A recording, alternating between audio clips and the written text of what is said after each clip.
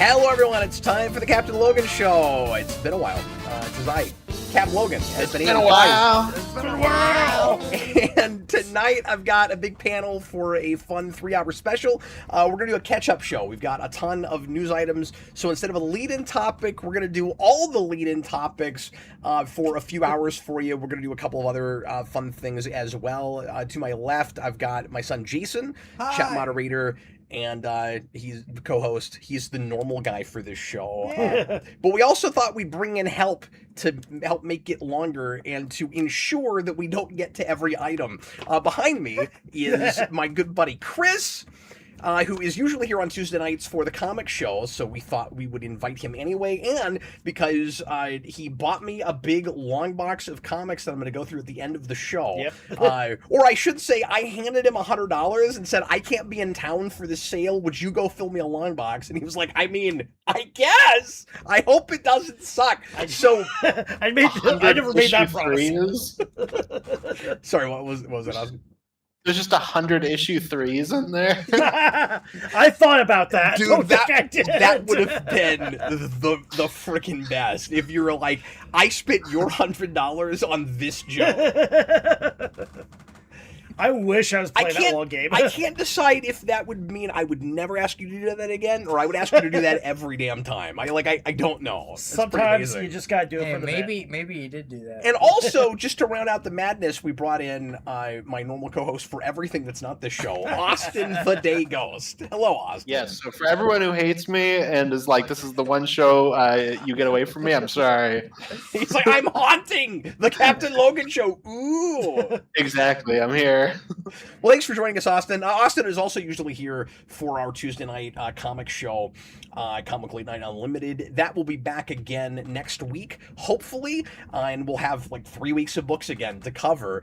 But I didn't have time today, being on the road, to get everything read, and we wanted to do this show while we were in Florida, me and Jason, and we just didn't have a good signal in our hotel room, and it didn't make sense to try to do it. And so, I wanted to do 2, 3, 4 shows, and we didn't end up doing any of them. So we decided instead we'd do a 3-hour show tonight.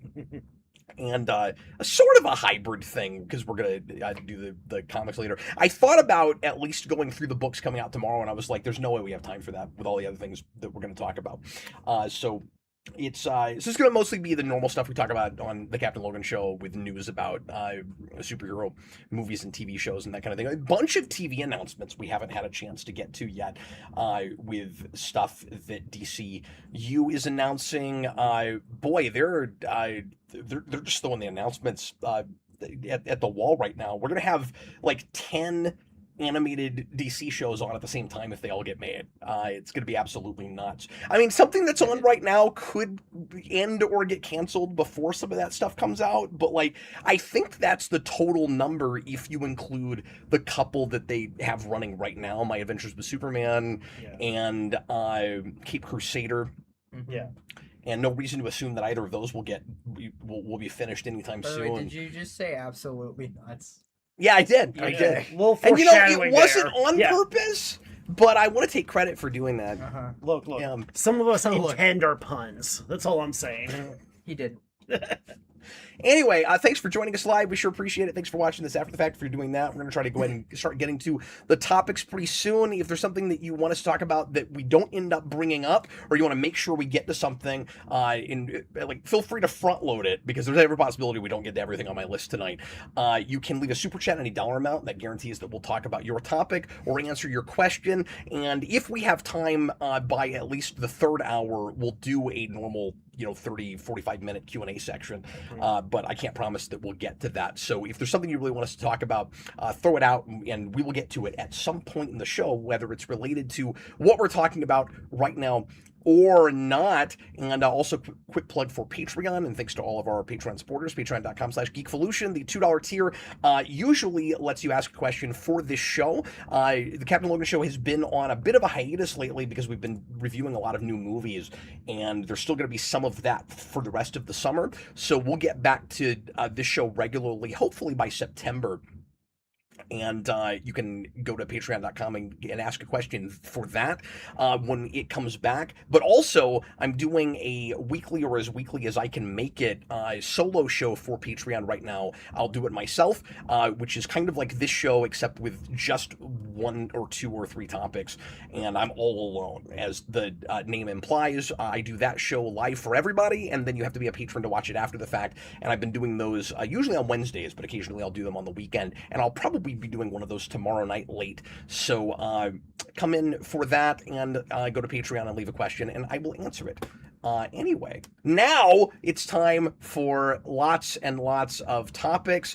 Where do I want to start? Well, let's begin with the thing that I front-loaded in the title, and that I alluded to on accident with that pun that I didn't intend. Look, everybody, Absolute Batman is becoming an animated movie. Animated Absolute Batman. And Scott Snyder just recently put out a production update from this. So we haven't had a chance to talk about this on the channel yet. Everybody is going to be already aware of this and familiar with this by now. But Snyder has come in and said some other things about it. So before I get to this article, I guess I should just break this down for a second for folks that don't know about it yet. Scott Snyder is going to be showrunning this series, which kind of surprised me, and that's pretty cool that he's actually going to be like real hands-on with it. And the artist is a producer on it, so they're real close-knit with the thing. It's going to be 3D animated. And I don't know how I feel about I didn't know that. I really wish it was traditional animation, or at least some kind of like multimedia, like almost darker Spider-Verse sort of thing. That's what I might have done with it, but no, it's I wouldn't have even done that. 3D animation. Yeah, I kind of feel like Absolute Batman needs to be like the max. It needs to be like old MTV, like Liquid TV or whatever. The only thing, the only way I could see 3D animated going is, or like working, is if they did some sort of like paper looking thing with it, like origami looking thing with it. Oh, that's interesting. You know, or like painted cardboard. Yeah, I can kind of see. Yeah, that'd be. But I really don't think it. They're I not assume gonna do it'll like be that. it'll be pretty stylistic. Yeah. I just also, I'm not the biggest fan of 3D animation in general, so, and I don't even think something like Spider-Verse would work very well, so I don't know. Well, we've done it. Well, when I say that, I just mean looking sort of mixed media. You know what I mean? And like bringing a real comic aesthetic to it. Because I could see an Absolute show doing like the onomatopoeia words on the screen, like Spider-Verse does, and that sort of thing. So I don't mean with like the slower frame rate so much as just bring more of a comic book aesthetic to it.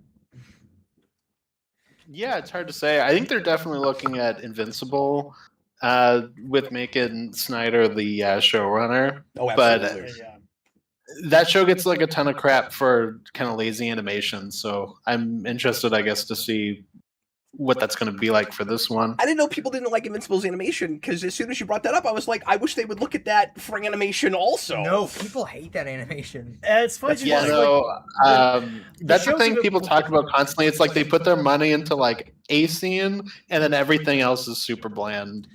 That's fair, I guess. So maybe my standards aren't high. I don't know. I mean, it's funny, because like the show itself has even kind of. I know this was a riff on something they actually did in the comics, but they played into that a little bit.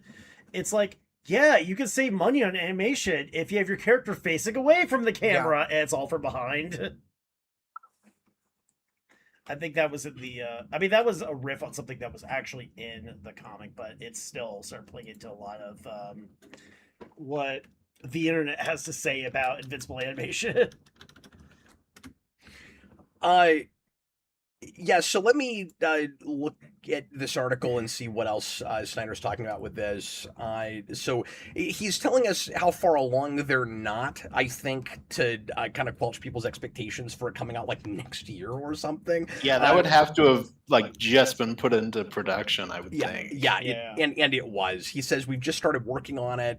I've had our initial development conversations. The first steps are just writing a series format, kind of a Bible for the whole series, and showing how many episodes we think it is and the structure nature of it.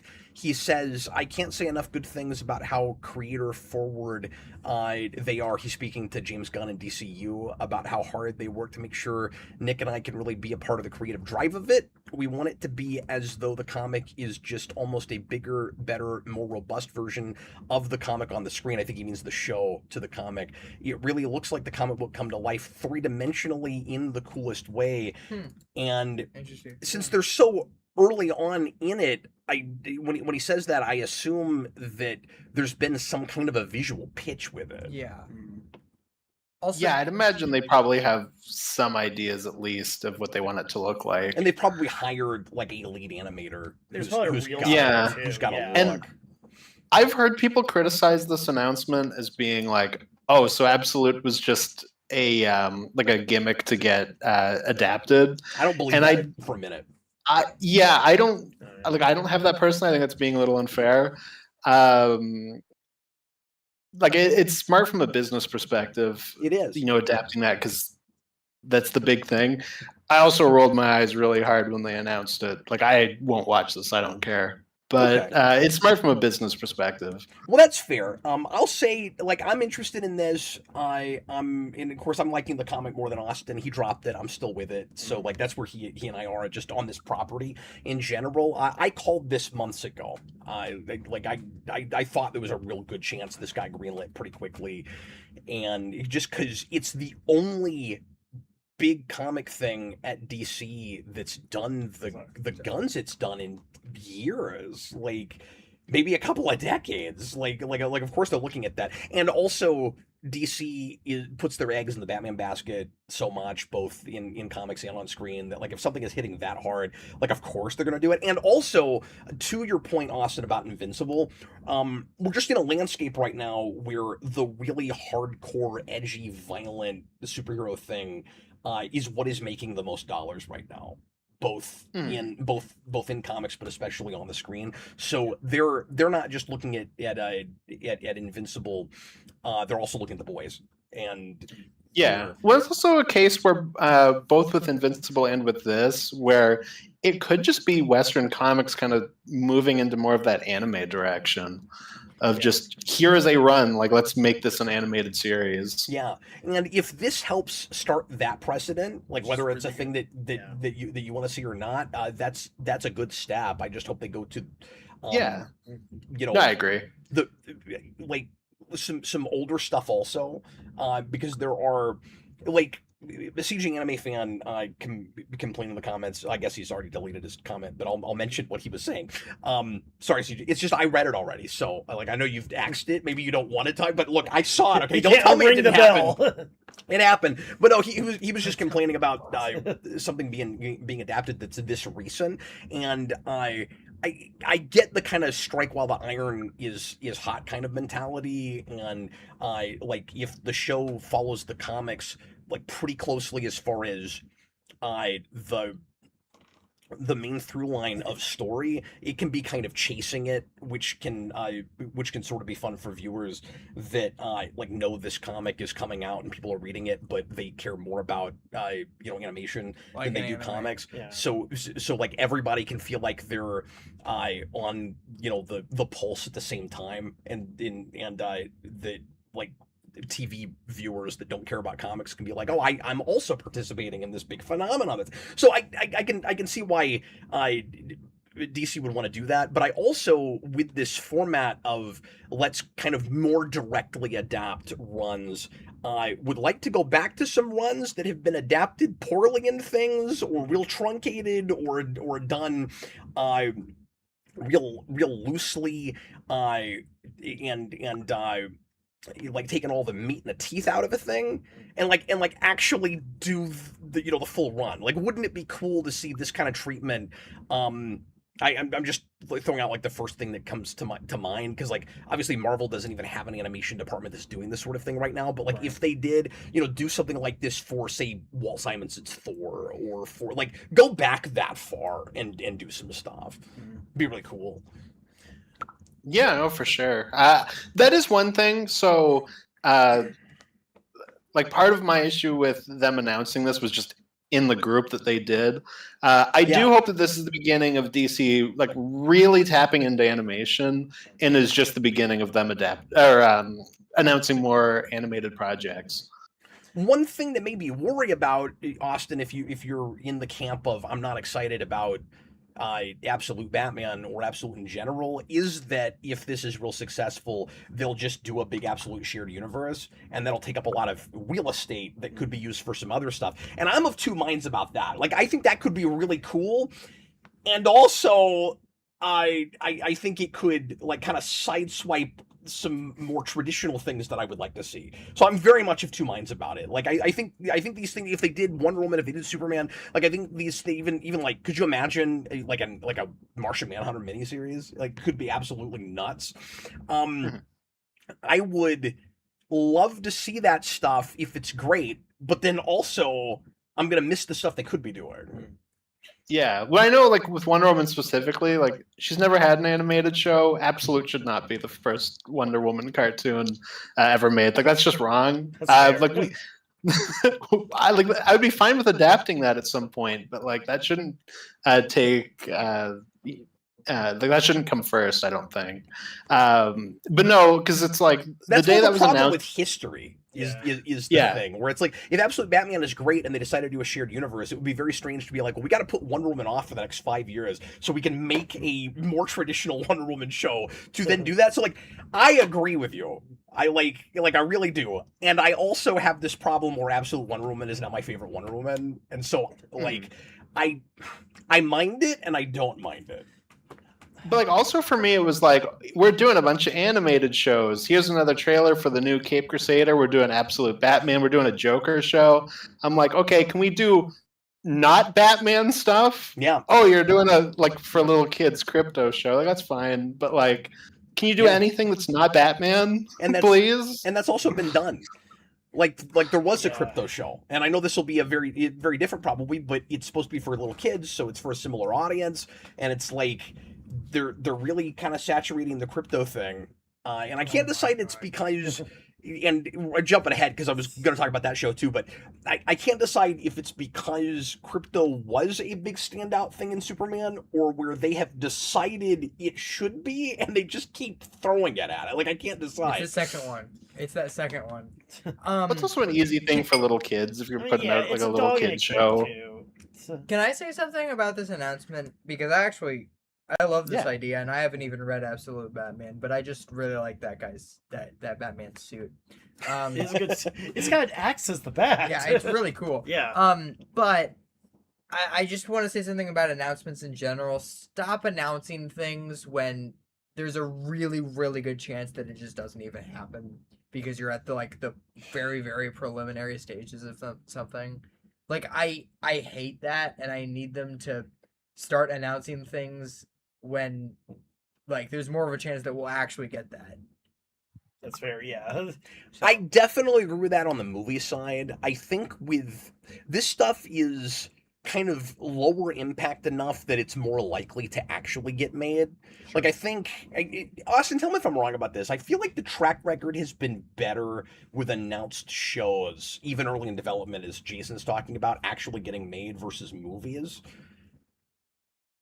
Probably, just because, like you said, it's so low stakes. But also, like, WB is in such a weird place right now where it's like everything's in flux. Like, who knows, really? And we'll talk about that later as well. But if the Paramount merger happens, there's a lot of talk. And obviously, this is all rumor mill. And I struggle on this show to decide what things to even bring up and talk about because so much stuff I can't decide if it's confirmed enough. And I don't like to talk too much about rumor stuff. But people are speculating, of course, that James Gunn is not going to be happy having to work under the new Paramount head, and that he would just leave that job if that happened. And so, like, I don't know if there's any credence one way or another on that. But like, if that were to happen, and again, I don't have any reason to believe that whole cloth or anything. But like, if he were to just up and leave because that merger happens, then like, all of this is maybe out the window unless Safran stayed and somebody else came in with Safran. Like, I don't know. Yeah, and all that stuff is so just hearsay. Who knows? But their contract is up next year. Like, that is not rumor mill. Like, that is legitimate. Yeah. So we will get an idea of But what's that doesn't going mean on he'll next leave. year. No, exactly. But That's I guess the other is it side renewed of or that not? is if the merger happened, and more, honestly, it's kind of looking like it can't happen. But we'll talk about it. Well, and who knows? Because there was an article that came out like 20 minutes ago where Paramount's like, this probably won't even delay us. So who knows? Okay, I'll have you tell us about that then, because I'm not caught up that far. You know, This like real time saga. yeah, we're in. But Exactly. sorry, real quick. Yeah.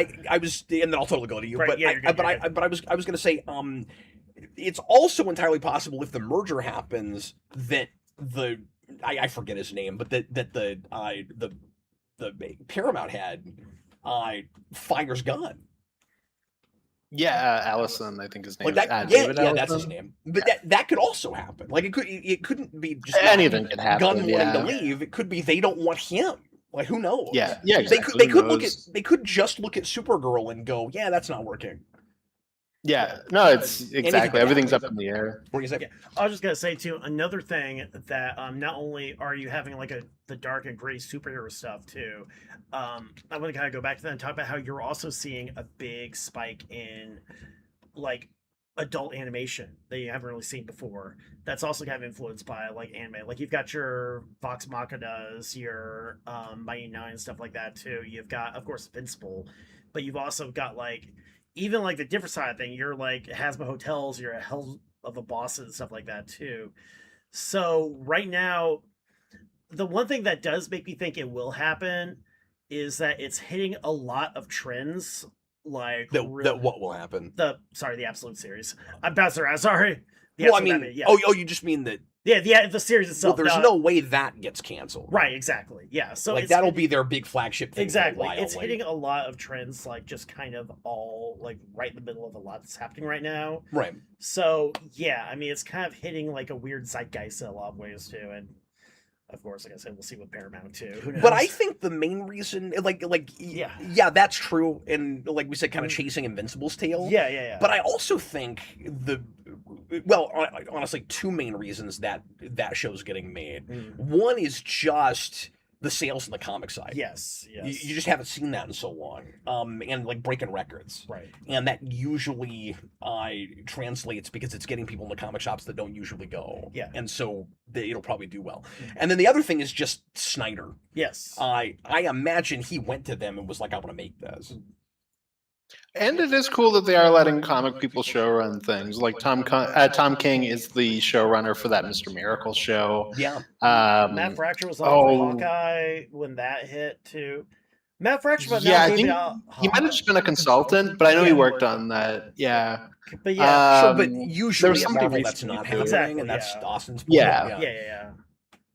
Yeah, it's just nice to see that. Like, especially like I said, it seems like they're like that Kirkman thing with Invincible, just being like, hey, this is your run, you can adapt it, that's fine. Which is how it should always be done, unless you have a creator that just doesn't know how to translate the screen. Because I mean, that happens. You have people that are just such. Yeah, exactly. Yeah. If they just can't do the job, or they don't want to do the job. Yeah, you know so- exactly. But yeah, so Austin's gets why this is happening, but is not excited about it. Yeah. I'm on the fence where like I'm glad it's happening, but I don't want it to take over too much. Right. And Jason's like, yeah, absolutely. I don't even know anything about absolute. Look. Well, okay, no, I'm not like, I'm excited that it's happening, but I don't like that it's 3D animated. Yeah, fair enough. Like verdict is out on that to me to some degree, but I'm a little disappointed that they're not going 2D. Like I said, the only time we've done that with Batman was Beware the Batman, which was not popular and looked kind of odd. Yeah. Like it's all right. Like, it would be cool if it looks like the best scenes in Invincible. Yeah. Like, they're good looking scenes in that. But. Yeah. Chris, are you excited about I am. Absolute and Batman? honestly, too. There has to be like a reel somewhere. Somebody has to have done like an animation test. You hope. Right. I mean, I say this about studio executives, knowing full well that this is studio executives we're talking about, so there's no guarantee there. But like, you would hope that there's at least some like proof of concept out there too. So I mean, I'm excited. I would kind of like to see something a little bit more concrete, but I'll definitely check it out. I've been like really happy with like Cape Crusader lately too. So I mean, Yeah, and the we'll talk about the trailer a little bit Yeah. later on, but it looks really good. Yeah.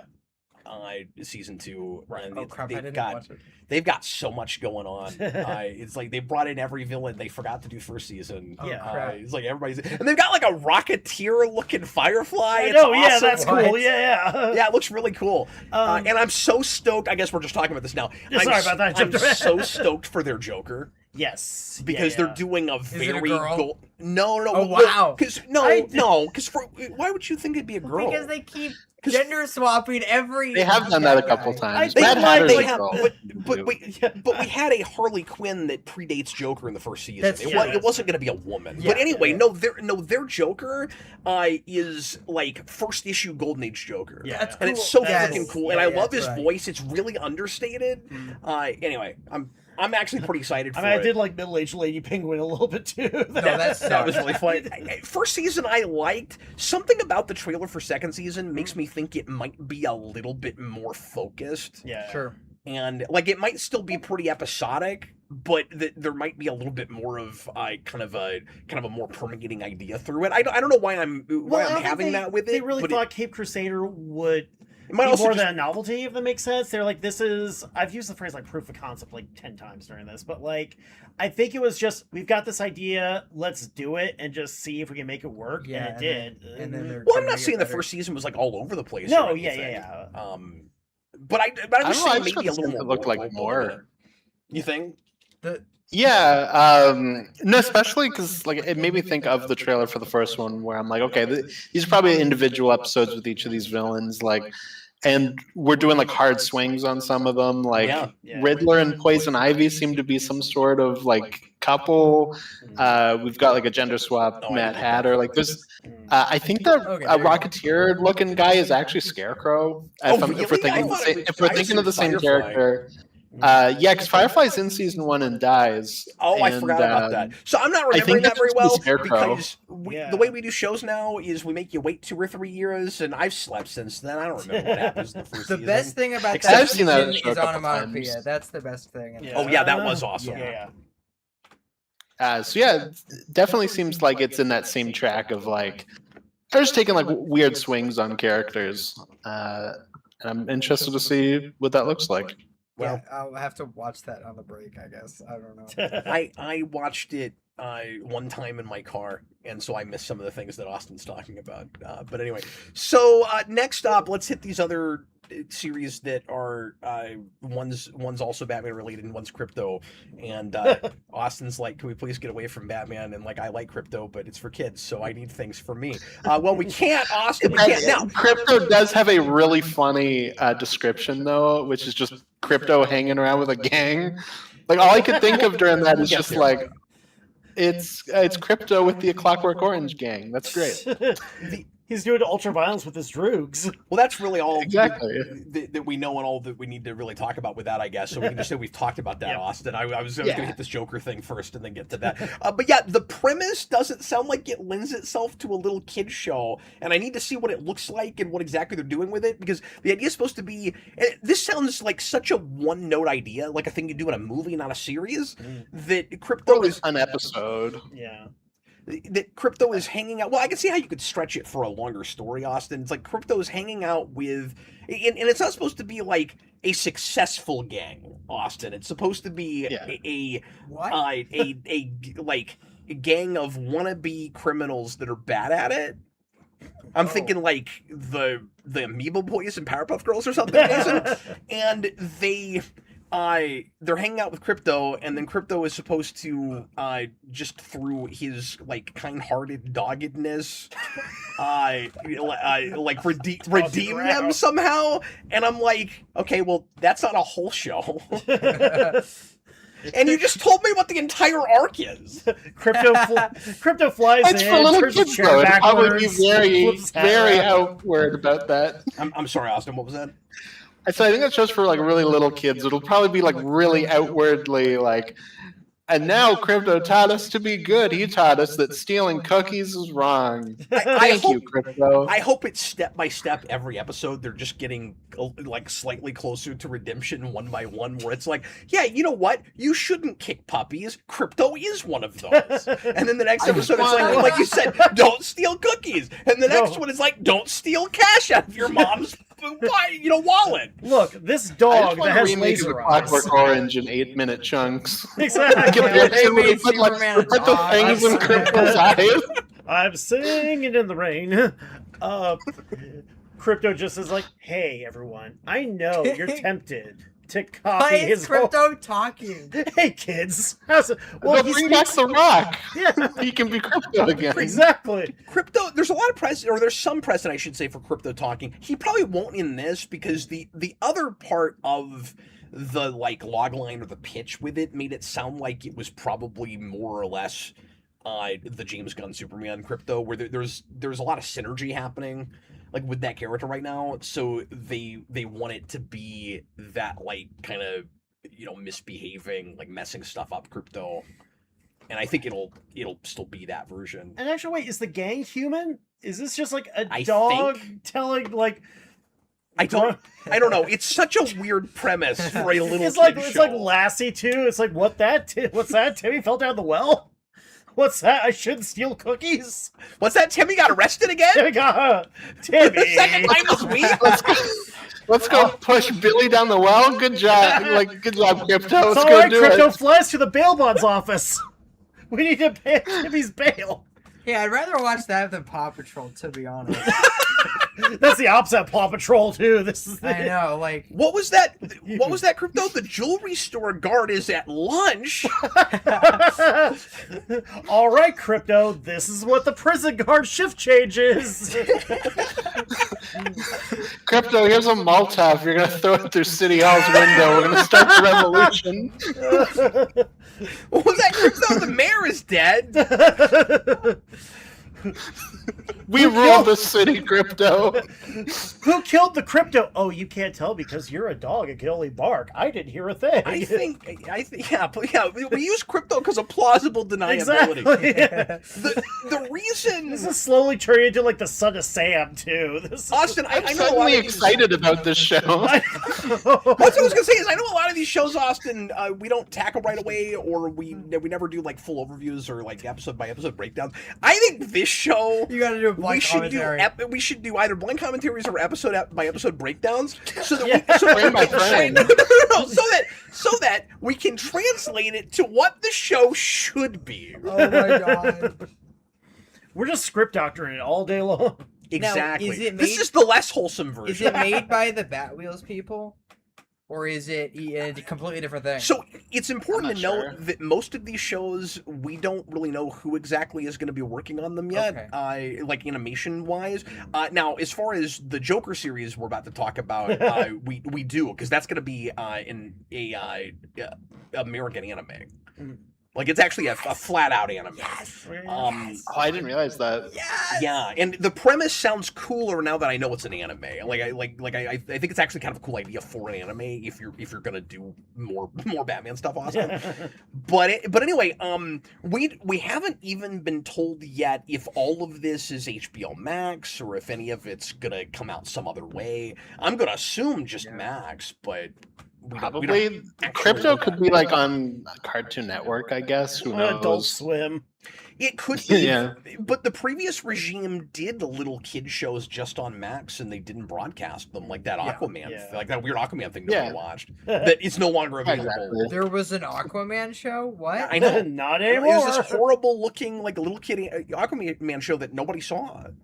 I didn't even hear about it. What? That's because nobody watched it. Yeah. Oh, what? Weird. Somebody in our comments, one person is going to be like, I saw it. Just two How shots was it? down. I know of it. Probably only because we talked about it when it was announced. I don't know. I don't know. I don't even know if I was on the channel when that was announced. I feel like that was around the Maybe same not. time. That was a while back. Yeah. Okay. Anyway, so then the third one is Joker Laugh Riot, which, like I said, is gonna be an anime, and we've been told who's doing this. It's give me a second. So this is Yoshiro Oiki, which is the guy that did Gotham Knight, or did one of the vignettes anyway in Gotham Knight, and something called KO or Chow. I'm not sure how that's pronounced, and I don't know what that is. But anyway, he is directing it, and then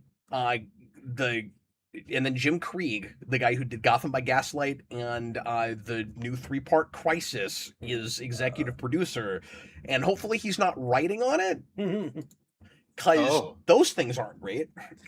But now I've still not seen the Crisis movies yet, but I've heard nothing but horrible things, so I'm assuming they're not the best. But I didn't love his Gotham by Gaslight. I've just seen the trailer for his. There's like 6 people that work on those DC animated movies, and they just kind of get moved around to different DC animated projects. I say that Jim Krieg is a name that rings a bell. He might have done some earlier ones that are better, and I just don't remember, and would have to go back and look because I'm not. I mean, I know these better than Austin, but I'm not an expert or nothing. Like I'd have to go back and look at his list. Maybe I'll do that while we're talking here. But here's I can do that real quick while you're talking. Oh, thanks, Austin. Here's the premise. Have you heard about this yet, Jason?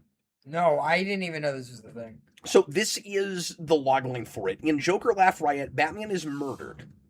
So it's a show without Batman. Heck yeah. And the clown prince of crime goes on a ruthless crusade through Gotham's underworld to try to find his killer. Joker becomes more vigilante than villain and has to figure out who he is without his greatest adversary.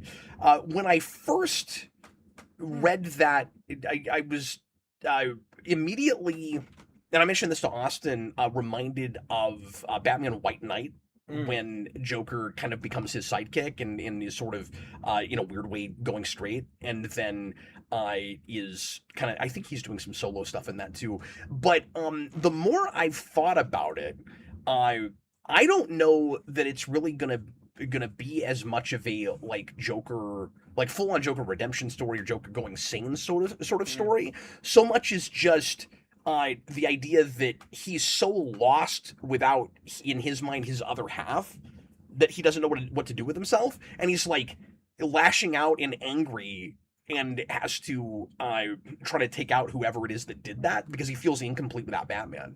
And that's kind of more of an interesting idea to me. Yeah.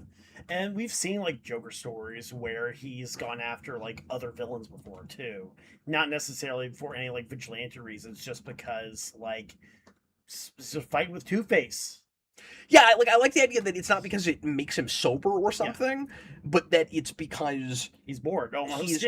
Well, no, I was gonna say because the world doesn't make sense to him without Batman. Like he exists to be the yang for somebody else's yin. Yeah. And this article it made me kind of like this idea more as I read it from Polygon, who brings up in its opening, this pretty well written article, The Man Who Killed Batman from animated series, where Joker said when Joker thinks that Batman is dead because Sid the Squid has ostensibly killed Batman, he says without Batman crime has no punchline, and then this article says now that setup is being turned into an animated series. Yeah, that's true.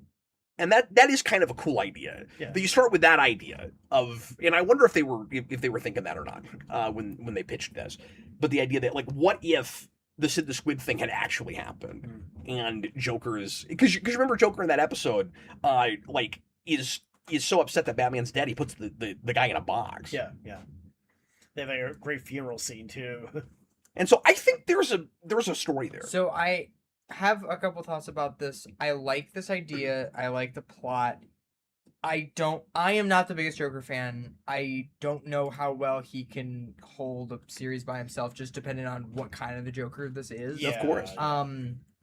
But, and who's playing Joker. Yep. I think matters a lot too. Yeah. Well, like, how over the top is he? How manic is he? Like, is he a funny Joker? Was he funny and then he's not funny now because Batman's dead? Will we kind of do a status quo in the first episode and then break it? Where, like, does it open? I imagine that show opens with Batman is already dead, but there's a part of me that would kind of want to see what their version was for sure before we see him dashed like that. Because he could act so different because that happens. I pulled up Jim Krieg's IMDb, and it is very schizophrenic, so it could go either way. I'm intrigued. What else has he worked on? What are the good ones, so Austin? He goes like all the way back. Like he I worked thought on. I recognized that name. Does he go He back to worked New on. Frontier? Well, he worked on like '90s Spider-Man and What's New Scooby-Doo. Like he's been working in animation for a long time. Okay. Wow. Yeah. No, he did an episode. Like he's done like a couple episodes here and there. I think the earliest of the DC animated movies that I've found is Flashpoint. I also worked a bit on Brave and the Bold. He did like all of those Lego DC movies, a couple okay. Scooby-Doo films that people Alright. like. Okay, but He those also, hold on, but those are pretty good. yeah. But also, that's a very different kind of thing. So, like, if this is going to be real dramatic, like, is he going to be any good at that? Like, that's a question. And he wrote the Reign of the Superman movie and Oh. Batman and Harley Quinn Oh, and the new Crisis movies. But how much do you blame him for Batman and Harley Quinn? And how much Yeah, do you who blame him knows for with It's hard that to say. stuff. Yeah. I just thought it was funny. Like it's That's what I was really saying. all over the board. Really all over the board. Because I think his joke writing in the Lego movies is quite good. Yeah.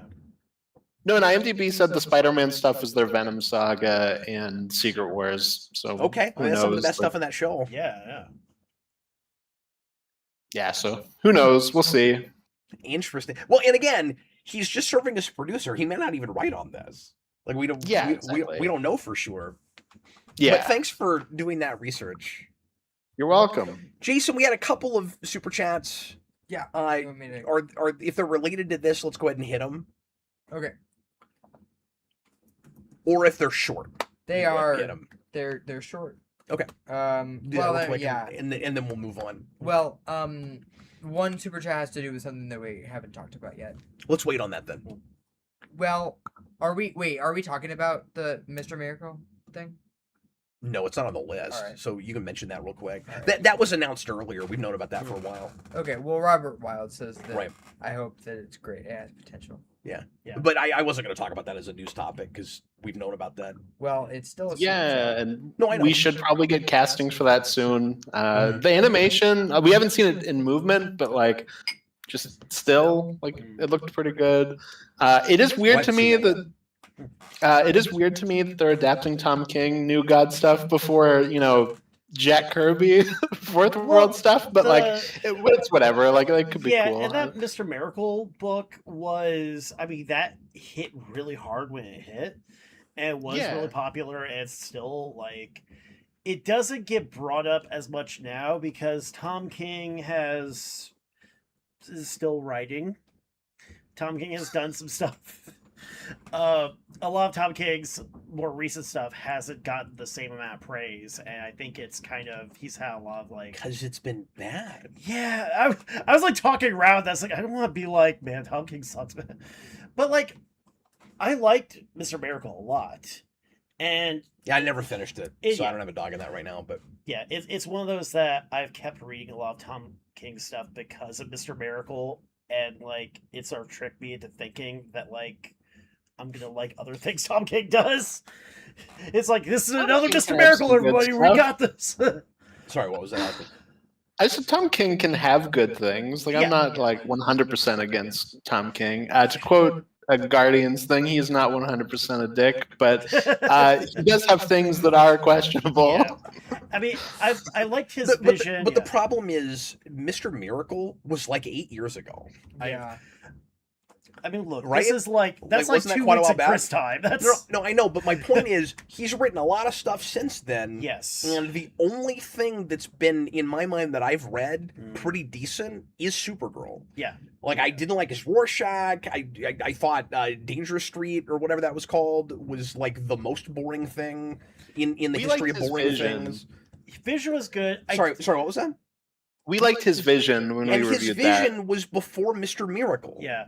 That's my point, is, like, since then, what has he had? And then I've read Supergirl, that's it. I recently, In the last over Christmas, decade, what has he written that any of you guys actually liked? Is what I'm asking. At Christmas, I read Strange Adventures. I thought that was good. I've had people recommend Strange Adventures to me when I've asked. I thought Batman Catwoman was one of the worst things I've ever had to sit through or read through. Like, oh my god. Here's a Crisis. His Batman, the way his Batman ends is Yeah. god awful. It was just Heroes in really bad. Crisis is unreadable. I tried reading Heroes of Crisis. Like, this is He making tried, legitimately. I 'cause tried. It's not readable. I did my best. It's like I just don't wanna. I just don't. The only point I'm This making, is- the only reason I'm going down this rabbit hole is because Austin said Tom King can have good things, and I'm like, but it's weird when you're that high profile and you've got not a great track record in the last decade.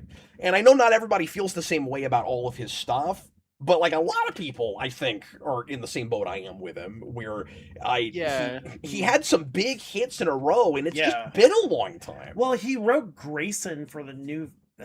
Was it for the new 52? Yeah, Yeah, I think. Yes, yeah. Or was that Rebirth? It was. I want to say it was before Rebirth. No, Grayson was Rebirth, wasn't it? Maybe. Maybe. I was thinking it was earlier too. Yeah. But Well, maybe I know not. part of it too was that he was doing like a spy book, Right. and it was before Rebirth. Oh, that was because 14. it played That's into before Rebirth, yeah. because Spiral was the organization that Talia was running at Batman Inc. Batman. Yeah, because that definitely wasn't like the start of New 52, but I was thinking it was later on. Yeah. But like, But yeah. that was kind of the sort of, it was almost, I don't want to say gimmick, but since he had his CIA background, having him write like an actual spy book was kind of like a big selling point when that book came out too. Right, and that was 12 years ago. Oh no. I'm just saying. I'm just looking at the last decade, and it's not been a great track record. Right, like this is also totally neither here nor there. Yeah. This is not me saying he shouldn't get to work on these shows. Right. Like it's his more like honestly, I wish he'd written the Supergirl movie. I think it would have been better. Yeah. And wasn't it based on his like stuff too? That woman tomorrow. Yeah. But that's what I'm saying is, but the way it was adapted, But not well. took out a lot of the stuff I liked about it. And the attitude of it was not that book, and I kind of wish he'd done that. So it's nice that he is getting to work on Mr. Miracle, and there was something else, right?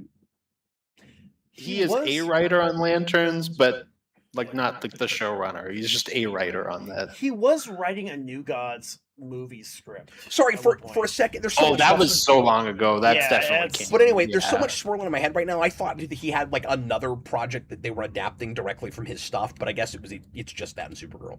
There was a rumor because they announced that Mr. Terrific show, and there were rumors that it started as a Strange Adventures show and then was reworked into Mr. Terrific, but who knows? Because he's a big part of that book. I've had people recommend that book to me after I watched Gun Superman, because I was like, I want really find something cool about Mr. Terrific to read, because reading that, he should be writing Mr. Terrific right now. He's got a very good, he's great at Mr. Terrific. Yeah, he's wonderful in that book. He should be writing that right now. Well, and I'm also so Robert is laughing at me because he's like, "Oh, suddenly I'm a bigger Tom King hater than Austin." I'm just making the point that I've not read anything in the last decade besides Supergirl that I liked. And my last read of Supergirl, Woman of Tomorrow, was not as good as my first read, and I was legitimately kind of asking the question: is there stuff I'm missing? And you guys are bringing up monthlies and stuff that I forgot he even worked on, because most of my experience with him has been like the 12-issue maxi series, and I think he's lost steam on those, except for the one. No, and that is the stuff he's better at. Like when he is good, it usually is a maxi. And 12 years ago, he was really good at them. Yeah. And then Supergirl, and then Woman Which is, Tomorrow, he which might was be also good at TV for that reason. I don't know. He might be. I don't know. Anyway, I will say he gave us Kite Man, hell yeah. So that is unfortunate. Oh no! I don't know about you guys. I love Kite Man, hell yeah. We hate that. Could you explain it to us? What's the joke? Just Kite Man, hell yeah. That's Okay. Can I ask you a question? yes. So, sorry, I'm trying to figure out how to say this. What is wrong with you? No, What the hell? So no. What I was going to say rhetorically is Yeah. what is your favorite Saturday Night Live sketch? Okay, moving right along, because the fact that you like the hell yeah thing suggests that you are susceptible to that guy has a catchphrase. That's what that suggests. More cowbell. Oh, that sounds good. I mean, I that do smell. like the Kings of Phrasy Not so much comedy, now, the Kings of but- Catchphrase comedy sketch.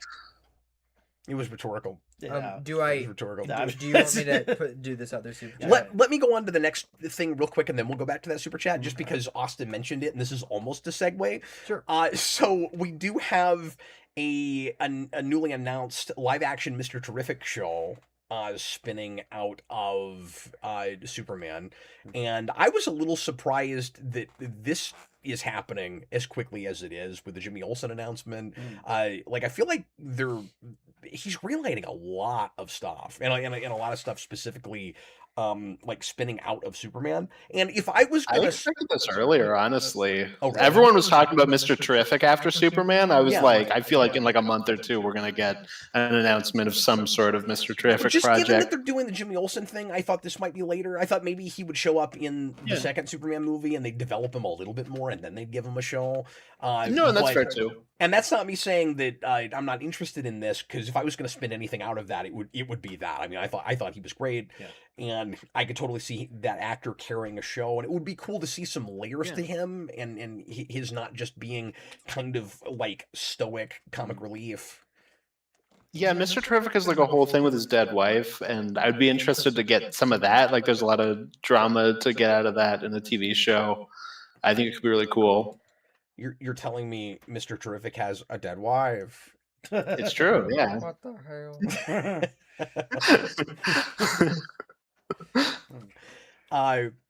See, I wonder if that's going to be a multi-season thing, or if it'll just be a miniseries, or Yeah, I could see it either way. Like, it yeah. could go, yeah. I'd be cool with either. I don't have much to say about it, except that's not a bad that's not a bad announcement. Like, I'm kinda excited glad because that's I like happening. Mr. Terrific, but I also need them to stop spinning off that movie. Because could- there are other DC things. I don't know. Well, the thing is, I'm trying to decide how to word this. Is it just because Gunn's at the top and it's very easy for him to just spin out of his own things? Or is it because Superman, in their eyes, was a big enough success that there's a lot of legs there? Like, anytime they get a movie that hits pretty well, are they going to announce 3 spin-offs? Or is it just because Gunn made it? It probably I don't know. depends. Like, what would you spin out of Supergirl if it did really well? Just Lobo, really. Like, you're not going to make a Ruthie show. No, so Disney Plus frickin' would have. Disney Plus would make Ruthie, and they would do it immediately. Yeah. Disney Plus No, would no, have they done- wouldn't. No, they wouldn't. No. Hold on. Yeah, everybody give me a second. I got to break this down. That's not what would happen. What would happen is they would make it immediately. And then they would realize how little interest there was in it and that they oversaturated the market. And then they would hang on to it for 4 years. And then they would put it out and hardly advertise it. They would just self-drop it. That's how that would happen. No. Because It was that's what, Ruthie all along. yeah, exactly. That's my point, is because that's what happened with Agatha. No, they would make Ruthie before the Supergirl movie even came out. And then I they hope would... that No. I hope that for no reason the Ruthie show would just throw out a giant middle finger to the audience, but nobody watched it, so nobody knows that even happened, like with the Agatha show. Because that basically comes out and is like, here's a giant middle finger to everyone who thought Mephisto was in WandaVision, but nobody watched it, so nobody cares. Well, to your It's really funny. real quick, to your point about there not being very much to spin out of Supergirl, like, because because the thing I said was, well, if they have a big hit, are they going to start spinning stuff out? I guess my point is, if they have a lot to spin out of it, you know what I mean? Because like, I think it just depends on the Gunn project. likes to make movies with a lot of characters in them, and obviously, Clayface probably isn't going to have a lot of spin-offable characters in it. Yeah. No, exactly. I was gonna say that. one like, series when- where you remember the mud pack. But like when we get to Batman, for example, you could spin off Robin, you could spin off Alfred, you could spin off anything. No! So like you could Hey, get no, us a lot of what if spin-offs. Alfred has his own show? No. What if the Batmobile had its own show? There you go. There you go. Yeah, the And Batwing Harriet. can have its own And show. Harriet. We can have Harold in the Batcave, and he can have a spin-off. Austin, I would Penny wa- Plunderer. Austin, I don't know. Yes. Austin, I don't know if you know this. The Batmobile did have its own TV show. That's my point. No, I know, but I'm saying we can have more. And Oh. I want a show called Harold, Batman's hunchback that lives in a cave. That should be a show. They're not gonna give you that subtitle until the 3rd season.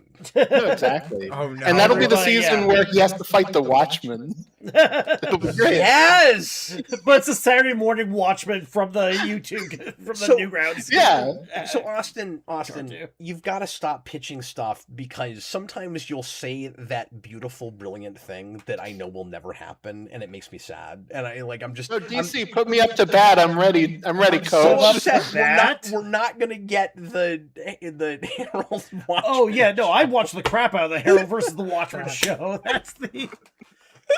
Oh, we got Harold back here. He's just fixing the owl ship. Just- Oh, we stole the owl ship. Oh my God, Ozymandias just nuked England. No. Harold Oh, sold the it's owl just ship he canceled. did We're not gonna 35 address minutes it. ago. That's hilarious. No, he's going to steal. Harold stole it 35 minutes ago. He's now a Republic serial villain, Daniel.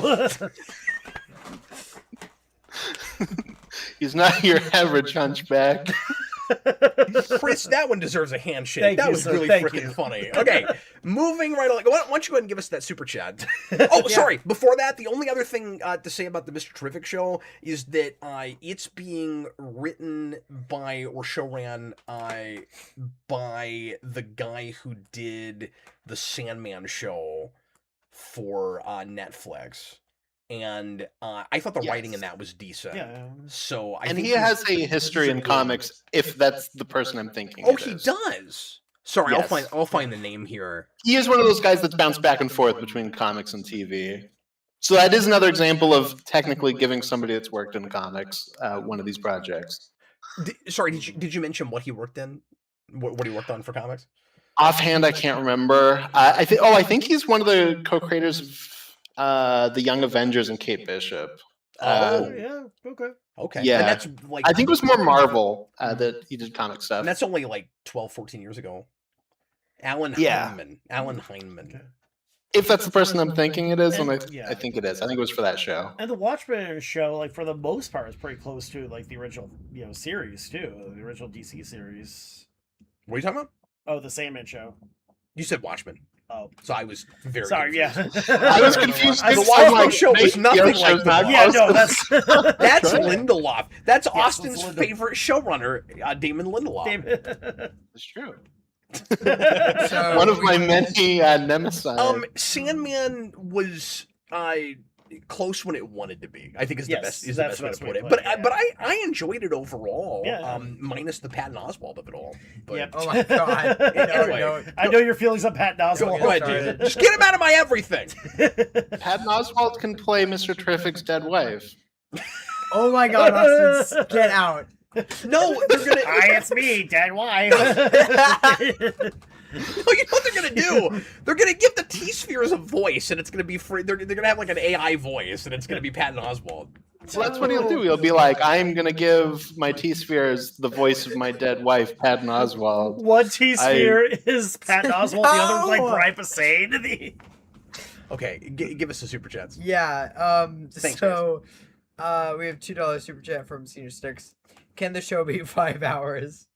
Tonight? No. I just came off a 4,000-mile road trip. I'm gonna have to go Yeah. to bed at some point. Yeah. I think the three Me hours is gonna be the too. cap off. By the way, we'll do a break at that hour and a half mark tonight. Cool. So we'll go another half an hour, Really? and then we'll take a quick break. And he says a Superdog show is easy money. Is it though? I don't think it. Well, I Here's will. why I don't little agree with that. kids, like I don't know. I feel like little Yeah. kids would like that. That's my point, though. And they're Is pushing crypto so are hard. little Yeah. kids even watching this kind of stuff anymore? Like I don't like it depends on where you put Put it. it Of straight to course. TikTok. How well did the Batmobile show do? It seemed pretty Better, popular. I think it did better honestly. than you I would don't know. think, like a Batmobile show. But I also would think, do. but I also think they broadcast that. I don't think it was just Max. Mhm. And so, so the caveat for me is if they put the crypto show on TV and it gets some merch and stuff, like maybe. Yeah. Not that I mean, part of again, I don't mean to be cynical. Part of the thing is like it's hard to tell if kids are gonna even want toys anymore because so many kids are just on tablets. They're not even playing with toys, so like it gets complicated. But what I mean with merch is if it's being advertised to them enough, they might latch onto it Yeah. if they just see it everywhere. By the way, But if it just drops on Max, they're maybe never gonna know about it. yeah, that Batmobile show is It's hard to one say. of the better like Brain Dead Kid shows. Yeah, and it is one of the Brain Dead Kid shows, Actually, but it's a it's little fair, yeah. cleverer than some It's of the actually others. pretty clever. That's Yeah. Isn't Ethan Hawke in that show? I think so. I think he's Batman or the Ethan Hawke Batmobile. pops up in something. like the weirdest places now. Like he was the villain in Moon Knight for some reason. Oh yeah. Yeah. No, because I feel like he was one of those actors that was very like anti the kind of big superhero push that was happening, and then suddenly he was like, "Okay, I'm finally gonna do it," and he was the bad guy in Moon Knight and Bat Wheels. They have a weird Adam West episode that's posthumous where they just use lines that he said from the Return of the Cape Crusaders movie, and they like repurposed them and like wrote a show around it. So it's not like a bad AI voice or anything, but like it's actually Adam West, but they're repurposing lines from another movie, and it's really odd. That is weird. I don't know how I feel about that. That's Yeah. weird. It's better than the AI thing. Fair than at least that's true. You know It what is they'll do definitely that? better than the AI thing, but it is in like a weird territory. I don't know. No, I agree. So I'm not like annoyed about it, but like that is just kind of It strange. does remind me of the Princess Leia thing in Rise of well, Skywalker. it's so awkward, which- yeah, but that's worse. Well, that's only because- something that she signed on to be in. Yeah. Well, that's true. And that, yeah. like that was and footage they hadn't used yet. This is Right. even weird. This is even like that was really weird the way they did it. But this is weirder because it's like you're writing a show around. It's almost like a parody kind of thing. yeah. You know what I mean? Like it's what Weird Al did with like his joke interviews. Yeah. Like it's an odd thing to do. Where Eminem couldn't pronounce genre. And the idea is it's Adam West doing the '60s Batmobile voice because all the cars, like in cars, have voices. And so I'm like, okay, would it be better to like cast someone to do an Adam West sound-alike voice, or do you just have the car there as a cameo and don't give a voice to it? Like, is there any way to do that where it doesn't feel wrong or icky or something? Because it's specifically that return movie, I do hope that they used clips like him doing the Dark Knight Returns speech. I think bits of it are in there. Yeah, I don't think he says. I don't think he says I'm I'm a fully turned surgeon. around on this. That's great. I don't know how you could be a car and say I'm a surgeon. I don't know how that works, but anyway. Dad, what do you think of this? He turns into a horse, and they like edit it slightly, and he says he's like a sturgeon. Well, actually, he's a fish. Sorry, I don't know why I said horse. I'm being dumb. I was wondering where that was going. I was gonna be like, can you explain why a horse is a sturgeon for me? Can you explain that? Theodore Sturgeon Being dumb. was not a horse. Dad, what do you think of this? They Yeah, cast I don't know Patton why I said that. Oswalt in the DCU, and they make him Booster Gold. What I do you think of feel. that? I feel. Well, I like the Captain- idea of having more of a reason to not watch the Booster Gold show. Yeah. That's fair. Yeah. We could see Captain Logan's soul dying in real time with that suggestion. Instead of that, that's a great idea and all. In the Batman movie, I think we should introduce Patton Oswalt as Huntress. Oh my God, no. So the reason I wanted to have multiple co-hosts tonight was in case I ejected Austin, which is I think that's- entirely plausible at this point. One of the biggest life mistakes I ever made was watching the first couple episodes of Patton Oswalt's MODOK show, which is just absolutely painful. What? I always forget that exists. Like No, that's one of those shows. Did I haven't anyone watched watch it that? yet. I've heard. I That mean, was a few years ago, yeah, I knew it exists. I just haven't. What? Actually, and he you like, didn't know about that? and that was like his show. I think he Yeah. wrote it. What? Yeah, it's in a weird way kind of Marvel's Harley Quinn. Yes. Like 'cause Yeah. it's that same kind of adult I animated think comedy. it might have even been right before or right after it. Like I think they were. I think it No, was, that's not I think a it was thing. right before. I think they or were it was around the on same that. time. probably produced right around the it same was, time. It was before. It was right after the what was the MODOK 7 series? MODOK's Oh number. no. That looks I think it was also right after they canceled that Donald Glover Deadpool show. I forgot that was was supposed pitched. to happen. Ooh.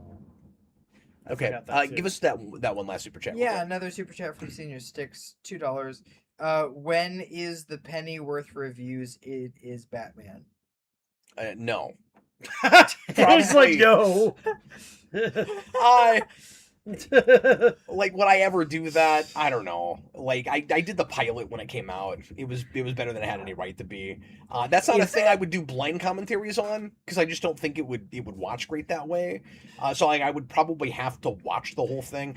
Probably the only way to do that would be to binge it and just do one overview podcast about it. And I would have to find somebody that was willing to do that. And I don't know if I'm willing to do that. So the answer to that is I probably wouldn't. But like maybe if I just got in a really weird mood, or was just The other day, real. I got more curious than I am about it right now. But anyway, the other day I found Cap's diary, and I read just a page. I opened it up to a random page and read it, and I got to the beautiful line. All the commenters and the super chatters will look up and say, "Review Pennyworth." I will look down and whisper no. So I don't think we're gonna get that, unfortunately. Captain Logan's journal. how do you keep getting your hands on my most intimate artifacts? Like, what You're in are you Canada. breaking into my house? Like, what is happening? I'm just crafty like that. You're you're in Canada. You're like You're in Canada. millions of Canada. miles away. I've got an in. Oh, I haven't told Austin about Skull Canada yet. Oh no, you haven't. I have to tell him about that. I'll tell you about that later. Oh. Yeah, Skull Canada. They Yeah. turned Skull Canada into a skull. What the hell? What the hell? So I'm working on a finally. I've talked about this for years, and Austin knows about this. But I'm working on a kind of documentary special video on the history of the tick, and it's going to be real in depth and deep dive. And I haven't decided yet if it's one long video or if it's going to be in multiple parts. But it's going to be a long. I mean, I'm finding a lot of stuff to talk about with it, and I've been doing research all this last week. When I was on vacation, I spent a lot of time researching for this. And one of the things I stumbled upon, and I won't give away everything that I found, but I will mention this real quick because it's crazy. One of the things I stumbled upon is that there was a script written for The Tick Season 4 before the animated series got canceled. And it was called The Tick versus Skull Canada. And it was going to be their parody of Red Skull. And so there's a country in between America and Canada called Skull Canada. And it's ruled by the bald skull. And they reveal in it that I keep messing up my camera. They reveal in it that American Maid has a twin sister who lives in Skull Canada, and she's Skull Canadian Maid. That is incredible. And God, I wish it had been made because it sounds amazing. Oh, that's so much. But I thought you would appreciate that, Austin. They almost made Skull Canada. Skull Canada. Beautiful, beautiful. Okay, Jason, we got about 20 minutes before the break. Let's see if we can hit a couple more articles Let's here. go. So we're done with DC TV show announcements as far as I'm aware. I don't think there's any more on this list. I might have gotten them out of order. There might be 5 more. I don't know. But there is one more Warner's related announcement, which I am not immediately excited about, though we don't have any details yet, but it's head scratching. Marvel, pardon me, Warner's has announced a new Powerpuff Girls movie. And I know some of you that haven't heard about this yet are immediately going to say, "Is it live action?" No, it's not live action. But they've announced in a new animated movie. I don't know if McCracken is going to have anything to do with it. I would suspect probably not. And it sounds like it's like the main Warner's animation department. You know, the guys that are about to put out that kind of bad looking. Cat in the Cat in the Hat. Hat movie. Oh God! And my worry is that they'll pivot Powerpuff Girls to be more in that sort of vein, like in the kinds of little kid movies they've been making lately. A little bit more Illumination-ish. Mike Myers plays Blossom. I hope the hell that it's not like that. But I have big questions with this. Like regardless. Yeah. Why? And I know I've said this every time anything Powerpuff Girls gets announced. Why does Warner Brothers think that there's any gas left in the tank with this? And I'm a big Powerpuff Girls fan. You guys know that. Yeah. I have a big Bubbles tattoo. Like I love Powerpuff Girls. Yeah. It's kind of silly how into this property. Well, it was a good show. It really. I mean, yeah. And it was a good show, and it was a movie I liked, and then that was it. It was done. And like they did the remake series. It was on for several years. Nobody seemed to be watching it. They kept it going for a while because it's like past I thought the first episode was okay, and past that it went its own direction. It was a direction I wasn't into, and it felt like it was made for the girls that bought all the kind of like prissy merch, and like it was the show that people thought Powerpuff Girls was when they saw all the merchandising, but like it wasn't that shit. Like all the edge was out of it. There was like no violence in that show. It's not what Powerpuff Girls was. This was a whoop ass stew. This one.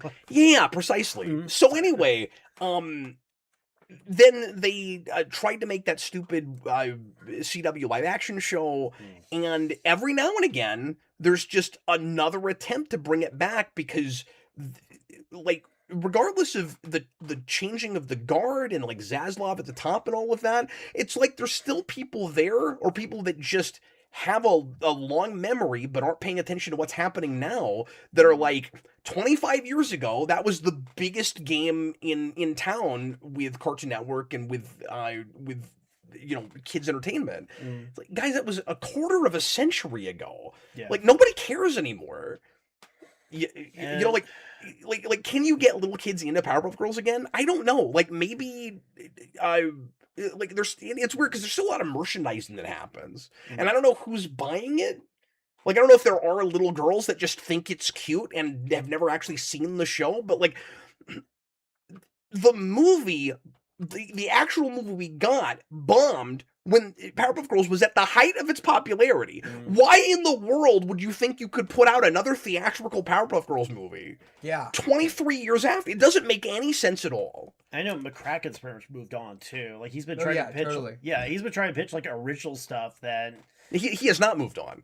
Well, No. So you may not know about this. Okay. McCracken actually has been trying to, and maybe it didn't get a full-on green light, but there was an announcement a few years ago, and I've heard nothing since then, that he was working with Netflix, and they were going to do a new show that was actually serialized. Yeah. And he was going to do like a full season story for Netflix. And that I was excited about because it was the original showrunner coming back. Yeah. I don't think it's fair to say he's moved on. I think he still wants to do that. Yeah. Or something similar. Yeah. I guess moved on probably Not this. Now they've moved on from him. Yeah. Like they don't care if he's involved or not. Yeah, and I guess moved on isn't really the right word. I know he's been trying to But he's doing other stuff. Yeah, he's trying to get his own like original properties off, and I know he's talked about how he's struggling with it because people just want like franchise stuff now, and like the last thing he did that was like an original thing was like Wander Over Yonder, which I mean I've seen like a little bit of. I thought it was okay. Only seen like bits and pieces of.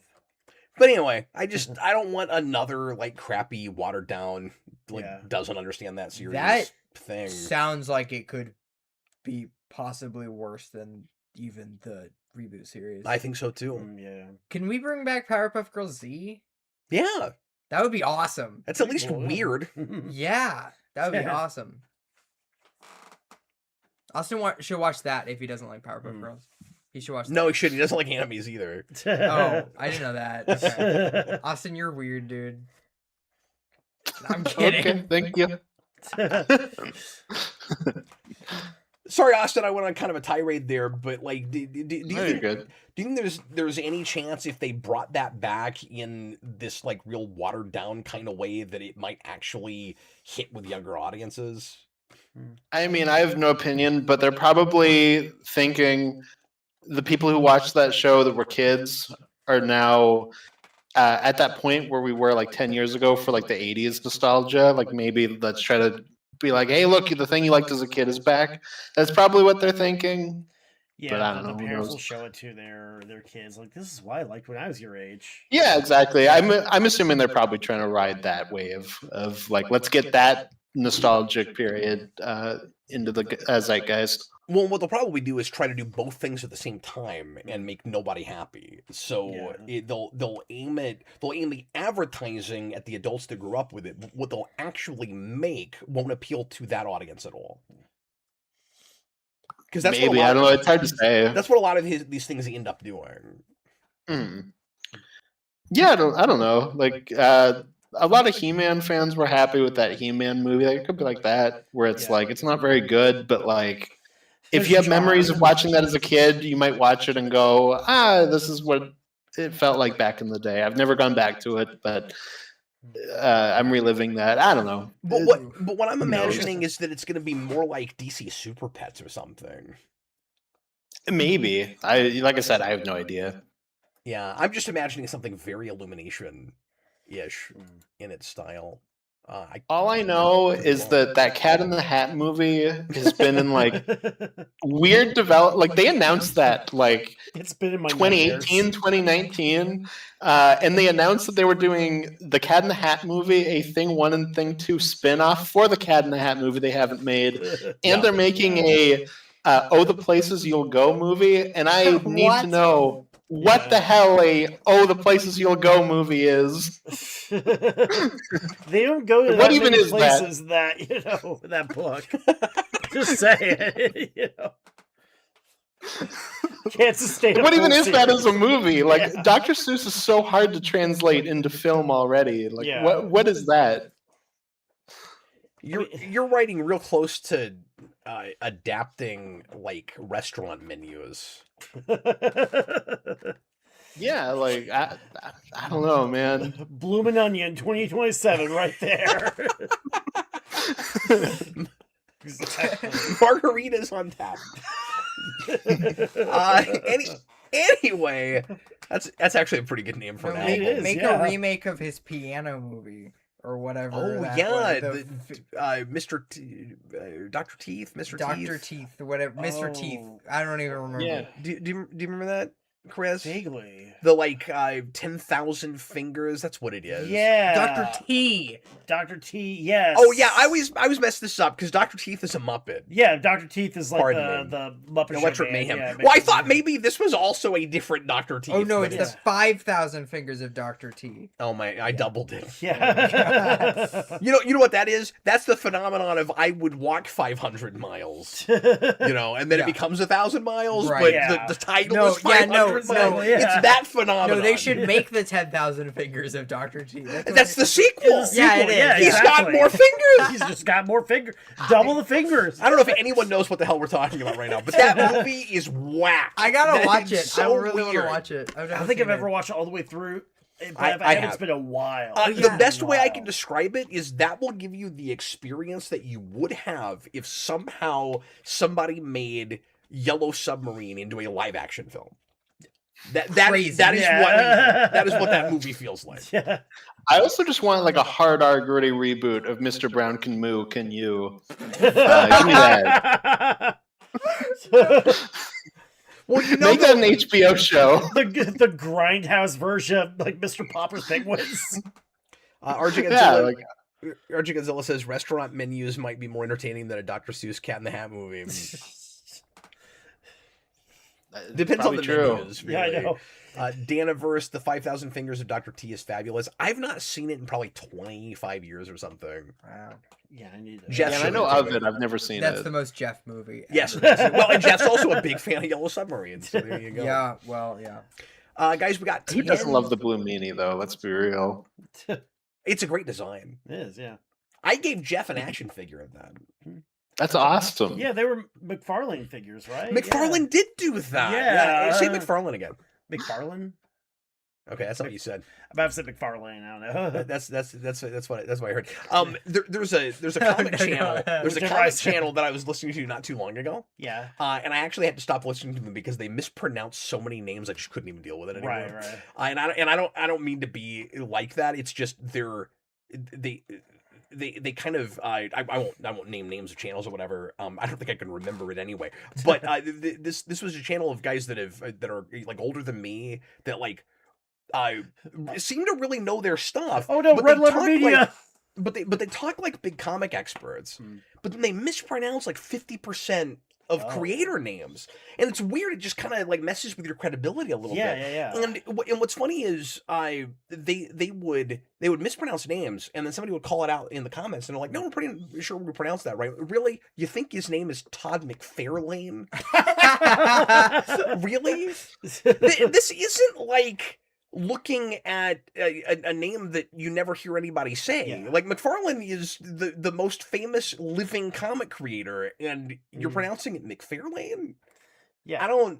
You could go if you're on YouTube. I should Not say the most only famous. McFarlane on He's the up planet there. either. He's one of the Yeah. 5 most famous comic creators living. And he's like one of the 2 most famous McFarlanes too. Exactly, and neither of them is McFarlane. Yeah, exactly.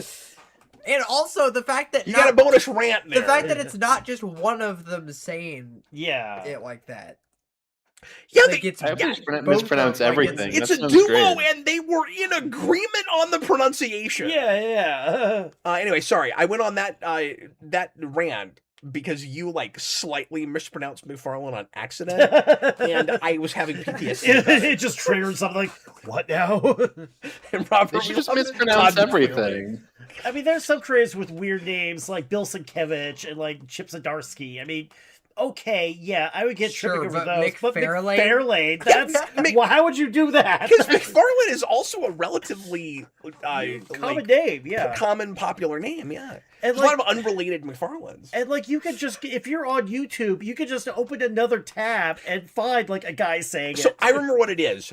What made it kind of tough. And these guys had some good ideas. Like they had a lot of advice about like comic collecting and like CGC and stuff.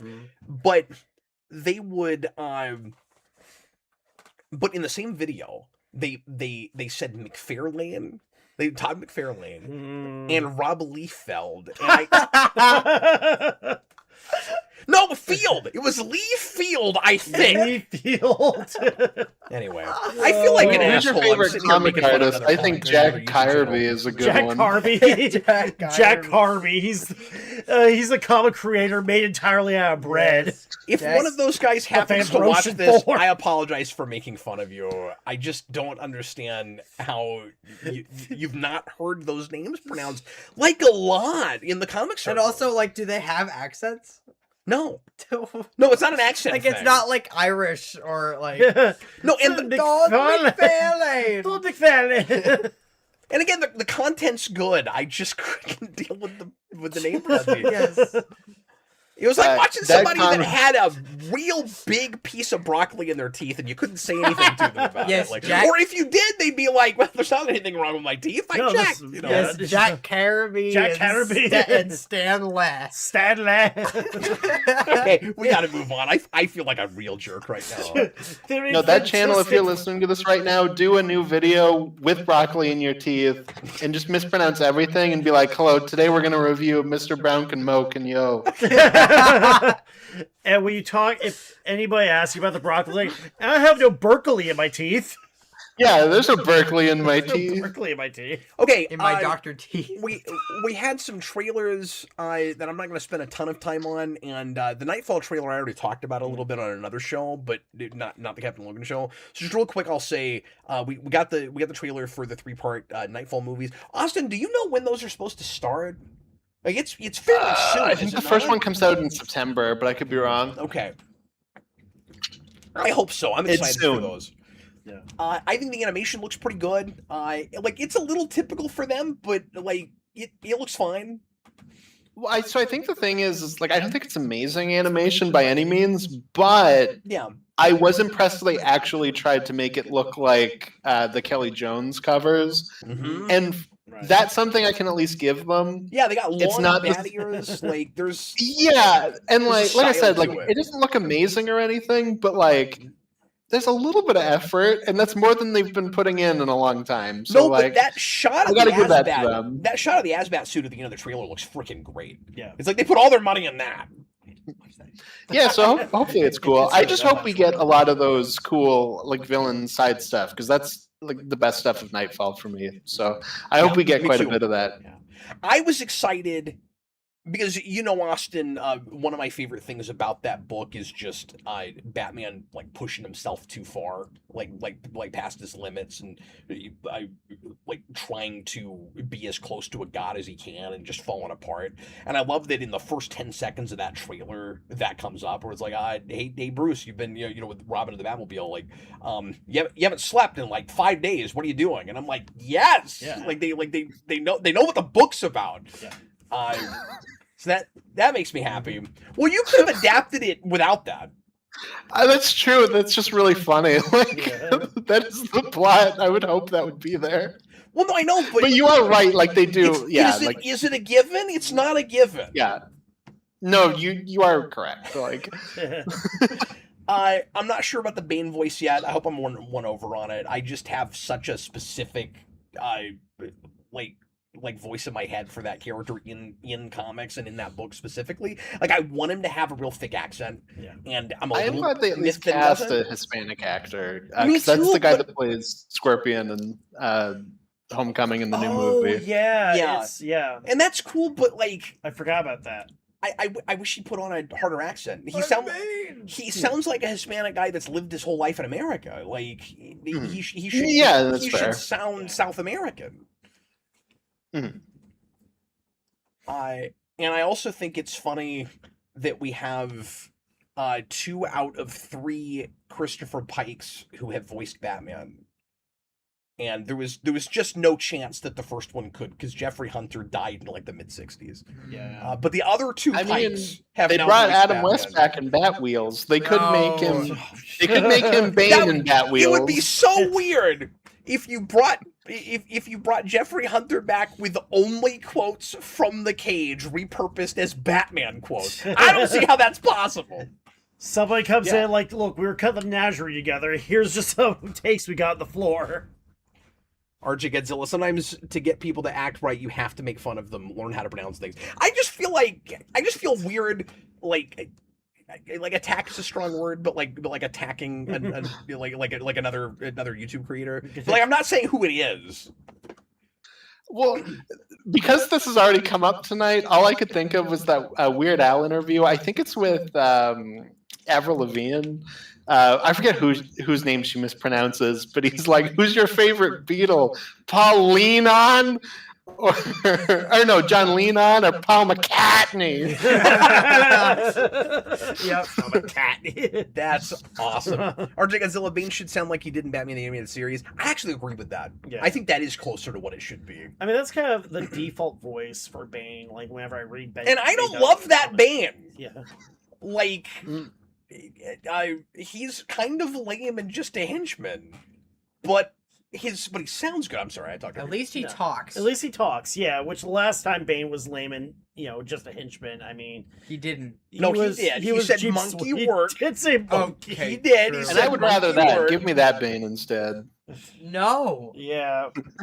Jeep Swinson, a wrestler with some really unfortunate nicknames. Back break. Yeah, early Early WCW. You know what? was You've rough. sold me on it. Never Yeah. mind. That Right? sounds, yeah, Right? no, that sounds fantastic. No, just get Austin He can to do coin it. as bats. He can be like as bats. You know, And he just, what would be great is if he was characterized as brilliant, but he still talked like that. He's a man of few words. So he's got this like really complex plot to bring down Gotham with explosives, and he just goes, bomb. Yeah, exactly. It's like Bane. What's your master plan to stop Batman? Sleepy. Brain. Batman sleepy. Okay, we'll hit the other trailers real quick when we come back. Let's go ahead and go to a 4-minute break.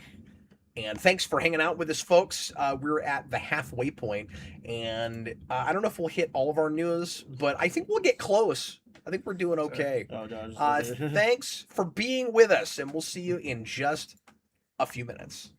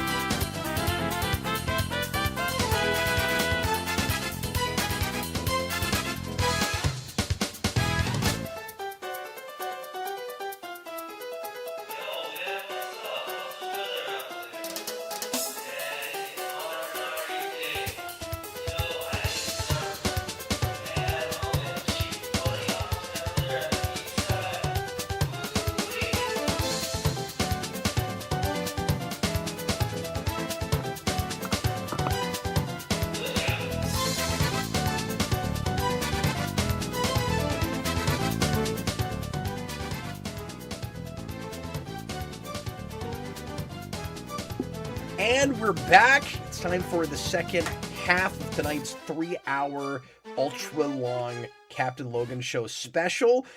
We've talked about DC show announcements, and we don't think there's any more on this list, but I mean there could be. And I just forgot about them. Can I just say real quick? There's so many shows. I watched those trailers. Oh, good. Good. That's why we had to wait longer for the break. I see. No. I see. You did your homework. It was Austin. Okay, too. so now Jason would like to backtrack and talk about things he should have already been ready to talk about. Go ahead, Jason. Nightfall looks terrible. What? And What? King Crusader looks awesome. Well, I agree with that second part. Yeah. What's wrong with Nightfall? Animation. Oh, you think it looks rough? And none of the voices fit. I don't think at all. Even like I don't like Anson Joker. Mount's Batman. The Batman's okay. The Bane. Now I'm with whoever in the comments said Bruce Greenwood is a better Batman voice than Anson Mount. I mean, I agree with that. But I think the Batman's fine. That Bane is just bored. Yeah. And the Joker's not right at all. And even the Riddler's not great. I don't think. I mean, you're just talking about little samples so far. Suit looks awesome. Yeah, it looks awesome. And the Azrael suit looks awesome. Yeah. Besides that, the animation looked just what's flat, and I just don't like what those movies look like. I think some of it with me is I'm just so acclimated to the look of those movies. And I'm glad we're finally for 100 years. And I'm glad we're doing Tim Drake again. That's just fair, like in a movie, you know. Yes. I do have Yes. like one thing that does make me happy. It's the Mr. Freeze design. Just because I kind of have a lot of nostalgia for that, like, kind of blue ice accented Freeze where you can't really see like his whole face. Yeah. I mean, that's just something that, That's fair. And then King Crusader Joker looks awesome, and I like the focus on the detective stuff. Yeah. Yeah. Because, people forget that Batman is a detective a lot of times, too. People forget that Batman is a detective. Yeah. Yep. But actually, wait, who did I say? Did I say Batman? I think it's weird. Yeah, I don't know what Jason's talking about. That's what he said. I don't know. He said that Batman. No, he just said that Batman. I don't know. Anyway. That man. That one man. Yeah, that man. That one man. It is odd that there's a mention in the Nightfall trailer of Jean-Paul Valley, but I don't think we have a voice for him yet. Like, I don't think we've heard what he sounds like. I could see them holding off the Jean-Paul Valley. I barely remember what was in the trailer, so I don't remember what any of the voices sound like. I guess not really pulling them off. He's talked about in the trailer like he's a character in the movie that shows up. Yeah, we just haven't seen him yet. Yeah, hold off having like unless they put the very last line of the movie in the trailer, Chris, because Tim's like, oh no, Batman's out of commission. Maybe you should, or not out of commission, but like, well, no, it sounds like something that would happen in the first 10 minutes of the movie, where it's like you're having a hard, or 15 or 20, right. You're having a hard time fighting all these villains. You need to bring in your friend Jean-Paul. I guess I meant like his performance. That trailer is 100% for all three. There is stuff that is in, because we also get some of the director Joker stuff, and that's all Asbats. Yeah, that's definitely a trailer for all three. And you wouldn't have the Asbat suit until either the very end of that first part or even into the second part. Yeah, I think they just went, we're doing Nightfall, here it is. Well, we're not going to bother advertising all three individually. Yeah, well, and that's smart because it tells you that they're done with it, like that they actually finished the whole thing before they're putting it out. Yeah. So isn't Nightfall like a 4-part thing that they're putting into 3 parts? I'm trying to remember. Well, the actual like stories in 3 parts. You got like Nightfall, Night Quest, and Night's End. Night's End. Yeah. Okay.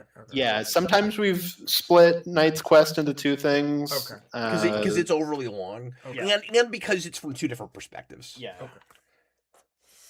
I imagine some of that Bruce stuff is just put into Night's End. Yeah. Or just left out entirely. Yeah. Yeah. It'd be easy to skip quite a bit of that, I think. But we'll see what they do. And we'll see if the parts get those titles or not. If it's like Nightfall Part 2, Night Quest, like if they'll actually do that. I imagine it'll probably just be Nightfall Part 2 and Part 3, because that's the title anyone knows. but maybe, I don't know. I think so. I think you're right, but I kind of hope they do it, but I don't know if they will. Yeah. I mean, it's not really a big deal either way, but Yeah. okay, Jason, would you go ahead and read that super chat we just got? Yes, this is from Joel Davis. Thoughts on Doomsday concept art reveal. Blue Beetle in Man of Tomorrow and Nova now being developed into a movie. Let's start at the back. I hadn't heard anything about Nova. I just heard about that today. It's supposed to be the was it Michael Waldron, the writer, the guy that wrote Doctor Strange 2 and the Loki show. Okay. Yeah. I mean, they've been kind of like teasing a Nova movie since, or at least a Nova Core movie in some form since the first Guardians. They really, the time to do it was between Infinity War and Endgame, where it's like we kind of threw them out off screen in Infinity War. Yeah. Here's the Nova movie, and then he pops. It should have been what they did with Captain Marvel, and you can still do that with her, but like we should have done that with Nova. And then he's in Endgame and is like, I'm gonna get my revenge on Thanos. He, killed my people. It's so weirdly late. It's kind of like what we talked about with Thunderbolts when we reviewed That's the comics. exactly what I was about to say. It's one of those things where it's like, why didn't you do this a lot earlier? If Thunderbolts, as good as it is, because I think that movie is excellent, and I think it's the only movie recently that's of the quality of like a Phase 2 movie. If that can't make money, I don't see a Nova movie, no matter what the quality of it is, doing any guns. Yeah. Like how do you advertise that where anybody cares at this point?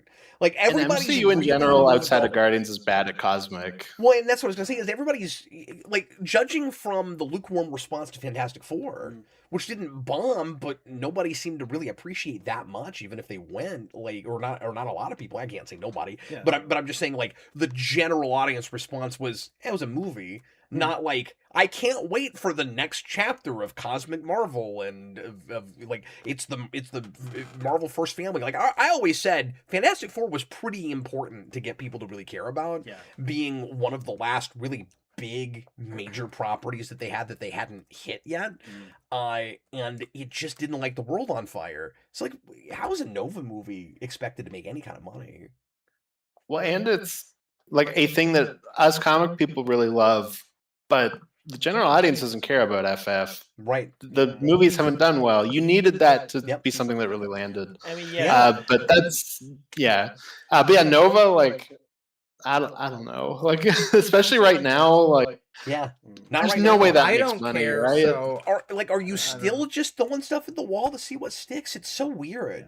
Like they need to focus real hard on a plan. I don't know what. And I don't know. I don't know like a ton about Nova. Like I'm not a giant Nova guy, but like he's great in Annihilation, and Annihilation could make a really cool movie. Maybe that's how you sell it. I could like, see him as like a side character. The Guardians are also there, and like maybe Captain Marvel. I don't like all the cosmic people are kind of there to help with this adventure. Maybe I don't know. And like you said, Nova feels like a character that you don't just give to us; you spin it out of something. Yeah, and the time has kind of passed for that. And that could be the case. Like maybe he shows up in Secret Wars. I don't know. Who knows? But yeah, I also would spin him out. I wouldn't just do him first. But if that were the case, then what you gotta do, well, and again, if you'd done it back when the Guardians movies were hot and like before Gunn was doing DC and like you said in between the last Avengers movies, I think that's pretty smart. Then you could have spun the concept out and not even introduced the character yet. Like that might have worked back then. Yeah. But I don't know. Like I said, I feel like Infinity War was kind of the time to do it. Like we killed off all the Nova Corps, apparently. Obviously, there will be some because we're making a Nova movie. But like, we should have done that, and then that really gets you into it. And like, this character's like, I want my revenge in Endgame. Like, I'm coming for Thanos. So then he's got like a big important role in that movie. And then it also is just another cosmic thing to add to that because those movies didn't care about the cosmic side. They should have just done that instead of Captain Marvel. So yeah, that all like he would also have more of a personal stake in that story than Captain Marvel does. it wouldn't be as much of a I'm here now. You know how I know that there's no chance that movie, no matter how good it is as it is right now, would do any money? Because we've been talking about it for the last 5 minutes, and we've lost half our audience over it. Oh, That's hilarious. wow. They're talking about Nova. What the hell? Get that off my YouTube. Now, that's anecdotal. But, and as I was talking just now, we lost 4 more viewers. I swear to God, they're dropping like flies. We have to move on. And then he also says Blue Beetle and Man of Tomorrow. Now, you're jumping ahead of me there because that is on my list, but we can go ahead and talk about that now. Okay. That's not a big surprise because Gunn has already talked about the movie version of Blue Beetle that was one of the last movies in DCU being part of, like, grandfathered in. Yeah. Like, he's always intended on using that character. He talked about that in Rosenbaum's podcast when he was on a couple years ago. Yeah. And so we knew that was going to happen at some point, and he is loving with these Superman movies, it looks like, to introduce more minor DC superheroes to kind of build the universe and make them sort of a team movie and a solo Superman movie at the same time, which worked pretty well with that last one. Yeah. Hopefully it works okay with this. So that's not a gigantic surprise. So I don't have like real deep feelings about it. Like I've become accustomed to the idea that yes, for some reason, Blue Beetle is the one thing we're keeping. It's whatever. Like I liked that movie a lot better on a second watch, which is literally the only movie I had that with in the entire DCU. Where like I saw it in the theater and I was like, I didn't care for that. I saw it and I goes, wow, this is much better than I thought. Yeah, Aquaman, I liked in the theater, have not liked on rewatch. Like I've not had that with anything else. But having said that, like, I wasn't in love with that actor as that character. Like, he's okay. Mm-hmm. I didn't feel like he carries that movie super well on his own. A lot of people have looked at it and been like, he's like, he's like perfect right off the page, like the only person to play him. I'm not seeing that. I don't know. Like he's fine. I think he's really good in that role. I mean, I like if you got recast Blue Beetle, I know, whatever. Like I'm on fine that, with him keeping. Yeah. No, I don't have a problem with keeping him. I'm just hoping like he's gotten a little older. Like maybe he'll get some more confidence. He'll carry it better. I didn't feel like he was really carrying that movie. I have not seen that movie. I'm a big Blue Beetle fan, and I hope they keep that suit. Yeah, because that is one of the that's best important. suits ever. It was great. And I love that actor. And they gave us all the backstory with the other Blue Beetles and all of that. Yeah. So I'm excited that he's maybe going to be in something that might end up being a lot better than that movie. I know I haven't seen that movie, but I didn't hear great things. So, yeah, I don't know. That was a movie that I wanted to see, but just got away from me. Like it wasn't in theaters long enough for me to. I mean, like nobody saw that movie. Yeah, movies by and large don't stay in theaters unless they're absolute like barn burners anymore too. What were you gonna say, Austin? No, I was just gonna say with Blue Beetle. I think what's interesting for me is I think Gunn will probably. Like do some sort of cool action sequence utilizing his power. Like I think he'll probably do something neat with that. And then I also, because we got like a new development on that Booster Gold show. I guarantee he's probably in that show as well. Sure. Good call. Yeah. Yeah, I'd be shocked if he's not. And then if that did well, or if Gunn just really ends up liking working with him, I could see him taking a chance on a Blue Beetle show, even though that movie didn't do well. Well, they announced an animated show a bit ago, but there's not really been because the director of that movie was going to be involved in it. It just hasn't had an update, so like who knows if maybe they've just had trouble putting it together or what. Yeah, I forgot all about that. Potentially getting an animated show. Well, it's so funny because just a few years before that movie happened, it was supposed to be a live action TV show. And really? I can't remember if it was for the DC streaming service before it got folded into Max, or if it was for CW. I can't remember, but he was supposed to get his own show. Yeah, and I could see that going either way. And I could see that maybe that project morphed into the movie project ultimately, but I'm not sure. Yeah, potentially. I mean, you see that stuff a lot. Like even that new Lantern show. Like HBO was making a Green Lantern show with Berlanti, and then that gets axed, and then we just get a different Green Lantern show. Kind of turns into this. Yeah. Yeah. Well, I So mean, who we knows? talked about this with Supergirl. I mean, you weren't there on that stream, but that sort of happened with Supergirl, where like the writer Yeah, that no, was that's supposed to yeah. make the DCU version ended up getting tapped to make the new one, the Yeah, one that actually exactly. happened. Yeah, exactly. So who knows? Obsidian Library Archive says he's doing Justice League International, it seems. He definitely is a fan Yes. of that stuff. Yeah. Mhm. Well, and he says, why are people complaining about Man of Tomorrow having too many heroes? A tweet I found said, comic fans are upset about superheroes existing in a universe. Well, here's the thing. I think I can see both sides of the argument, because on the one hand, you got to appreciate that Gunn is trying to build a larger universe, and that part of his mission statement with Superman is to let Superman finally live in a grander DC universe and not just be, his own standalone hero. So it's kind of hard to thread that needle where it's like you want Superman to get his own stories, but he also lives in a world that has other superheroes in it. And up until like a couple years ago, we never really got to see that. And so Yeah. I think that's a lot of why he's doing that. But I think it's also fair to be, if people are concerned that he's doing it again with the next movie, and then it might have even more heroes. Like, I can see why people might be a little concerned about that, because you don't want Superman to Yeah. get buried in his own movie, and I don't think that happened too bad with the last one, but like it could. No, I agree. Like I saw recently there was a breakdown of that first movie by like character runtime, and it was like Superman like an hour, 5 minutes. I think Lois and Lex were around like 35, 36 minutes, and then Mr. Terrific was 15, and I think Guy Gardner and Hawkgirl were 5. So it's like I saw that. if it's like that, like that's fine. Like those characters are barely in that movie. It's fine. With it being apparently adapting, or like at least being influenced by was a Panic in the Sky. Yeah. They probably will be in it more, but like that's still, it's going to depend on what it looks like. But I understand being cautious. Like that's Yeah. perfectly fine. Like, yeah, it just depends on how it's executed, really.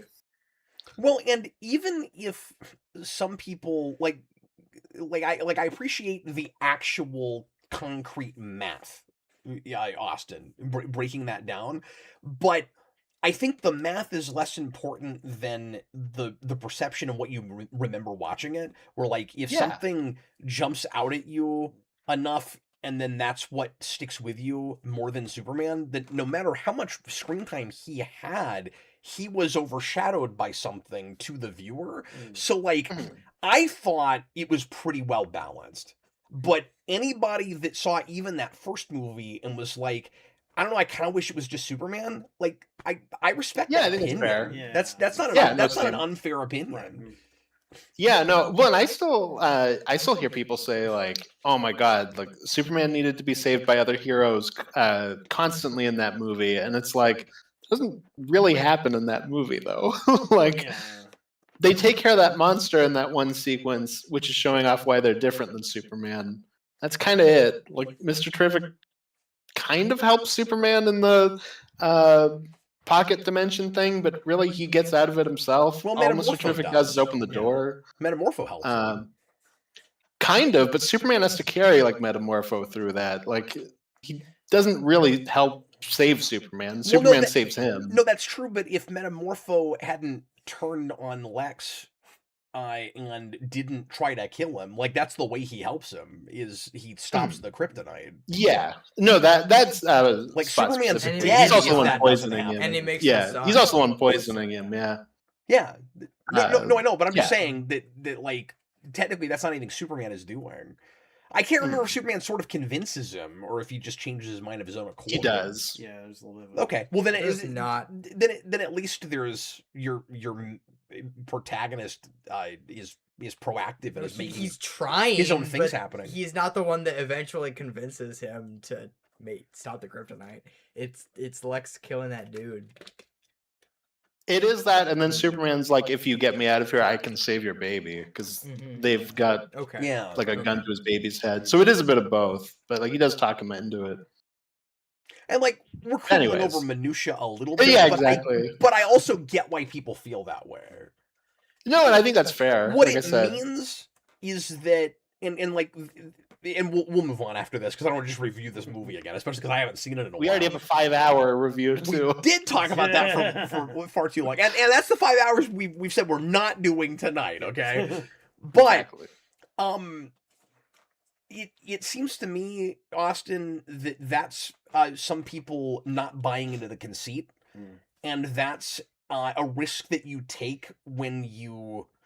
I mean, really, when you make anything, but when you do the kind of structure that Gunn did with that, where he's basically banking on people having seen enough Superman stuff or understanding Superman well enough that they don't need 15 or 20 minutes of status quo seeing Superman flying around, being invulnerable and saving people, that he can just open right into the action of this is Superman's worst week.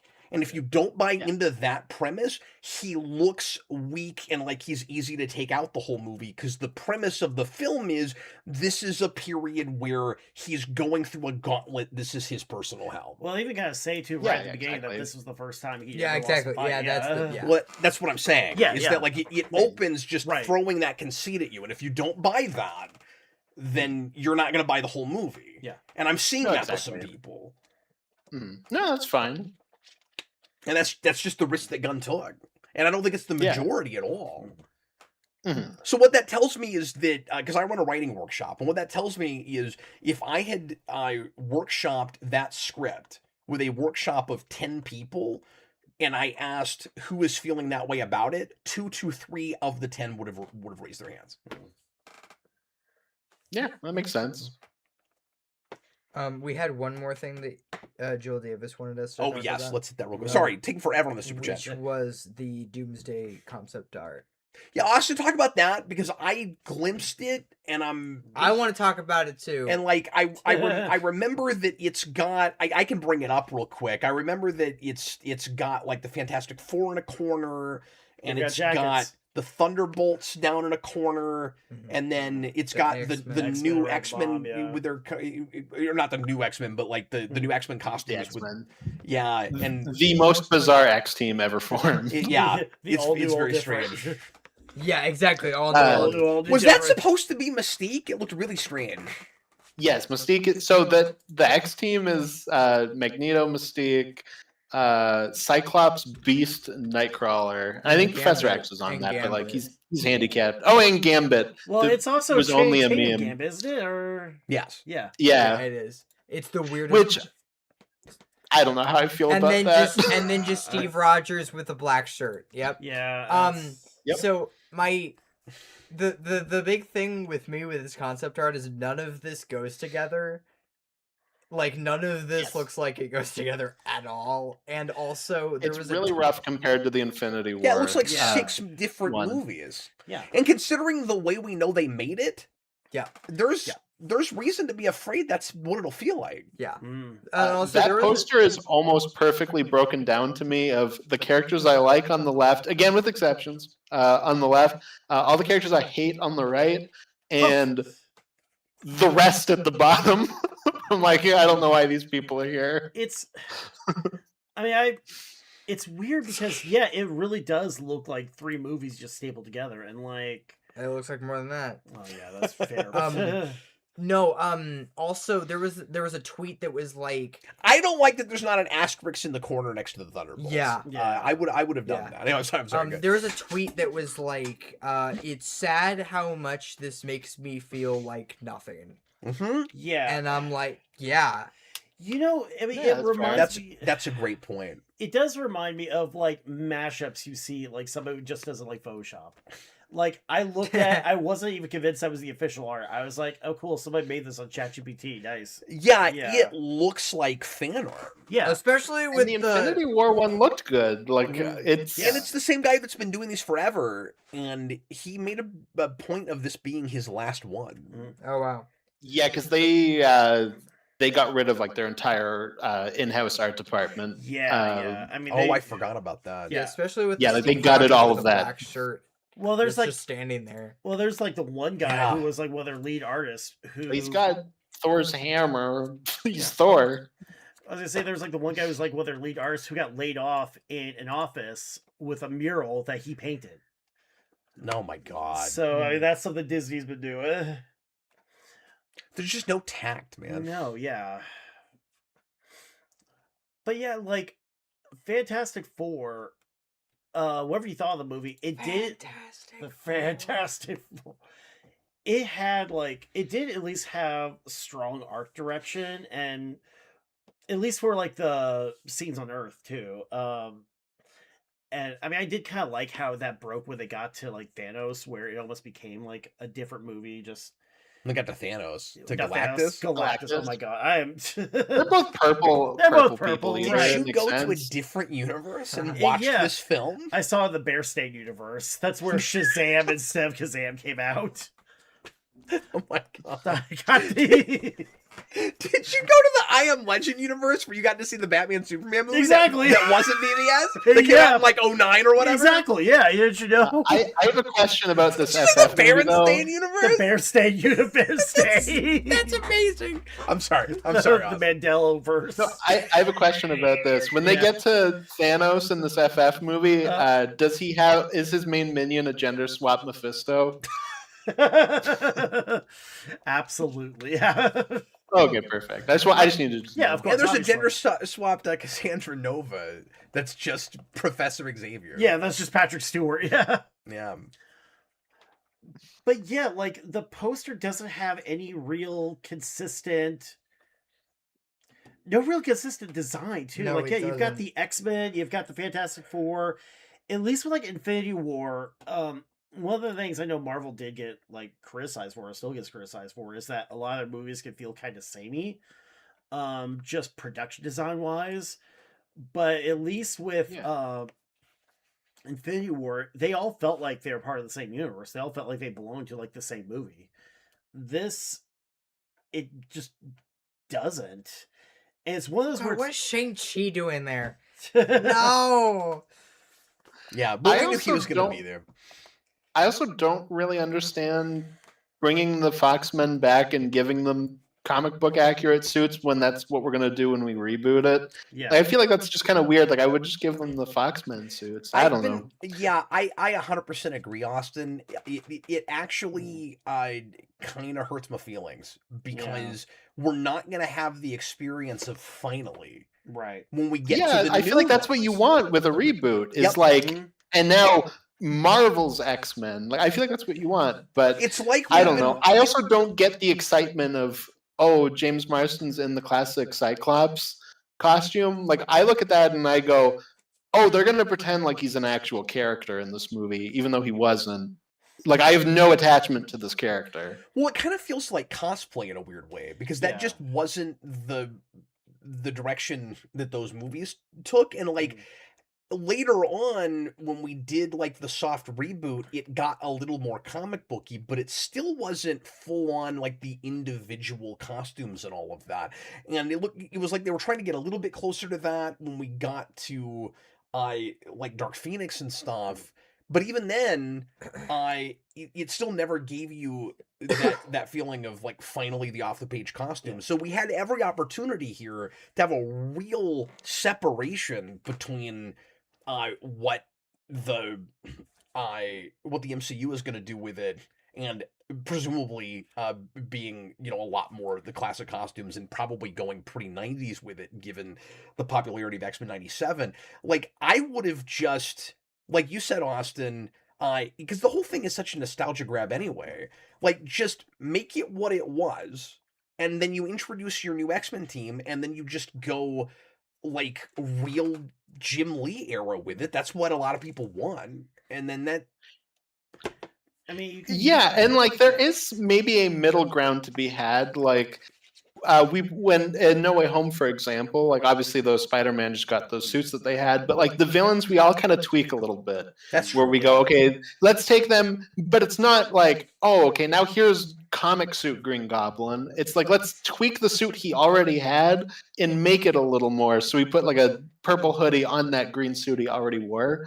So it's like it's somewhere in the middle. I don't know. And it's not Like I like said, it's not like I they just don't really feel anything about it. It's not like they took no, and I kind of wish I did. Like if you were never gonna see X-Men again for some reason, this would be the appropriate move. Sure. And with the 97 thing you were saying, I do really feel like they're more so trying to capitalize on nostalgia for that, but with the actors for the Fox movie for some reason. That's not the way to do it. Yeah. And we keep doing that, like down to the point where, and it's kind of becoming like a thing to laugh at. Like how often we go back to the like anytime we have anything X-Men related, down to the point where in that Miss Marvel show, somebody just says the word mutant and they put that sting over just a person saying the word they mutant. really? And it's they did, yeah. And it's like I don't know. It's weird. No, if they were taking the right kinds of risks, Austin, they would just make us wait on all of that. They would just really save it. And like whether and I mean, there's still other suits you can go to when they do reboot. It's just I don't know. I feel like you would have been better just saving this. But I guess what I'm trying to say is, know? and like whether you have I'm saying like proverbial you nostalgia for the 90s cartoon and like that's your X-Men or not. Like obviously there's a lot of people, whether they grew up with that or not, that's enough their X-Men, that X-Men 97 is doing really well. Yeah. What they ought to have done, if they were going to really capitalize on that whole thing, is make you wait for it for so long that when they finally do their own movie, they can just make it like the live action version of that cartoon. And like we haven't seen it in forever. And like that would have been a big deal to a lot of people. And like they could have even used, if they wanted to, and I don't know that I would want this, but if they're going to use the theme, just save it for a movie and then let it be a movie theme instead of putting it like in soundtracks and stuff. But like, there's a lot of people when the Fox X-Men came out that were like, I don't like the black leather. I don't like that they're trying to make it feel more realistic or whatever. And like, all they really wanted was that cartoon turned live action. And now we've got like all these like constant nods to it that when they finally get there, that's probably more or less what they'll do. It's not going to do anything for anybody. Like, it's not going to be exciting. You've already been doing it for the last like 5 years, 7 years. And I think like exactly 6, 7. I'm sorry about that. Oh, I'm so sorry. That's the best thing that's happened on the show in 6 or 7 years. I do want to say too that one big thing is that you're trying to do a little bit of the nostalgia, a little bit of the 97 thing. X-Men 97 Cyclops and like Fox movie Cyclops are basically two different characters. And I don't think Cyclops was anybody's favorite. One of them is like a character. One of them is a character, yeah. I don't think like Cyclops was anybody's favorite part of that movie. No. No, and that's kind of how I feel coming into this, especially that he got his own character trailer. Is there's 800 characters in this movie. Yeah. He is not going to get he's not going to be a giant focus that he is now a character. So I do feel like it is just going to have, and I could be wrong. Obviously, but like, I really do feel like it's just going to be like you all remember Cyclops. He's this character that we all like, and it's like, but not in those movies. I don't care about this version of Cyclops. What they'll do is he'll get the exact amount of screen time that he got in X2, but they won't. That's how I feel too. Yeah. But what I was going to say is they won't write him out the way they have before. They'll just have him sidelined like a lot of characters. They'll have to, in that he's in the background. And He's maybe fighting. We'll cut back to him every now and again, but we'll hardly see him. So technically, he was there the whole time. Finally, we gave you what you wanted. Like that's what they'll do. And I'm sure he will be one of the main X members, but at the same time, but there's 6 teams. There's 6 teams. And Doom, and Loki's also under Doom. Yep. In that poster, and Loki's got his own team too. Oh wow! And then there's Shang-Chi for no reason. Oh my god. And here's I the think thing. Shang-Chi's part of Captain Falcon's Okay, team. Like, Captain or- Falcon. Captain Falcon.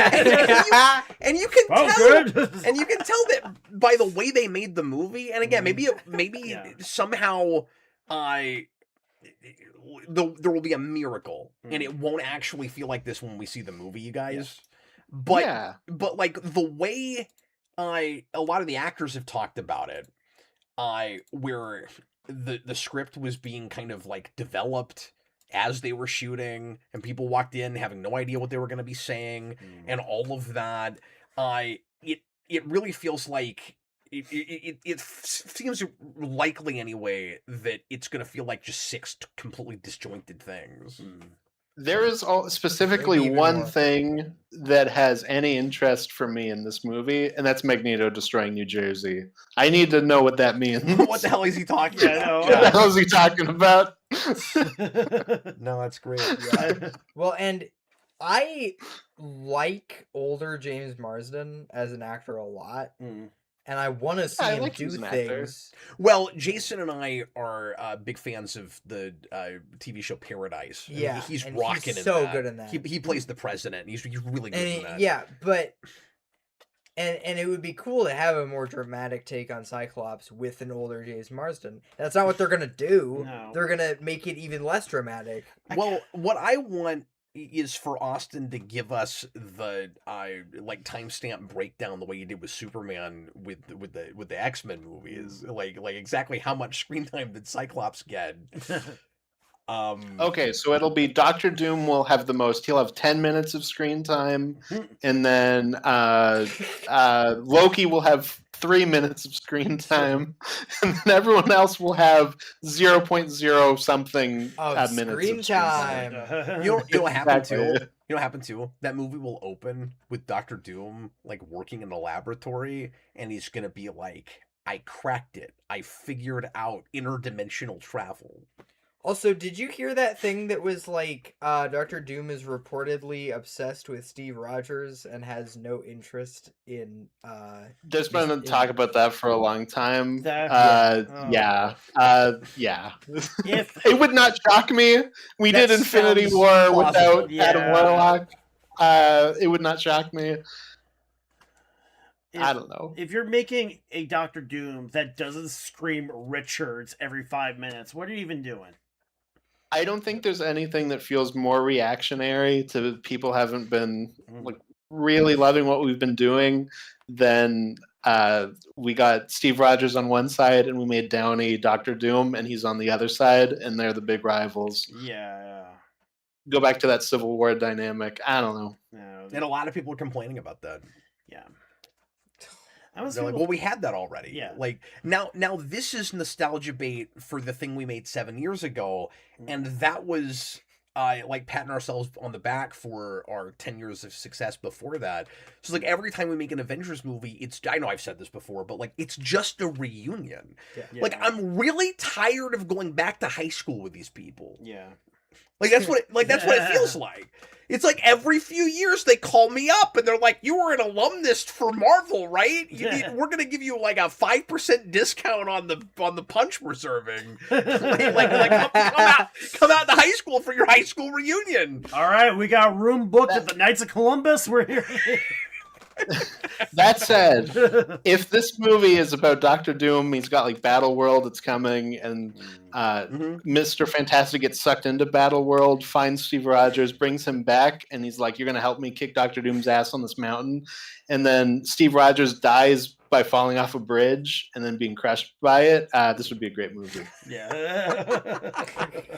But then right before that, he's gotta kick Doctor Doom in the face a bunch of times and be like, "I have had enough of you." Yeah, and Doctor Doom will be like, "Who the hell is this?" And Mr. Fantastic will be like, "That's Steve T. Rogers." That's Steve Tiberius What Rogers. the That's hell? Steve Tiberius Rogers, exactly. That's great. And then he just punches him on a bridge. But it's like, Exactly. is And Steve then Thor Rogers- has a big purple space bazooka. And then Steve- 100% great movie. And then Steve Rogers is lying there and he's like, "Oh my." Okay, wait, with this concept art, so they're gonna have something like the portal scene, right? With Endgame. where they're gonna Probably in have, Secret Wars. yeah, but they're gonna have some fighting and stuff with this concept art. What is Steve Rogers is he wearing just a black shirt?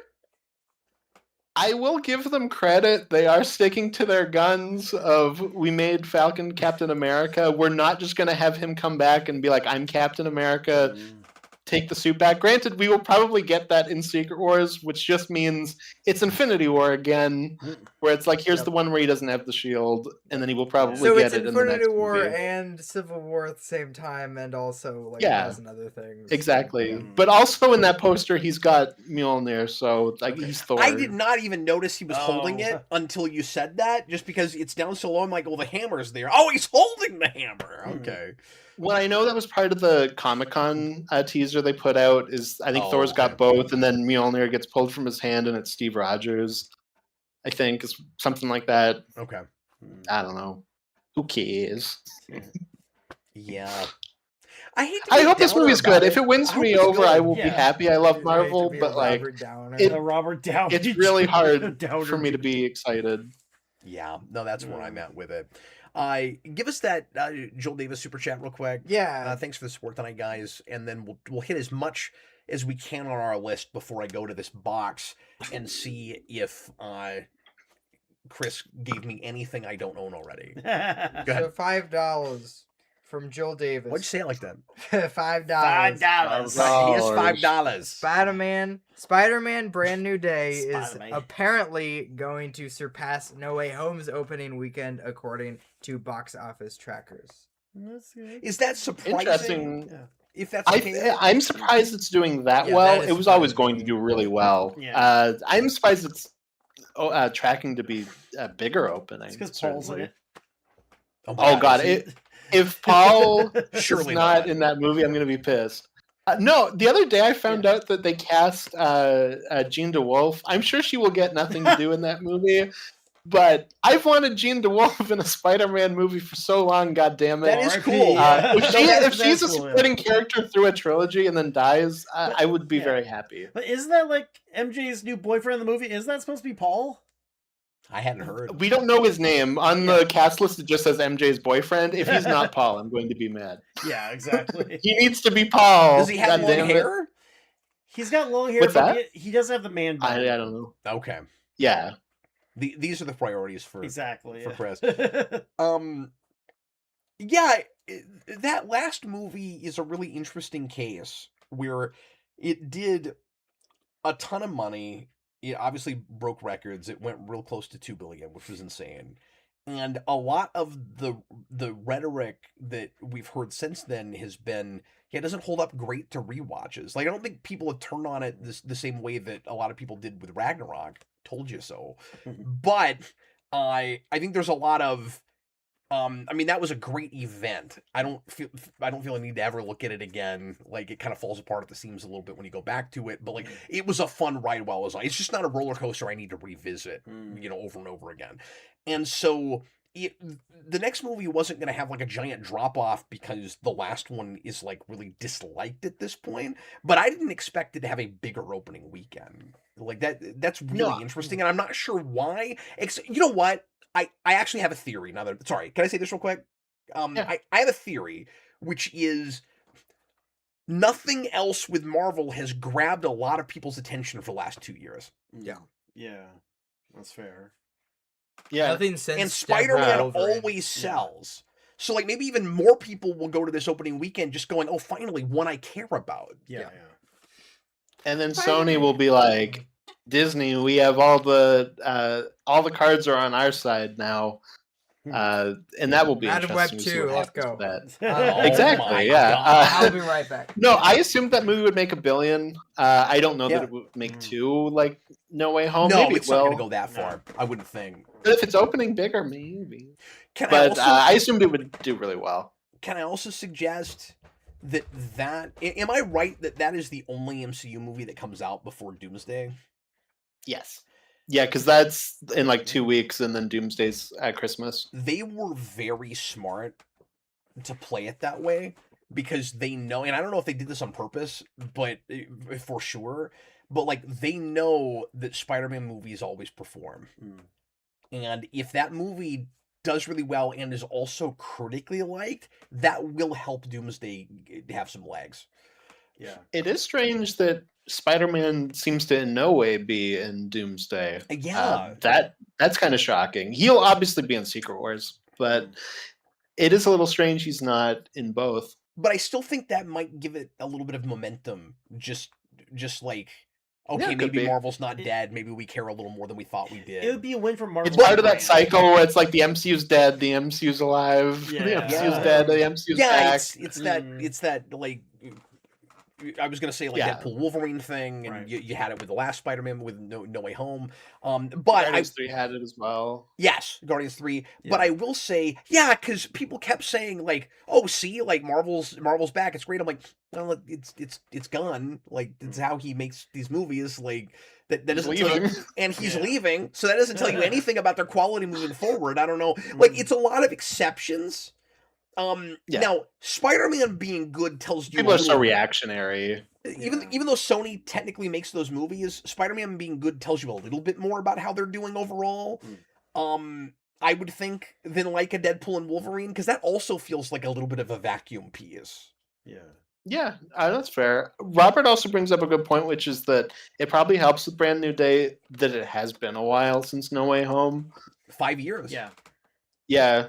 Which is wild. But yes, it does. No, I was thinking about this the other day. There is more time between No Way Home and Brand New Day than there is between Homecoming and No Way Home.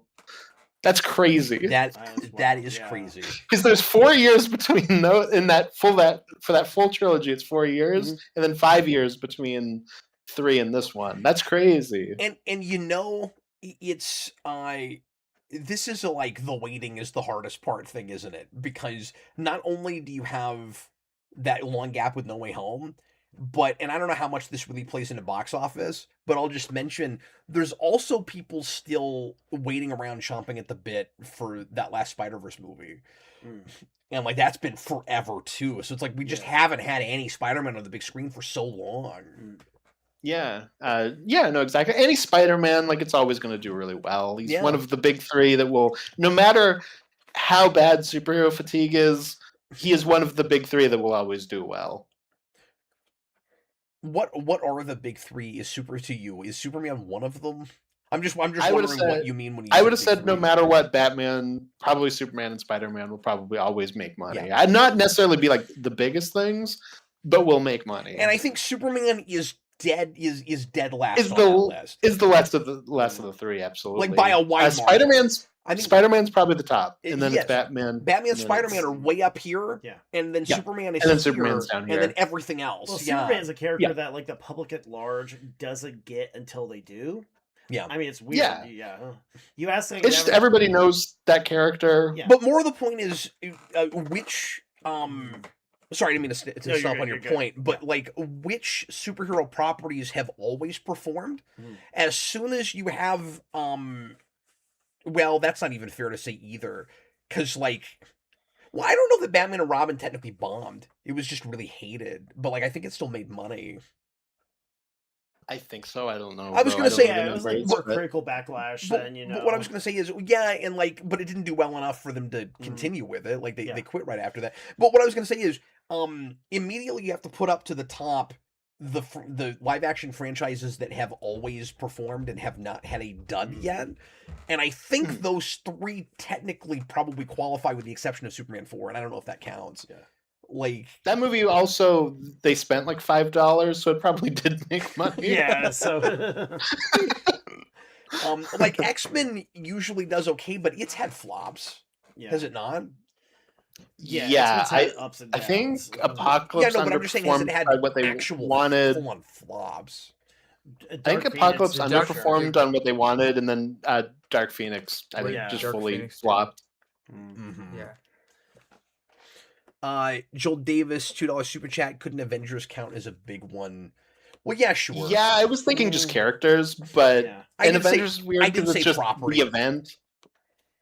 Yeah, I was thinking more characters, but Avengers, yeah, but it's also weird because it's the event movie. Yeah, like the average It almost doesn't feel like its own franchise, and I feel like MCU in general has that.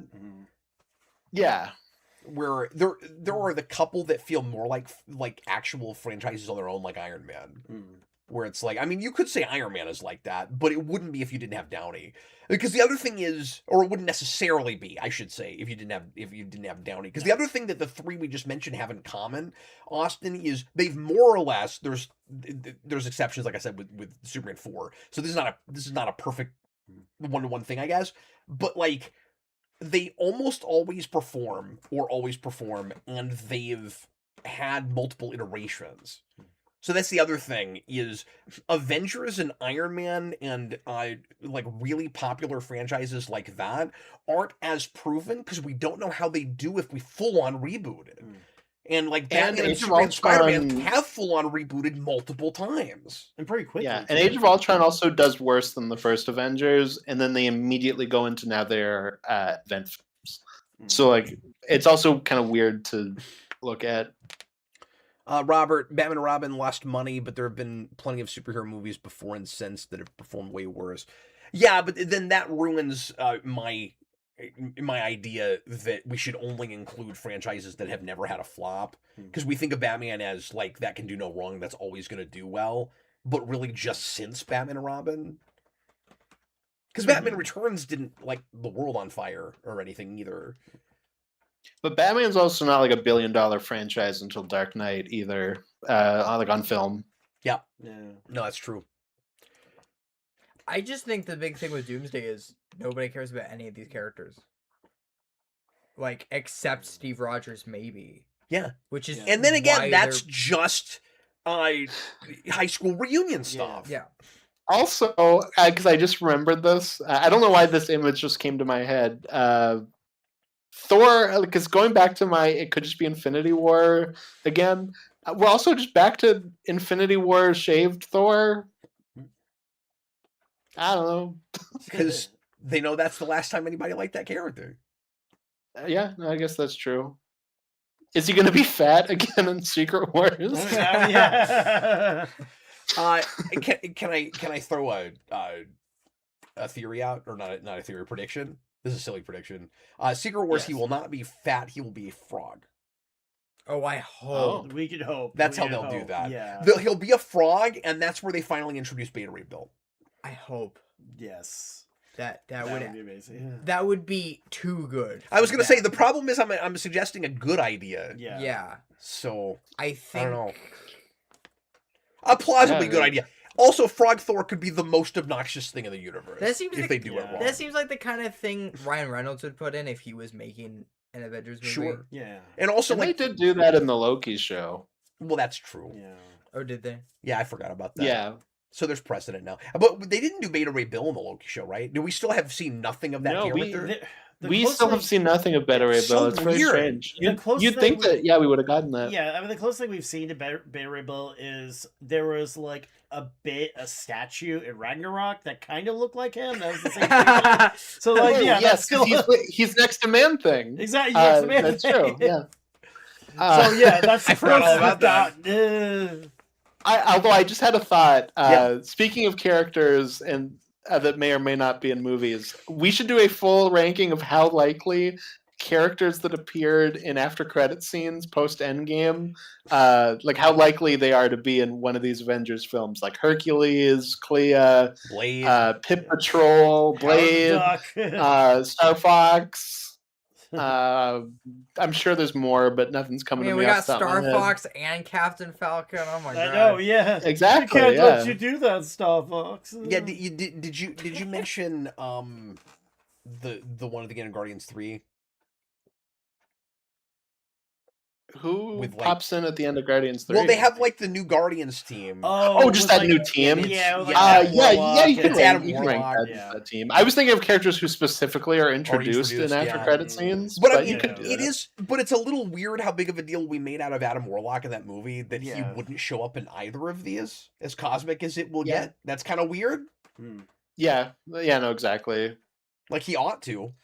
I mean, yeah, the Adam Warlock in Guardians 3, for as much as I do like that movie, isn't really like Marvel Comics Adam Warlock. He's not really going to go like single-handedly steal the Infinity Gauntlet. That is true. So He's like a kid, and when he first is introduced, not like literally, He but can like the grow mind of a up into that. child. He can grow up. Yeah, I mean, that's, he'll you grow know. up into that. And besides, he can't go Uh, steal the Infinity Gauntlet. We destroyed it in every universe. Yeah. Well, every timeline at that time. I Right. guess there could. You know what's funny? Post Endgame, is it possible there is an Infinity Gauntlet still in another reality, given that Loki did the weird, like, there didn't used to be a multiverse, but now we've retroactively changed it, so there's always been a multiverse. So, like, we there's played what-if an Endgame like we episodes with it. destroyed all of them, but we didn't necessarily.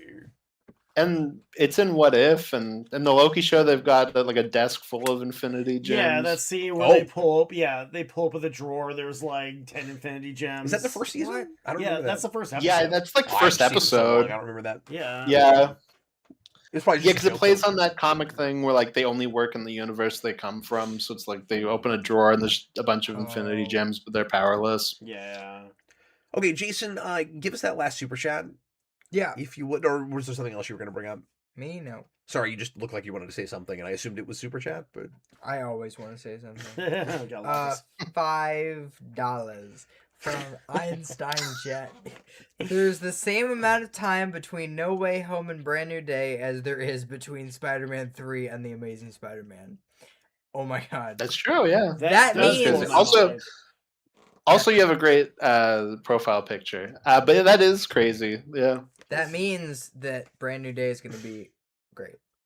what's interesting about that, Jason likes Amazing Why? Spider-Man. I know you don't. Oh, What's the trailer. The trailers, honestly, though, do give me a lot of Amazing 2 vibes, and that does They make me do. nervous. They do. What's really interesting both about in- that? Both in terms of just everything and just like similar humor. Specific shots, too, that look very, very similar. Yeah. What's really interesting about that is I did a video when Amazing was announced where I'm like, it's too soon for a reboot, and so like 5 years for me at the time between Spider-Man 3 and Amazing Spider-Man didn't feel like enough, and 5 years between a really successful Spider-Man movie, however I feel about it, and the new one feels like 20 years. Yeah. Just because it was so big, it's really strange that we've waited this long for another one. Yeah. Well, then MCU rebooted like 3 days after Amazing 2. Hmm. Like it was immediately. What do you mean? Like in terms of like, is Amazing too soon to reboot? And then it's an even shorter window between the next reboot. Oh, the MCU. That's all I reboot meant. of Spider-Man. Oh, Like, yeah. the sorry, MCU I- rebooted like you- right you- after. You burst my brain when you said MCU rebooted. I was like, I don't know Yeah. what that means. Oh, sorry. Yeah, no, because Civil War comes out the same year Amazing 3 would have come out. That's Just a 2 great years point. later. Right. No, that's a really Like good it's point. right after. And then Yeah. obviously Homecoming's the next year, but like Spider-Man's still introduced in Civil War, so Well, and then he was almost introduced even earlier than that. So like that would have been crazy. Because he was Yeah. he was supposed to be in the last scene of Age of Ultron. Age of Ultron, yeah. Oh. Because that was going Him to and Captain introduce Marvel. that was going to introduce a team of like young Avengers, and Spider-Man was supposed to be, but they couldn't get the Sony deal worked out by then.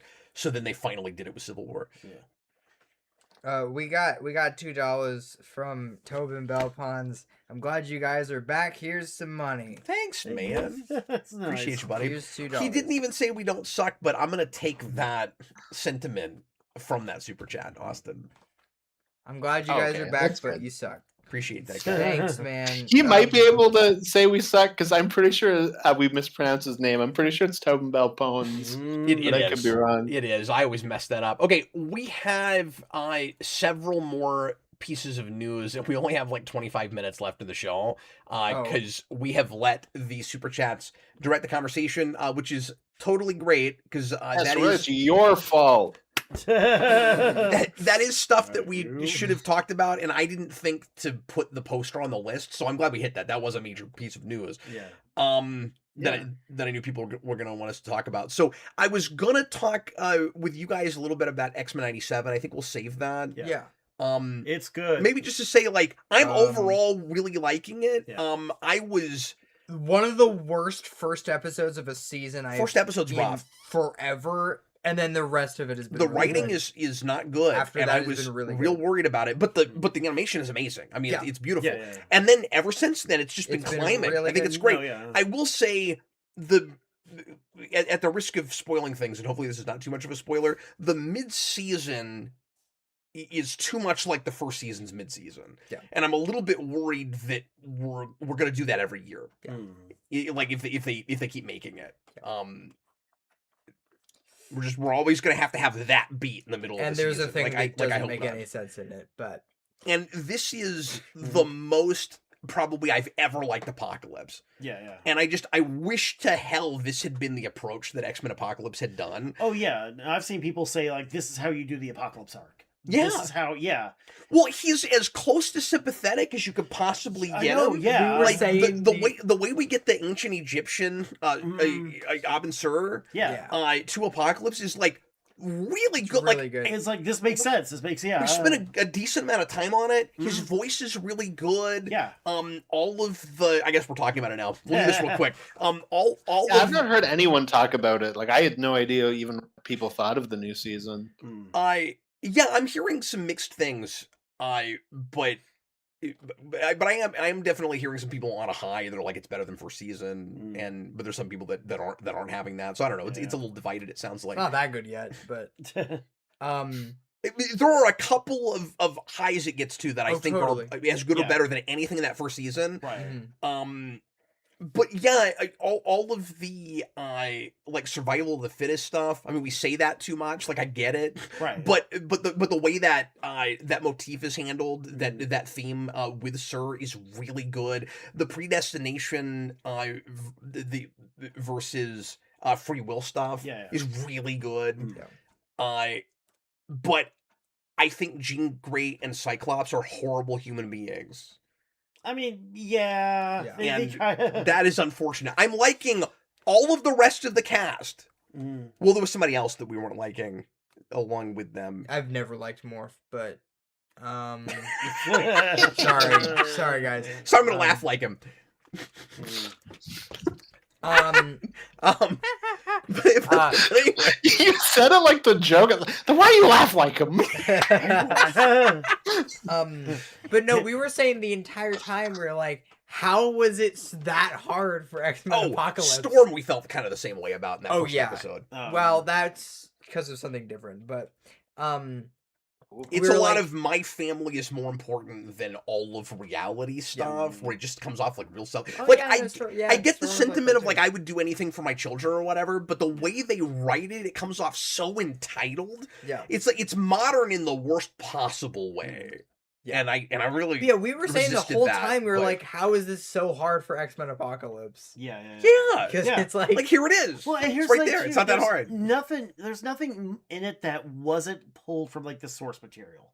Like it's basically, I mean, there's a lot of mix and matching too, but it's basically like the Apocalypse miniseries. It's like the Adventures of Cyclops and Phoenix. It's, Yes, that's it's, true.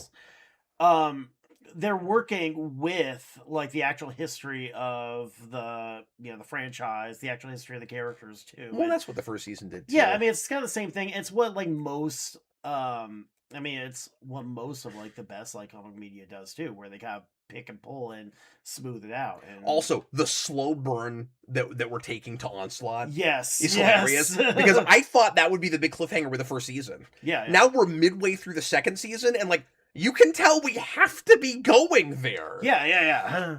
But like it still hasn't happened Professor yet. X sounds hilarious. But, in this yeah. series. So there's this old. So sorry, I'm gonna be a little indulgent for a second. There's this old internet sketch that Jason and I do all the time. That's Patrick Stewart at McDonald's. Mhm. Some of you guys have probably heard me quote this thing before. It's the but best the- thing on the internet. But the Xavier, and it's from like early 2000s, like it's like 99 or 2000. The Xavier voice this season, and it's the same as first season, but I feel like it's gotten more exaggerated. Yeah.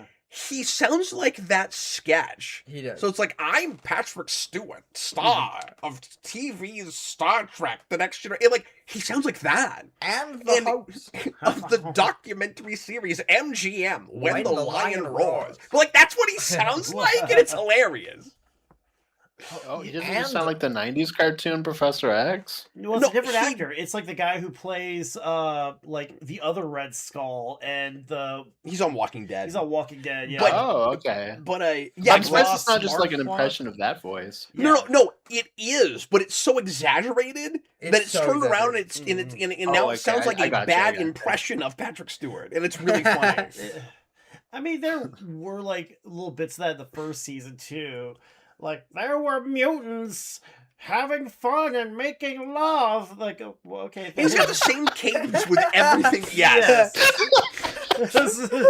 Anyway, I will say, sorry, we weren't going to actually talk about this. I do but- appreciate like how many next gen actors are in it. Yeah. Yeah, Yeah, we got Dorney and Delancey. yeah. It's I great. was thinking it was like I think great. like Catherine Troy. Marissa. Sirtis, is she in it? I Who's think she? she's yeah. I missed that. But it took me like a solid like 2 episodes to really wait. Ramatut, that can't be. Yeah, That yeah. can't be. I didn't realize it either. Yeah. That was great. Okay, moving right Yeah. along.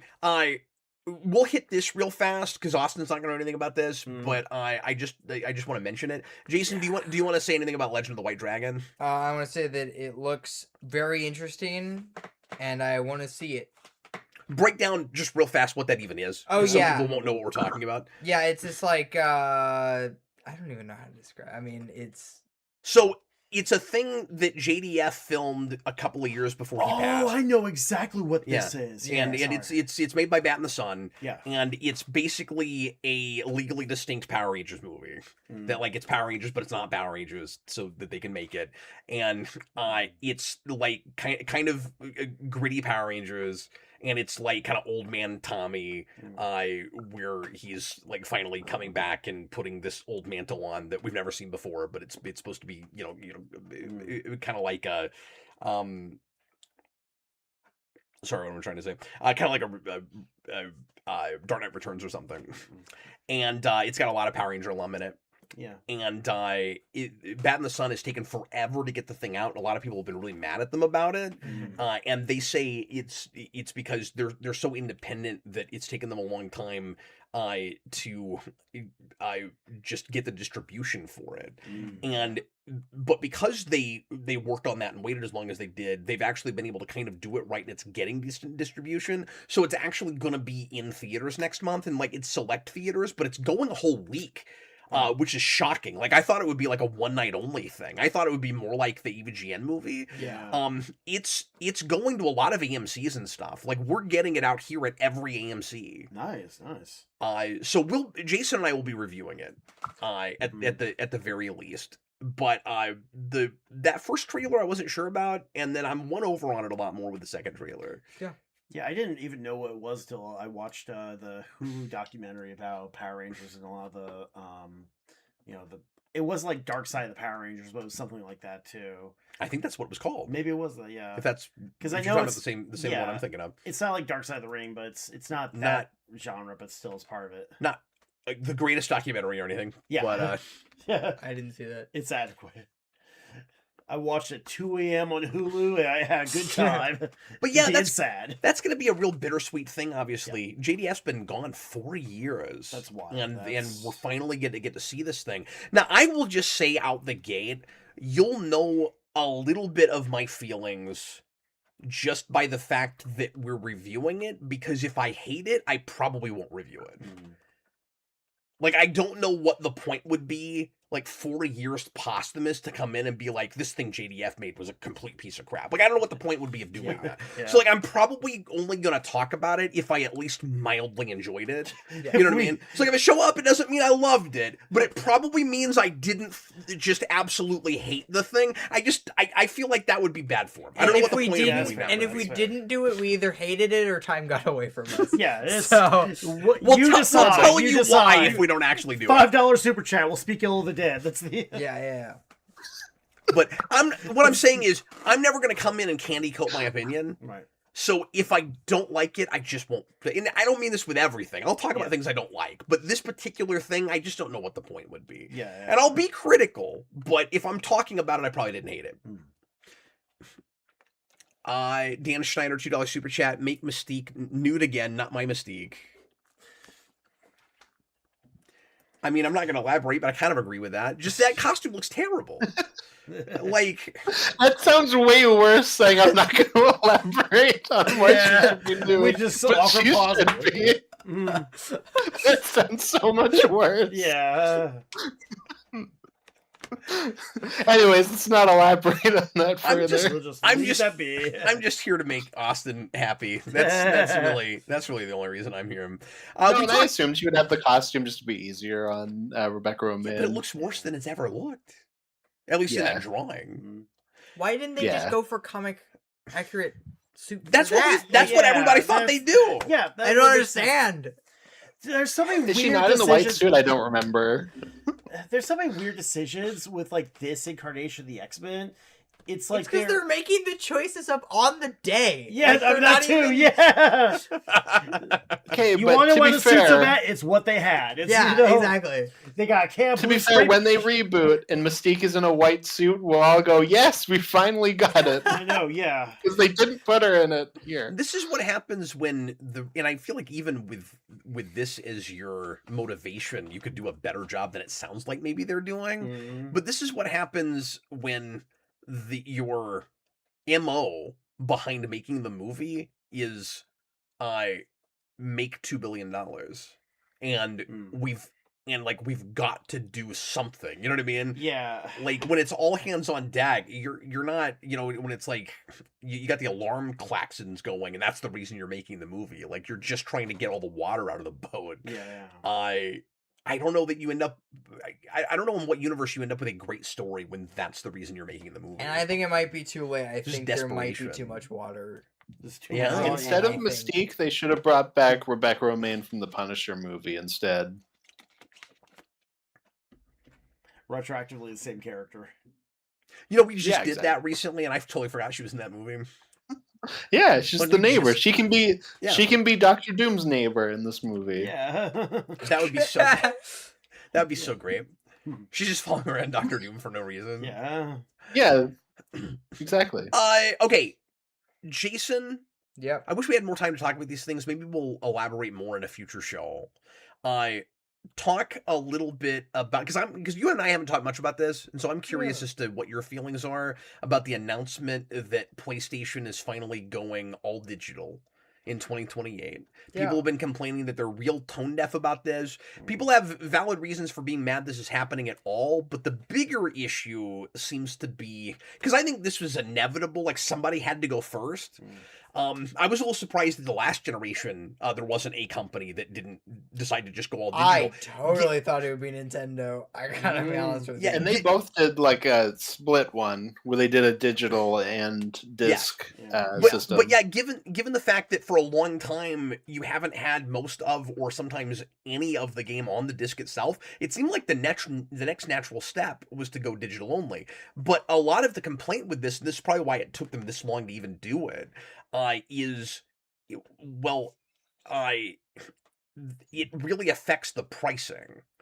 Where like if you don't have a physical option, then there's no competition in the marketplace with the physical copies, so they can just keep digital at whatever the initial price is forever if they want to. They control it's price control. Yeah, Like and they they will. control the Selling, prices. yeah, no. You Yeah. can't go Well, Walmart. we already know they will because there are lots of examples of here's a game that's been around for 4 years that never dropped in price.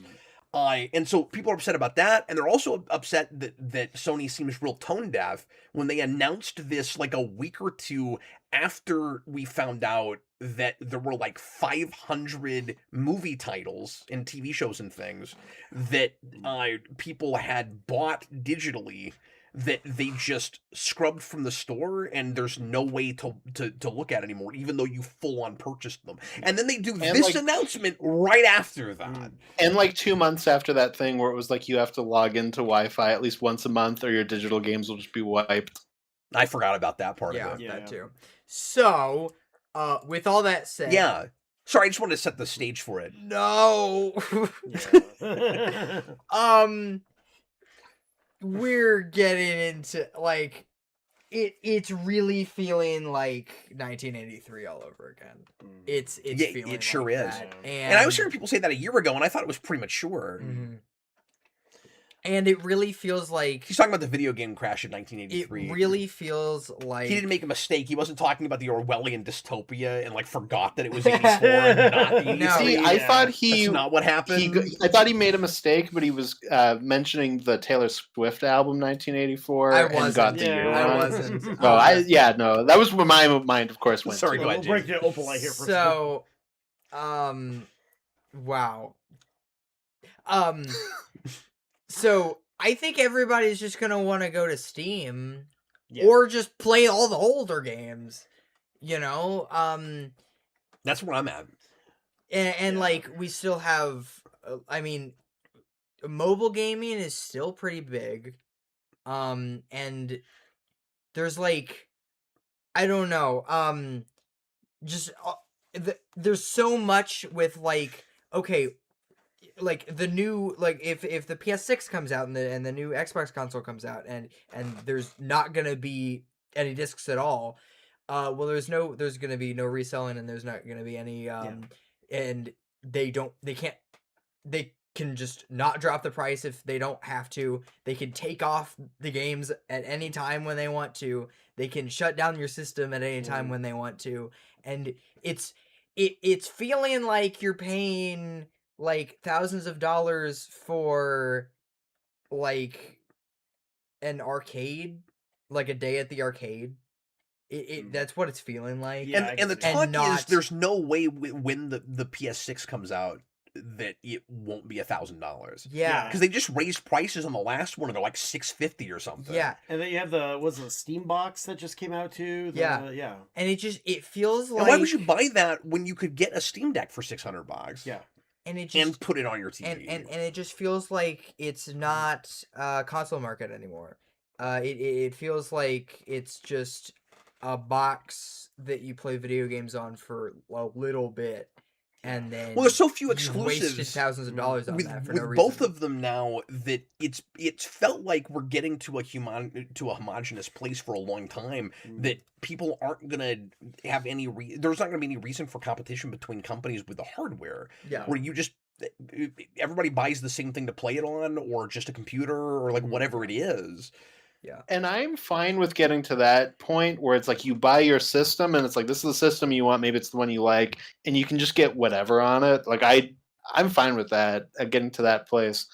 But yeah, it's rough. I feel like they put Microsoft in a weird position where Microsoft either has to come out and get the easiest win possible by being like, they're clearly not going to have discs, but by coming out and being like, you know what, we're switching our mind, we are going to have discs after all this backlash, I feel like that's a very easy win on their part. They won't do it though. Yeah. And when they don't do it, and then they eventually announce that they also will have no discs, they will look worse for having watched Sony take all this heat and then doing it anyways. So I feel like they're in a weird position where like they have those kind of two options, and 100% they will pick the worst one. Can I ask you guys a question? Yeah. Yes. Is it at all possible that Sony sees the backlash? Because keep in mind, they've not made any public statements, unless one was made in the last 3 hours, since that announcement. Like they've been real hush hush. They're not posting on social media like anything. Is it possible that they? Because again, I think it's inevitable that you get to the digital only future. And I thought it might even happen before now. So, like, I'm having a hard time getting real worked up about it, but I think they are crazy tone deaf, and I'm already feeling pretty priced out. So, like, I'm already pretty much in a place where I'm not buying a lot, if any, of new games. But especially when this happens, if they keep everything at $70, $80 forever, and the games never go down in price, then, like, I'm kind of done. I'm good with what I've got. I also my big thing, even beyond just the discless thing. Yeah. I don't think either company have like any right to be talking about next gen consoles. Like they haven't done anything.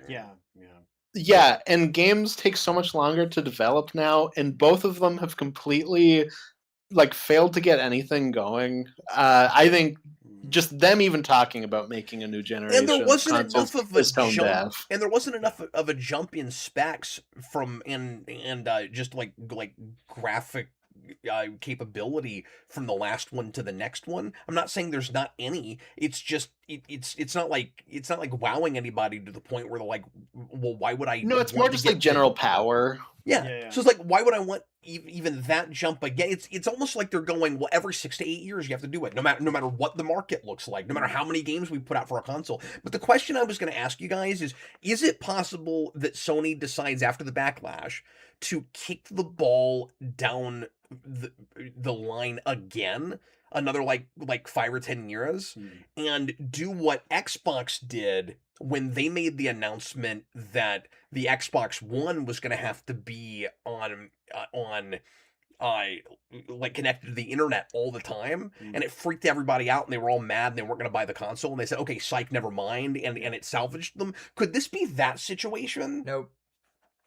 So Because they're that's what I'm thinking of in terms of Xbox is like a very easy win here because that's what Sony had. But you don't think there's any when chance Sony comes back and says, never mind, we'll do the discs? I don't think they will. I think they Name will one go. time Sony's There ever is done a that. select few people that like to buy things physically. They will adopt the digital way. You just have to show them. I don't think they will. So here's my thing. Right, but if they can't give you enough of an incentive to buy their console over, again, just staying on Steam or something, I don't understand how this doesn't tank them. Like, what am I missing? What is the incentive to buy their $1,000 console? Then it becomes a brand thing. I don't know. Like, I think it's there's- PlayStation, so I should have the Yeah. new PlayStation. Well, I mean, I There's get it only- if they yeah. put out enough exclusives, but they'd have to start getting a development cycle that's better than 5 years. yeah. So Yeah, and I don't think we will with where AAA gaming is. Like, it's so Mm-mm. bloated, and it's so different than what it used to be, which is also why I think these console generations need to be longer. I guess But here's the whatever. question too. When was the last time any of us were really excited over like a AAA title? Because there's a lot of AAA Well, titles. Austin can name a few. I mean, he's Austin been can. he's I been mean, playing some well, I just first- finished the last one, Alright. which is the new Bond game, which I I do wanna was play very that. excited Yeah, about. that Indiana Jones you liked a lot. Yeah. RoboCop. That's not really AAA. But Yeah. Well, I mean, No, I will say, like, I'm Yeah. frustrated about all this stuff. As just a gamer, I have had more games that I've liked, I would say, on this generation, but at the Right. same time, I do feel like they're cutting its legs off immediately. Yeah. But I have been a little bit happier with this gen of games than I was last one. I mean, So I can at but- least give but it that. But you objectively have had fewer to play. Now, maybe that's okay if the quality is higher with everything you are playing.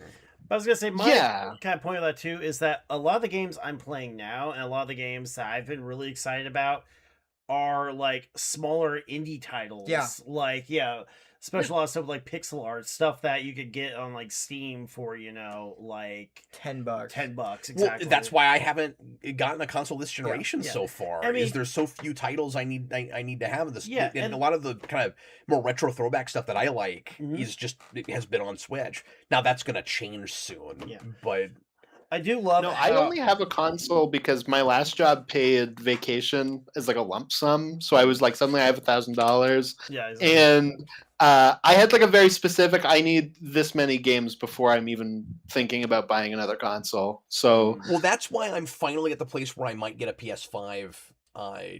Is like, and Jason and I have already talked about this, so I'm not spoiling anything for him. But it's like kind of like the big family present for my house. But like right before they're talking about making another console, like it's taken this long. I do love how Yeah. GTA 6 is going to be digital only, but they're going to sell like a box with a Yeah. QR code. Yeah. And that's going to be the physical copy. It's just a box with a QR code inside.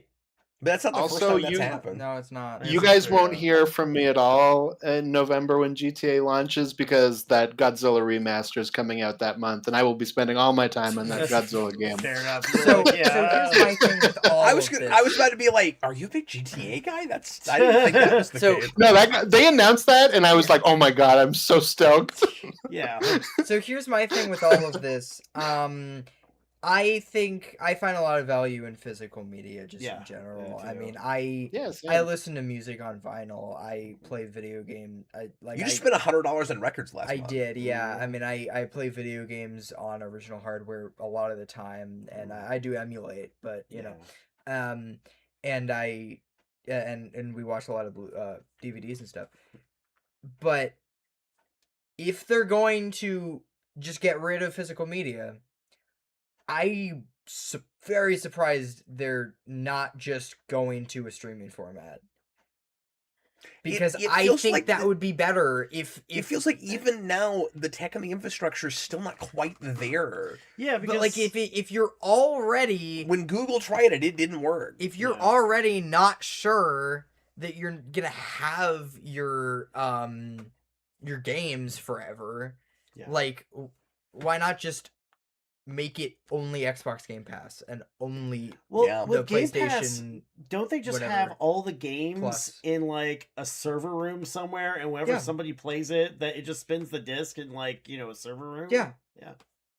Video game jukebox. Pretty much, I love yeah. Well, if they made them temporary downloads, where you didn't have to actually stream them, I could see it. But like the streaming thing just doesn't always work, especially depending on your connection.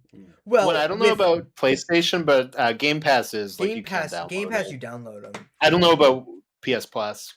Me neither. But, I know uh, Steam. You do. Well, stream them, PlayStation but- Plus used to do some of both. Where like everything streamed Okay. and then select titles you could download. I don't know what it looks like now And because you- I haven't paid for that in like 5 years, but that's how. Yeah, and on Game Pass you can stream it, but you can also download everything. Okay. I've never Okay. streamed it. Yeah.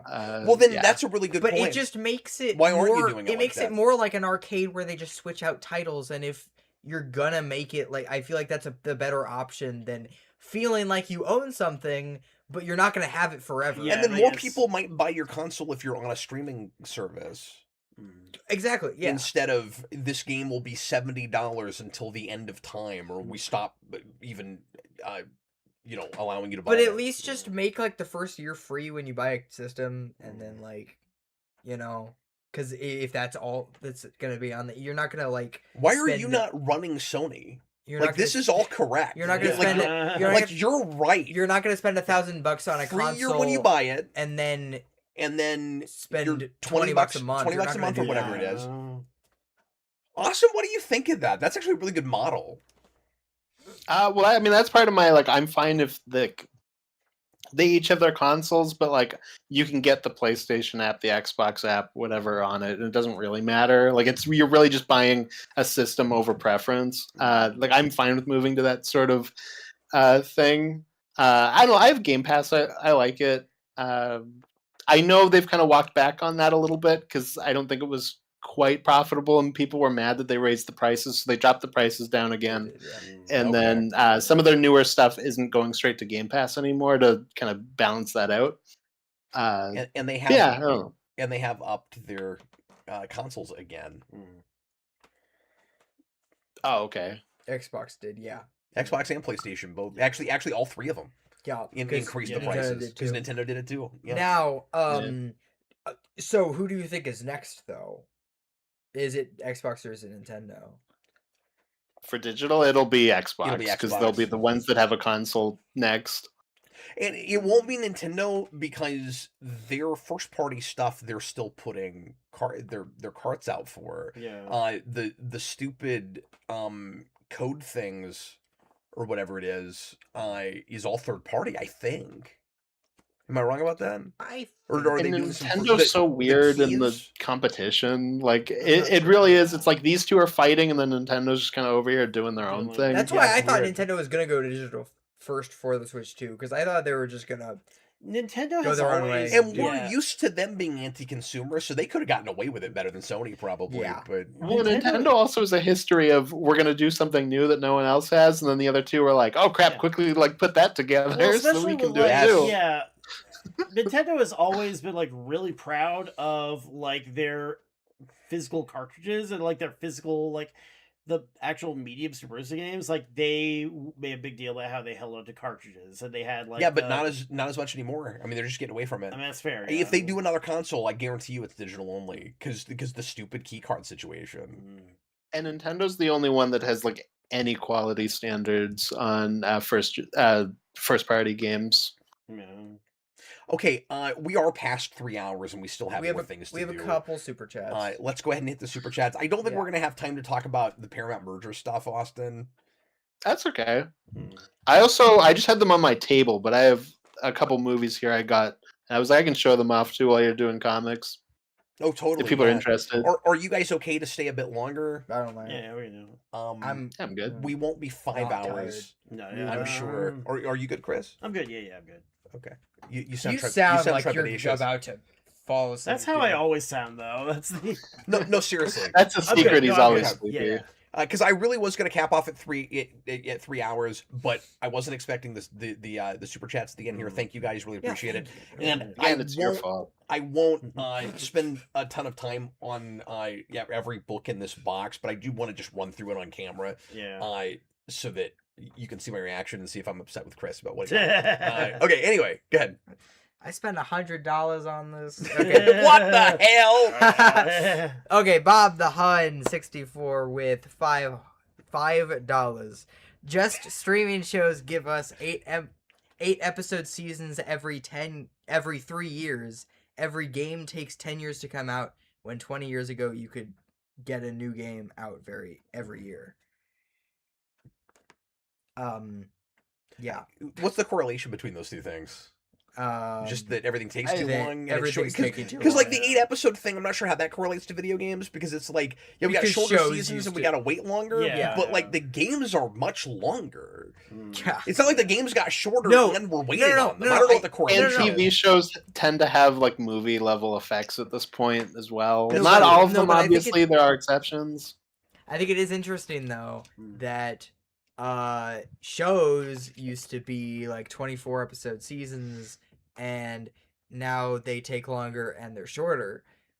But video games used to be like 3-hour video games, and now they're like 40-hour video games, but they take longer to make.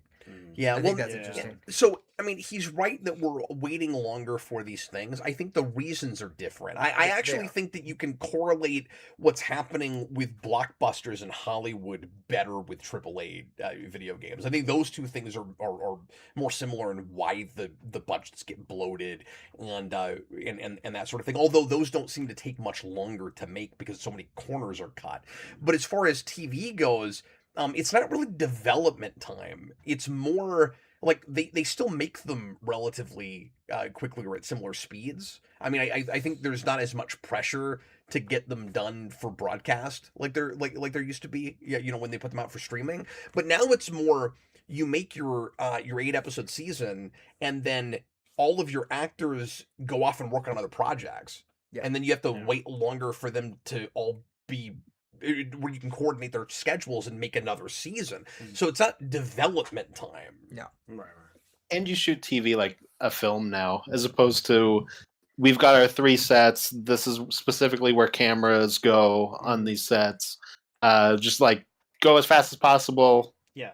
Just get it through. We've got the Kin family barn, but we changed the lighting. That's Lex Luthor's dungeon. You know. Exactly. Yeah, exactly. TV is very different in that sense, and I think there's pros and cons to both. That Storm Cellar know, is like 9 different things in that show. Yeah. And then we have 2 $10 super chats that combine to make one $20 super chat. For Wow. Chewbacca's It lover. was. It's like a combiner robot. Yeah. Nice. A It's only 2, Devastator. but yeah. A dev talked about how every game is too expensive now. It used to be when it didn't sell like you wanted it, it wasn't a big deal. Now when it falls short, the whole team gets fired and they need to sell millions of copies just to make their money, and often that is not enough. That's why they have all the DLC. It's not greed, it's to break even because they spend too much on their games. Thanks a ton What a big- for the big super chats, man. We appreciate it. Go ahead, Austin. No, I was gonna say, and a big issue with how big games are now with these development times and whatnot is you need to have your train on the track like at the beginning and lay your track down, knowing exactly where you're going. Because it's why so many games are just like, this is just we're gonna drop it now. Is because you get 3 years into development and you go, oh my god, like our train, like our track, like we lost that like way back there. Like there's no going back now. And it's why you have a lot of issues with stuff like that now. Now, I don't think he's 100% right. I think DLC sometimes is greed or feels like greed. Yeah. And Like I don't It definitely started that way. I don't think it's fair to say this yeah. is always the case. When you have stuff like I'm sorry, what were you gonna say? I was gonna say a lot of like the video game industry now is based on like the live service model. And Yeah, I feel like the free to play stuff is greed.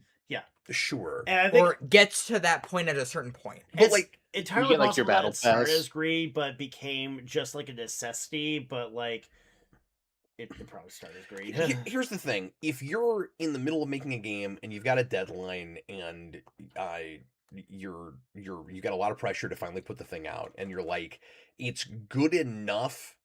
And there's a lot of that, right? Where it's like, we wish that you just wait another year and then you didn't have to patch the thing immediately. But they're like, we got to finally get the thing out while there's still demand. Because it's part of it is like, people will say, why don't you just wait a year? But sometimes it's a supply and demand thing where it's like, people want this now. We don't know if they'll want it a year from now. And so like, I kind of get that, but it does suck to see, like, it feels unprofessional to see an unfinished product. Yeah. And the thing comes out, and if I really like your train track analogy, Austin. If they've got a lot of stuff figured out that is relatively soon to come, and they can get people playing the game and they can put it out in DLC as cheaply as they can in like 6 months, I kind of get it. When the game comes out and you put DLC out for it for 2 weeks or a month later, that is greed.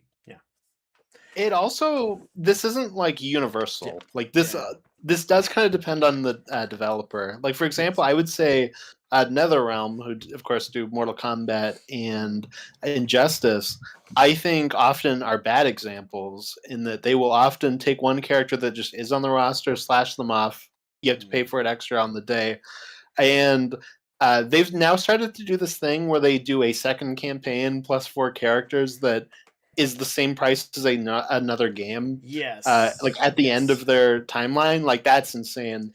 You also get stuff.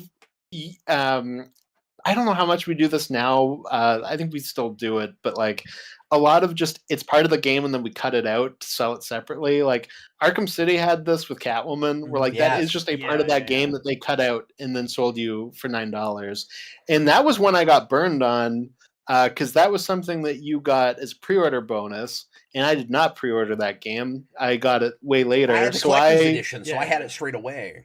So I just bought that game like a month later, and then I was like, oh, well, I better get this Catwoman thing as well. So I bought that, and then open up my game, and the Catwoman code for the pre-order was just in the case. It's like, oh, well, I just bought that a second time. That's great.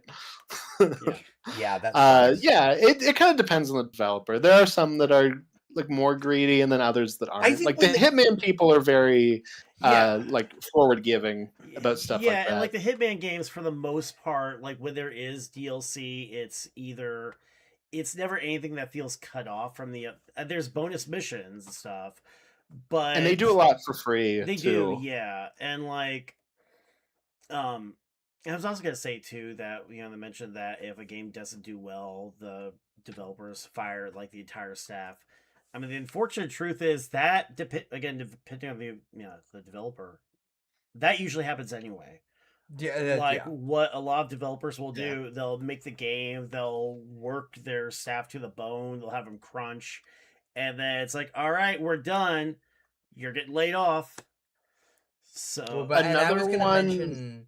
I was gonna mention something like the Cuphead DLC, where that came out, years after the game. Yeah, that's not greedy at all. That's like, oh, this is new content. Well, that's a big game that's so damn hard. I'll never see the end of it anyway. Yeah, sure. Yeah, and I don't think having DLC just additions, whether it comes soon or later, is inherently greedy. Right. But I don't either, but if you can tell, like you said with the Catwoman thing, that it was supposed to be part of the game, and they just put it out a couple of weeks later to make you pay for something. Well, that was, I think, like day of. Like, that was like a day one DLC. Like, that was just part. Yeah.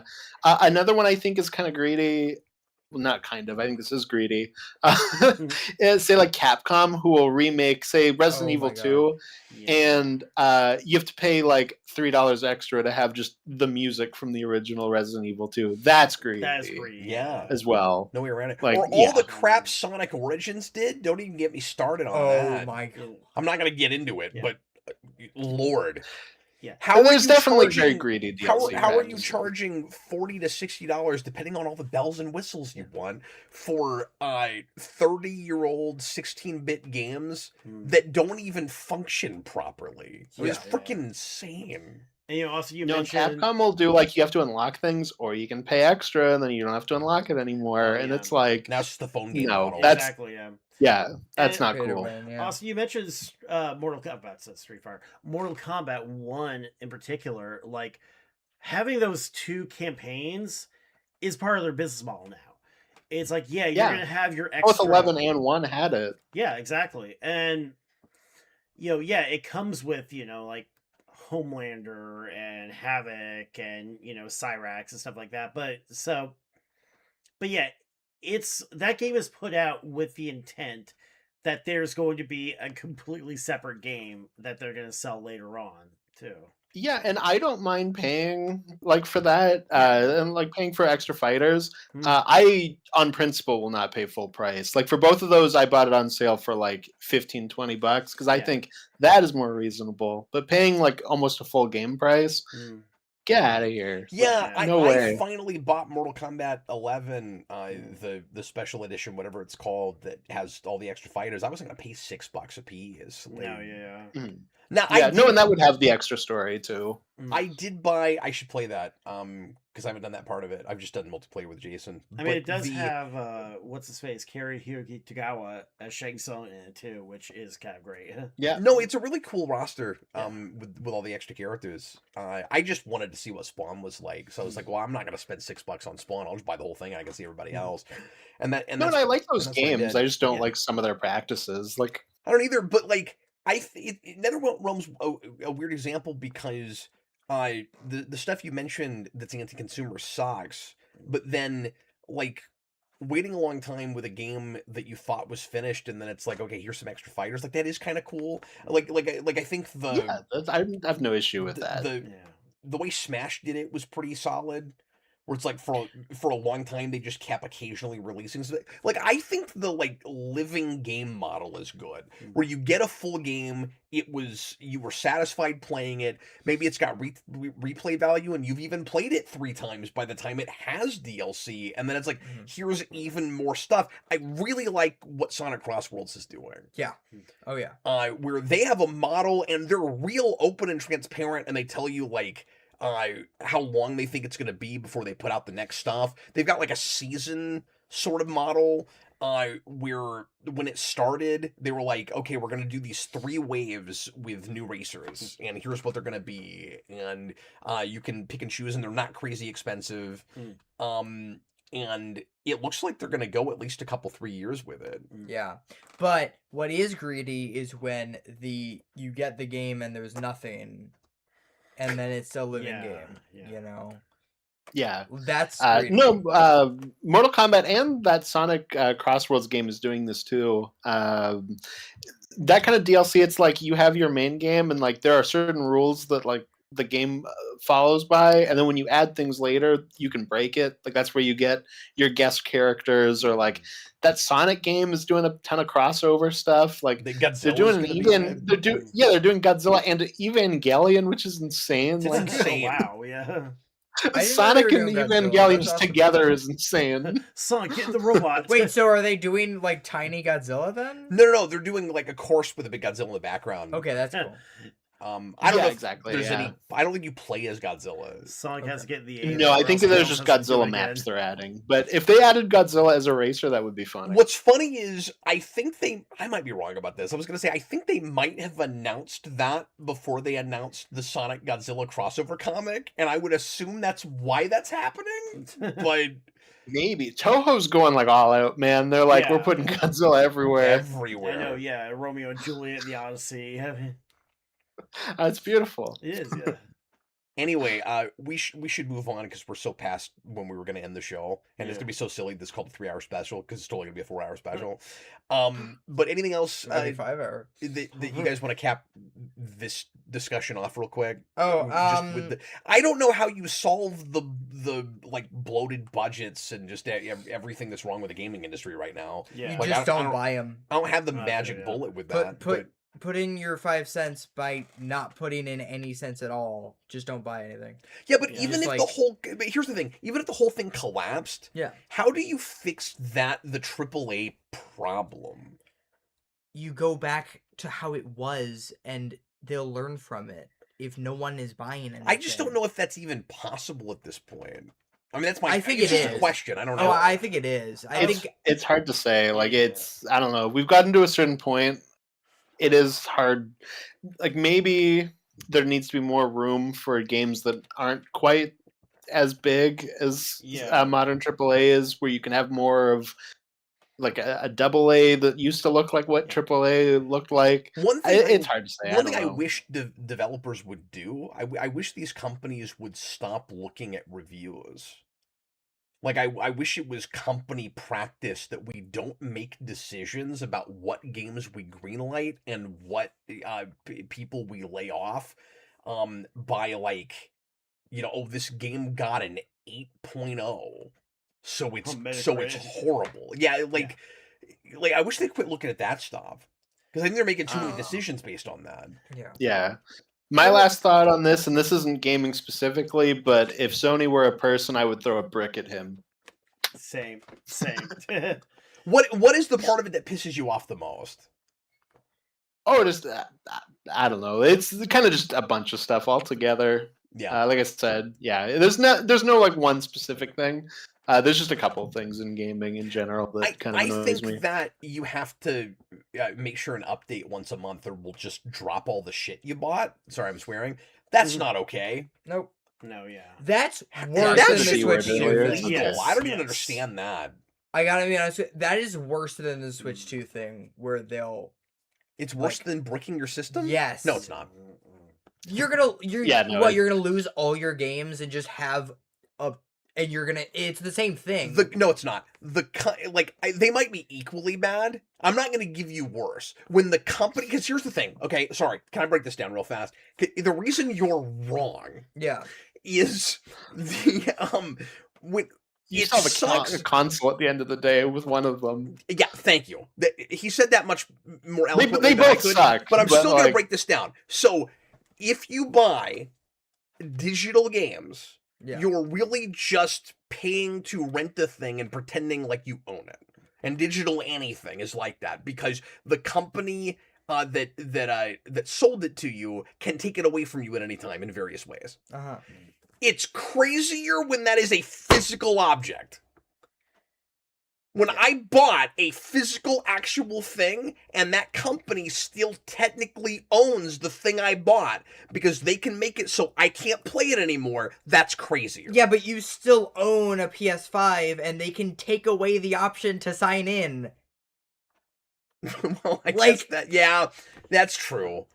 The PS6 No, you're right. or the PS7 comes out. It's not the same thing as bricking your system, but that was not the comparison you were making. You were just No, talking I'm about them taking movies away from you No, versus bricking a digital system. games. That's and what you games, were talking about. Like your downloaded everything will be taken away from you, and so what they'll do. It's still crazier when it's a physical object. So what they'll do is they'll put out the PS6, and then they won't care about anything with the PS5 anymore, or the PS7, whatever. They won't care about the PS5 anymore. They'll take away everything with the internet with that, and then you just don't. Well, have I anything. forgot about the banned system thing. And I do want to point out too that I think it's a big That's indictment insane. of the gaming That's like industry. breaking it. Here's it's like a big indictment of the gaming industry that this is a debate we're having. That we're that this is where like, okay, so what's worse? Maybe Yeah. we should just Yeah. take No, that makes it feel so much more dire. Yeah, I know. This is is the the conversation we're having right now. This it just makes me feel like we need to take the internet away from video games, and I think that for many reasons. Yeah. But that is one of them. That like they are able to do that to your system just because of the internet and because of through. I mean, that would cause quality control problems and stuff like that. I mean, one thing that is nice is that you can patch problems. Like if we weren't connected to the internet, you could buy a broken game and it will never work. Patches used to be a lot harder back in the day. Yeah, Absolutely. But you're taking so long to make the games anyway. It's fine. I remember back in the days where you All I have know to is I had buy- a great time with First Light. It was a great game. I I had want a to play good I First time. Light wanna so play bad. it. Yeah. Oh.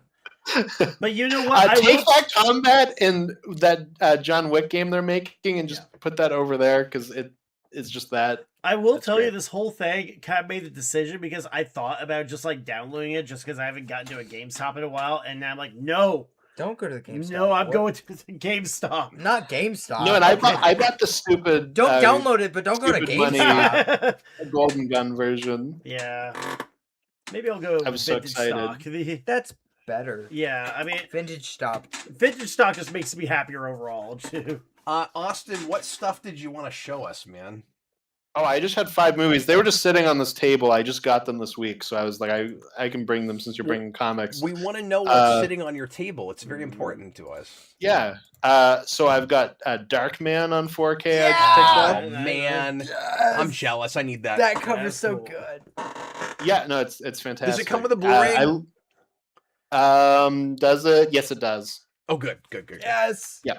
Yes. I got Army of Darkness on 4K. Nice.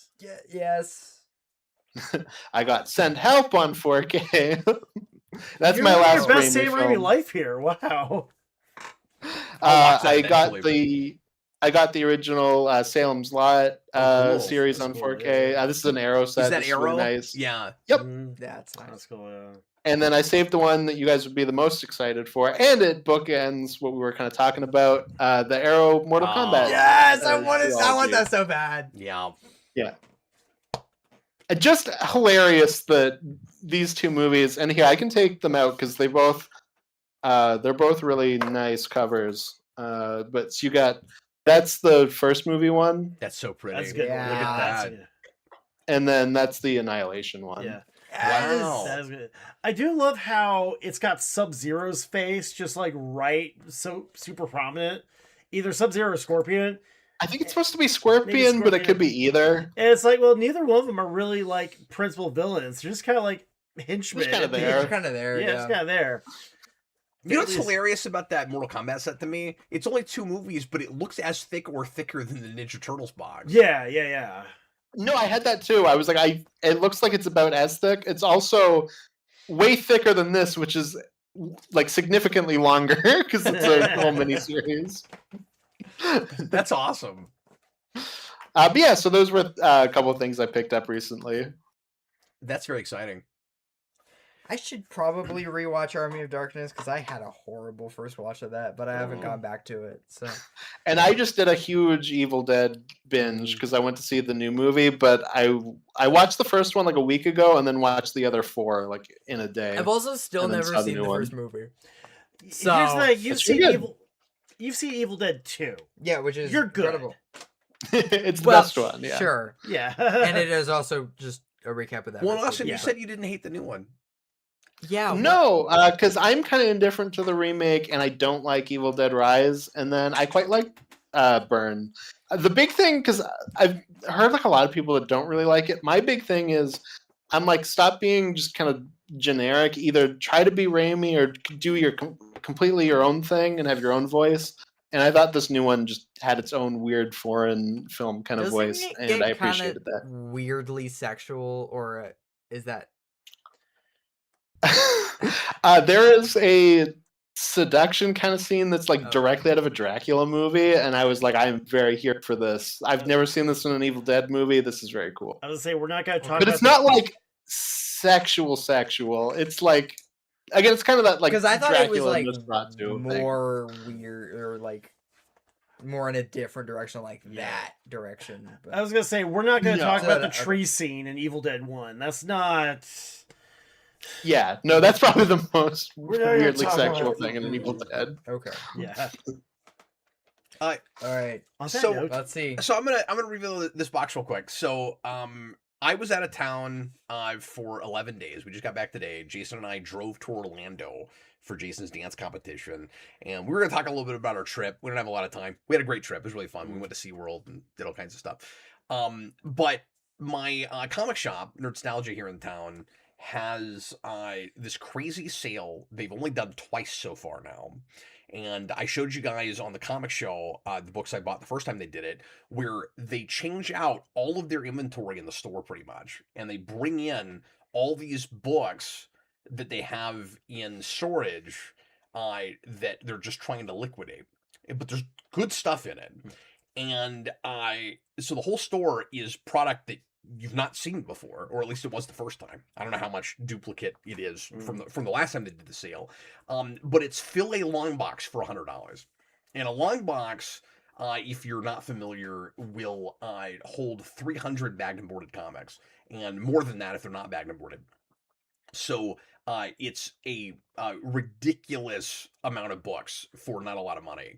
And so you're talking kind of dealer prices at that point, like less than 50 cents a book, probably like 35 cents or better. And so I really wanted to take advantage of that sale again, and I was out of town and I couldn't. And I was like, God, what could I do?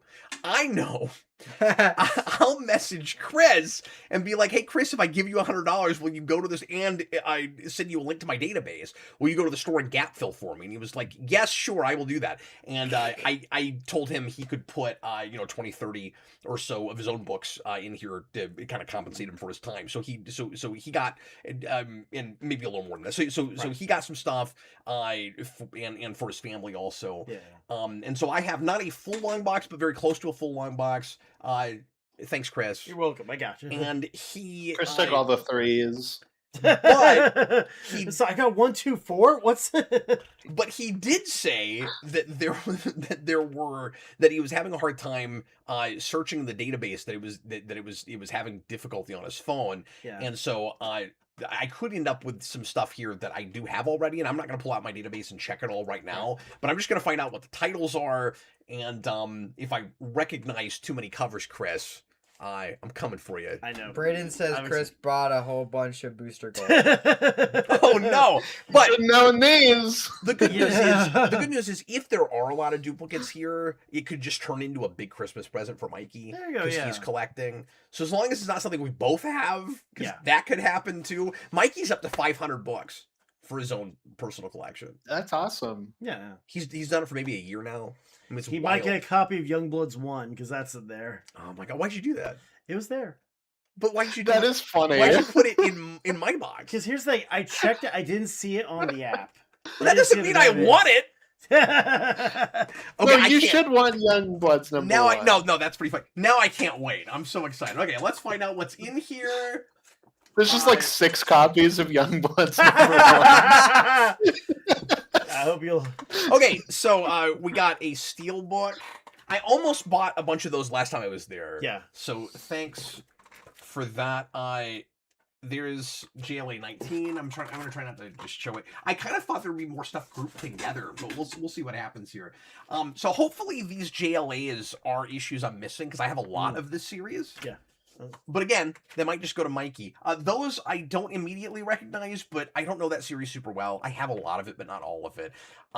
Marvel Handbook. That's cool. Hey, look, it's Fury of Firestorm.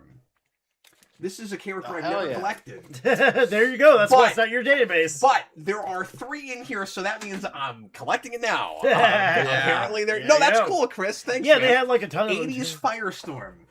And then we got, I've never seen this, DC Comics presents Superman and Hawkman. I probably have some DC Comics presents. I'm not seeing specifically that one. Here's some Adventure Comics. Aquaman. Oh, look, it's $20.99 unlimited. I have kind of been wanting to go for a full collection of all of $20.99 from the 90s. Not the more recent stuff. Yeah. But yeah, so that's cool. Thanks for that. It's cool in the sense that I want them, not in the anyone cares they're worth anything. There's a Superboy I'm pretty sure I don't have. Hey, so far so good here, Chris. Thank you. Superboy 23. Sweet haul so far. 24. Okay, here's some Superboys. And I don't have very much of this series, so that's cool. Wow, there's a big chunk of that. Yeah, I mean, there were a whole bunch of Superboys. It was a lot of stuff that, once I got the app working, did not pop up. You were able to tell I didn't have. I was able to tell you didn't have. No. Okay. I'm just waiting for when you get to the section where you now own all of Youngbloods. By the way, Chris, this was a crazy thing to ask you to do, so I really appreciate it. No worries, no worries. So yeah, a ton of Superboy, and then here's some Stormwatch. All right, You gotta have Stormwatch, you know. apparently I have to have some You have to have Stormwatch. some Stormwatch. Well, you have 3 issues, so now you have to collect it. Yeah. There you go. Yeah.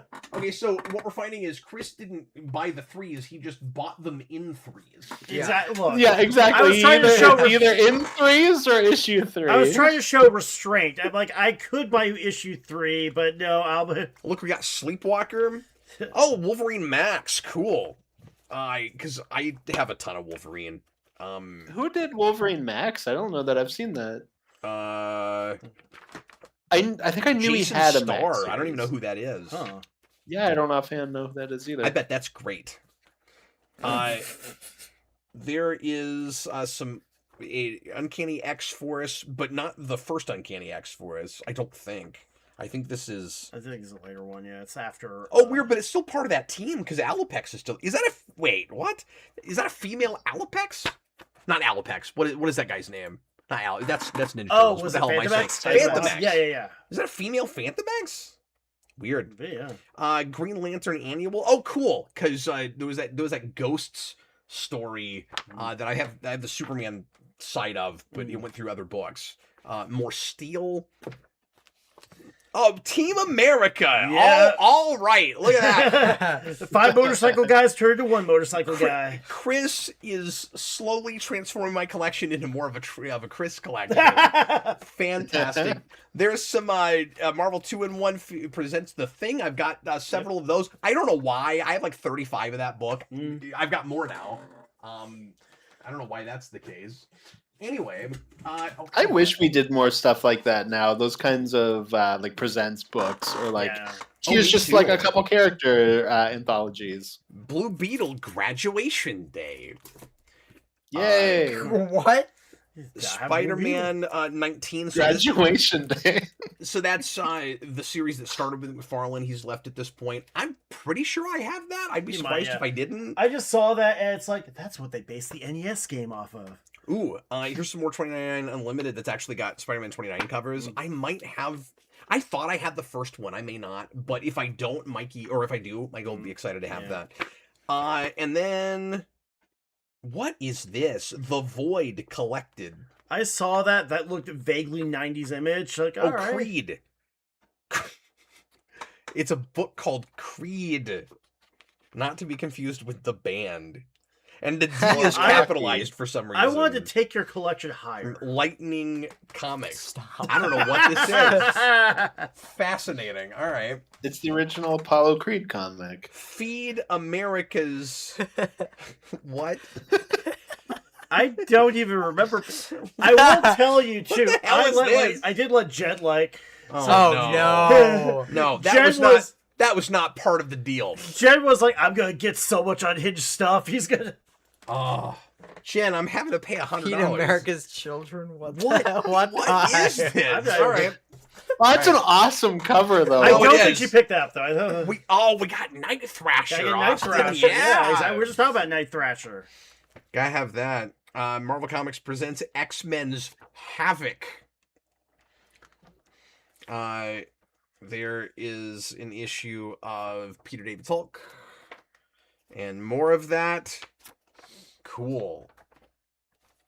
Oh, look, it's Planet of the Apes. Oh, that's interesting. Look at these. See, this is stuff I would never pull out myself. Is that the old But I'm school not Marvel stuff? or- Unhappy. No, this is Adventure Comics. Okay. And I don't know what era this is. I'm going to assume like early 90s, maybe? Yeah, it was one of those I saw. It's like, I can't even really...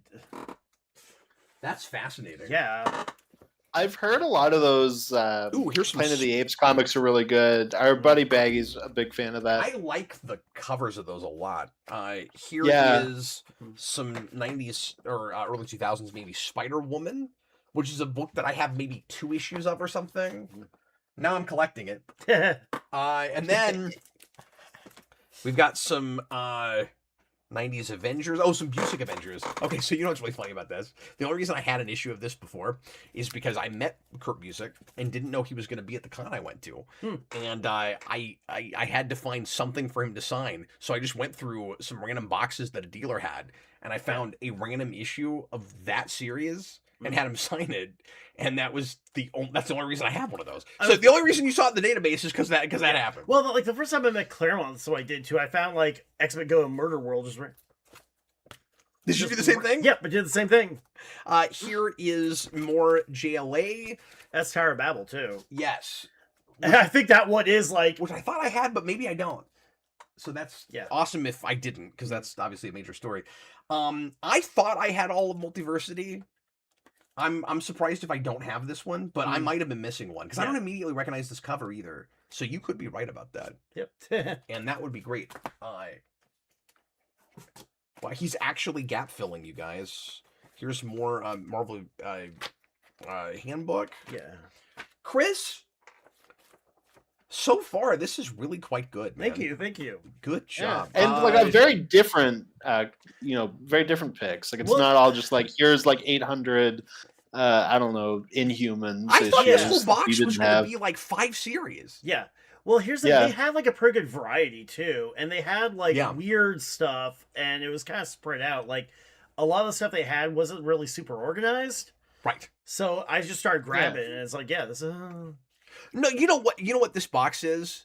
This is like the supermarket sweep comic. Pretty box. much, actually, yeah. That's exactly what this is.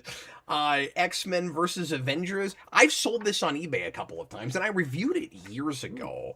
I had this period where I would review stuff I was going to sell, and then I would advertise the eBay auction at the end of the. That's nice. That's great. Infinity Crusade. That's some greedy 2. DLC practices. And you can have the thing I just had in my hand. Yeah, deal. X-Men Forever. Ooh, look at this Mystique cover. Look at that. See, this is what she should look like in the movie.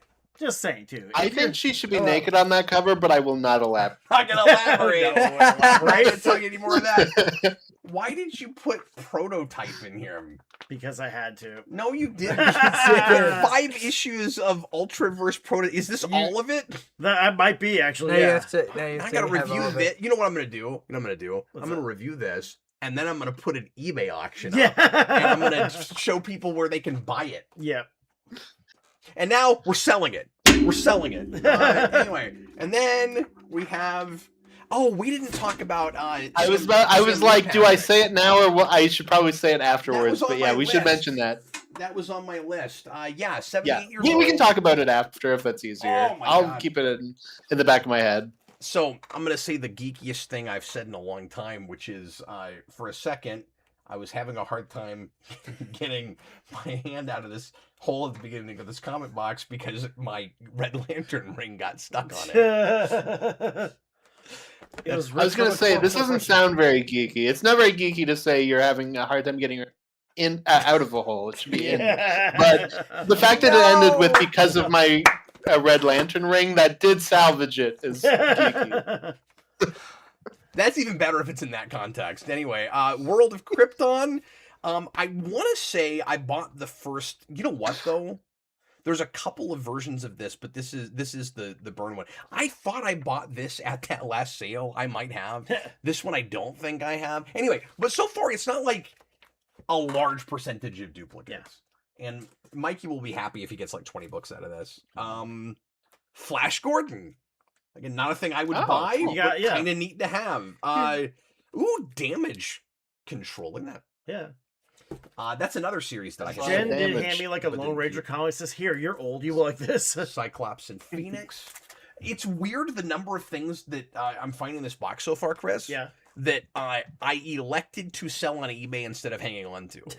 It's like you're giving me back all the stuff I got rid of. Welcome. And not like, oh, I hate this, so I don't. You just the sacrifices I made so that I could stay in the green. You know? Impulse is the most powerful hero in the universe. I love that. I mean, look, issue 86 of Impulse, and can we just marvel at the fact that somehow there were 86 issues of Impulse in the mid 2000s? If that were now, it would get to issue 2. I know, yeah, they rebooted a couple times. Well, it's not Marvel though. Yeah, fair enough. John Byrne's Next Men. Okay, so this is an example of a book that I have had in my possession, but didn't sell because they wouldn't sell. You see, but now I have them, so I can read them, and then I'll put them on eBay. Yeah. No, I'm kidding. I won't do that because then we'll buy them. Here is Marvel Knights Punisher. Oh, NS Punisher 1. That's cool. I think Hell that's the yeah. actual like continuing series after like Look Back Frank. Okay. Yeah. Oh, okay, I was gonna ask, what that one was. Punisher 50 from the 90s. That's cool. Again, not a big Punisher guy. These are really good covers. Wow, this one especially. That's dark and sad. Yeah. Punisher 14. Here is okay. So when we get into Superman, we're gonna have problems because I gap filled a ton of the 90s Superman series, all 4 of them. Last time I bought a box like this. So I'm definitely gonna have some duplicate issues there, I'm sure. Mike will be happy. Yeah. Yeah, I have had this issue like 19 times. Yeah, that one I've got. This one I don't know if I have. And again, I'm not looking at my database right now, so sometimes just based on the cover, I'm not gonna know. Especially because when I gap filled, I don't know what all those covers are now. You know what? This one I have, but maybe not this weird kind of embossed cover. I don't think I have that. That one I definitely have. That's a very famous cover. Yes, Mikey will be happy. Oh, that's Plastic Man, not Impulse. The most, what was it, popular? I don't remember. We love Plastic Man. Action 652. I don't think I have that. Oh, look, it's Maxima. She's supposed to be in the new Superman movie. Yeah. I think. Yeah, yeah. Moving right along. This is weird. Why did you put this in here? Clive Barker's The Horrors. Oh, that's awesome. You should have said it to Austin. Austin, you might get some stuff from this box, buddy. Look, it's The Demon by Alan Grant. And Hell then, yeah. We got. It's just the me section. Well, it's gonna get away from that. Here's X Factor. Some of this Executioner Sonic stuff I don't have. Not that it's good. Yeah, I mean it's not the best, but you know. Look, it's very shiny. Generation X. Yeah. Ooh. Okay, I'm almost halfway there, everybody. I hope nobody's bored. Halfway there. I'm gonna have to move some stuff around here. Give me a second, everybody. Give me a second. Give me a few. No one's commenting. No one cares. Okay, hold on. Look, he's got Generation X. He's got Generation X. Yeah, see, no one cares. Yeah. Yeah. Can you grab this other stack for me? Yeah. Off the desk here, and then we'll go through the rest of this box. This is fascinating. This is definitely very different than this box would look if I had been there. Look, it's Ewing's Gamma Flight. I didn't know about this. Why is that a thing? That's it's a spin-off of Immortal Hulk. Basically. Oh, okay. Yeah, okay. That's. Hey, sorry, I'll be right back. All right. Okay, we'll see you later, Jason. Yeah. We'll miss you. Look, it's it's Gate Crasher. Because I've read Wizard magazine. Oh man, there's some random stuff in here. Black Bull. I've never heard of this press. Crazy. More Dark Reign Punisher. Ooh. Oh, you said those Dark Reign. That must just be like an homage cover. Yeah, I don't know. Let's remember. Oh, yeah. Okay, yeah, no, it is just an homage cover. There's like one of the first Punishers when he gets the ongoing He's is got that the where he's like got the bazooka, rocket launcher through the window. Yeah. You know, I used to have a full run of War Journal. Oh yeah, nice. When I was like 12 or 13, I was at a flea market and I got a good deal on the whole run. Yeah. And that was a thing I sold at some point, but So yeah. because I'm not a big Punisher guy. Right. He got the first issue of Official Handbook of the Marvel Universe. There's a bunch of these in here. Yeah, there were a ton of those. Yeah, I love stuff like that. That's awesome. More Superboy. Sam, my dad's got a couple just random issues of those, and they're always really fun to look through. Yeah, it's funny. Like I got like a whole bunch of those. I would buy those every time I saw them. The young blood is started, folks. There we go. Yes. Young blood strike file. So that's not even the first young blood. No. That makes me so excited knowing that there will be more young bloods. The young bloods number one. It's by our friend Bob Lee Field. Bob Lee. I love how you pronounce it. It wasn't even Lee Field, it was Lee Field. The Field. That sounds like the way my Google Maps would have said it. No, I love that you pronounced it that way and said Bob instead of Rob. I had to. There's a street close to my street in this neighborhood called Westgate. One word, Westgate. And the map program will always say, turn left on Westgate Street. It's like, it's not Westgate Street, it's Westgate Street. It's not like gate, but it's the west version as opposed to the east version. Yeah. My phone, when I'm like playing music in my car, sometimes I'll you can ask it to play songs, and I'll be like, "Oh, play the Mothra song," and it will pronounce Akira Ifukube as Ify Cube, and it makes me laugh every time. Yes. Okay, we've got a creator-owned book from Image by Kyle Higgins called Hadrian's Wall. I've never heard of this, so that'll be cool. That looks neat to sample. That looks neat. Thanks for that. Yeah. X-Men versus Avengers, more of that. We'll see if we end up with all of this. That's, I mean, really crappy shape, too. Yeah, no, some of these books are a little rough. This is bad. This doesn't even belong on the dollar bin, you guys. Like, that is rough. Oh, it's bad. It's real bad. Warlock and the Infinity Watch. You guys want to sit down? Yeah. X-Force and Cable 95. I always thought this was just one of the worst looking logos of all time. It's terrible. It's the most 90s thing ever, too. So bad. Amazing Annual number 10. Falling apart. Not even, like cover detached now. Yeah. Is that the one with the... Beautiful. Yeah, there were a few with the human fly, like actual stuntman, the human fly. Okay, you guys ready for this? Yep. This at one time was a $6.99 book. Oh, this is by Tinian. The Oddly Pedestrian Life of Christopher Chaos Halloween Special. Hell yeah. I don't know. I don't even know what this is in the first place. It has a Halloween special. Yeah. I don't know what it is, but I like it. Black Cloak, Kelly Thompson. Yeah.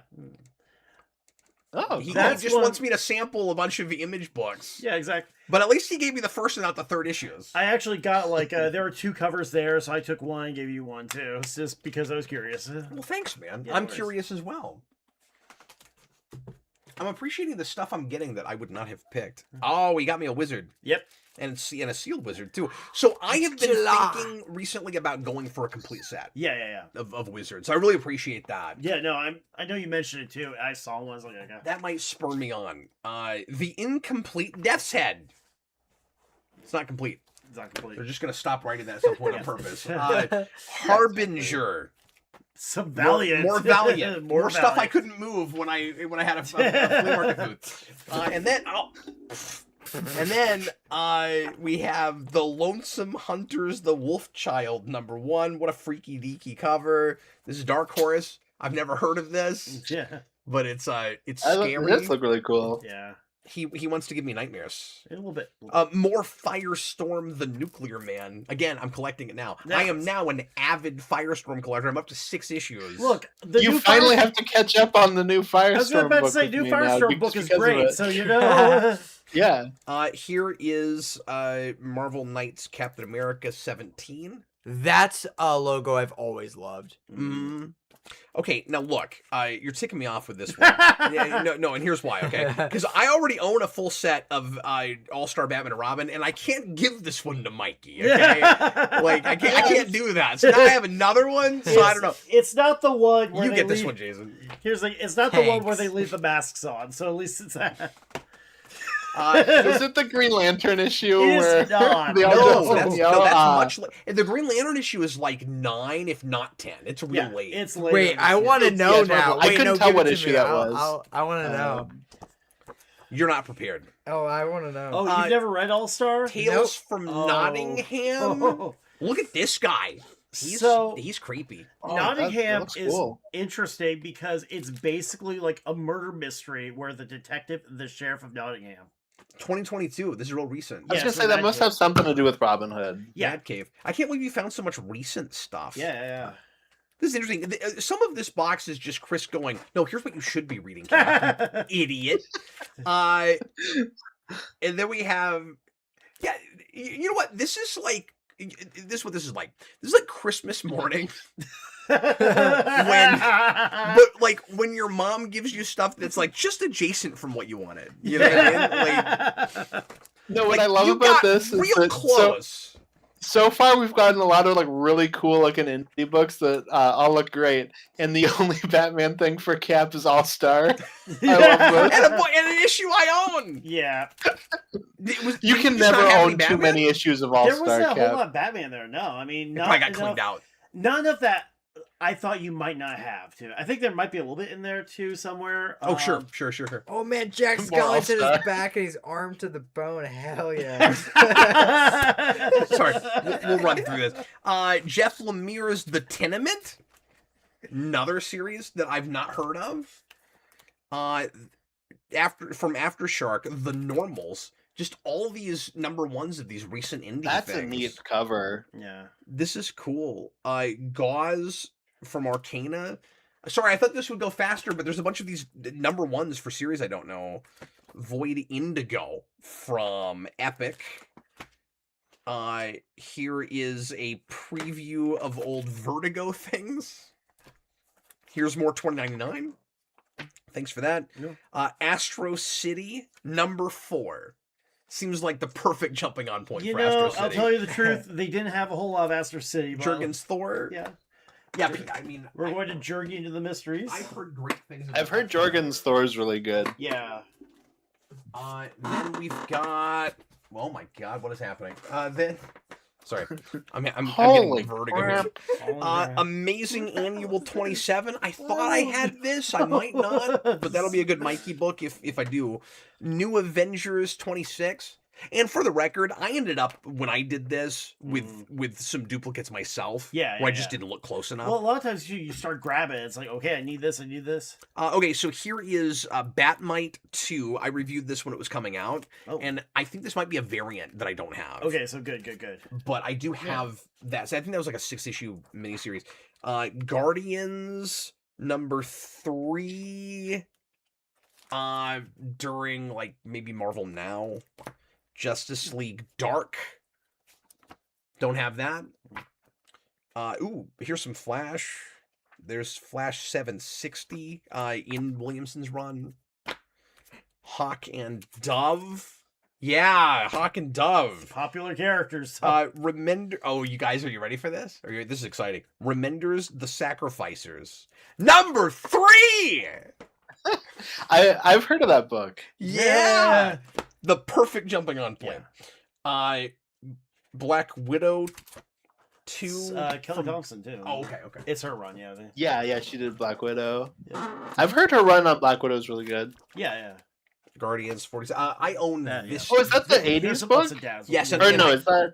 It is. Yeah. It is. And It's I still Ghibli art. own this entire run. I do have all of Oh, that. cool.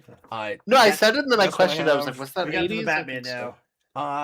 There is some Batman here. And All-Star Batman #9. War Games. I probably don't have those. Detective 809. Some of this does not look familiar. That I think I might have. This I definitely have. Mephisto versus the X Factor. Again, those will be great Mikey books though. He'll be excited to have that. And then so don't feel bad. Oh, like I'll definitely be able to use these. Yeah. Mephisto Chris, versus you the should X feel Factor. bad and then go cry about it. I'm just giving you crap. Ruin my life forever. No, This is you got an issue of All-Star Batman and Robin, Chris. You are a god amongst insects. Yeah, that was good. Did you actually read that? Yeah. You just read this and said that was good. Here's like the random issues. Are we gonna sit here and review All-Star Batman and Robin? I have an entire. We're already over 4 hours, dude. Yeah. I mean, 10 sorry, out of 10 wouldn't change a thing. Just give it an ending. what were you gonna say? Just that I have the entire run ready to go. Fantastic Four.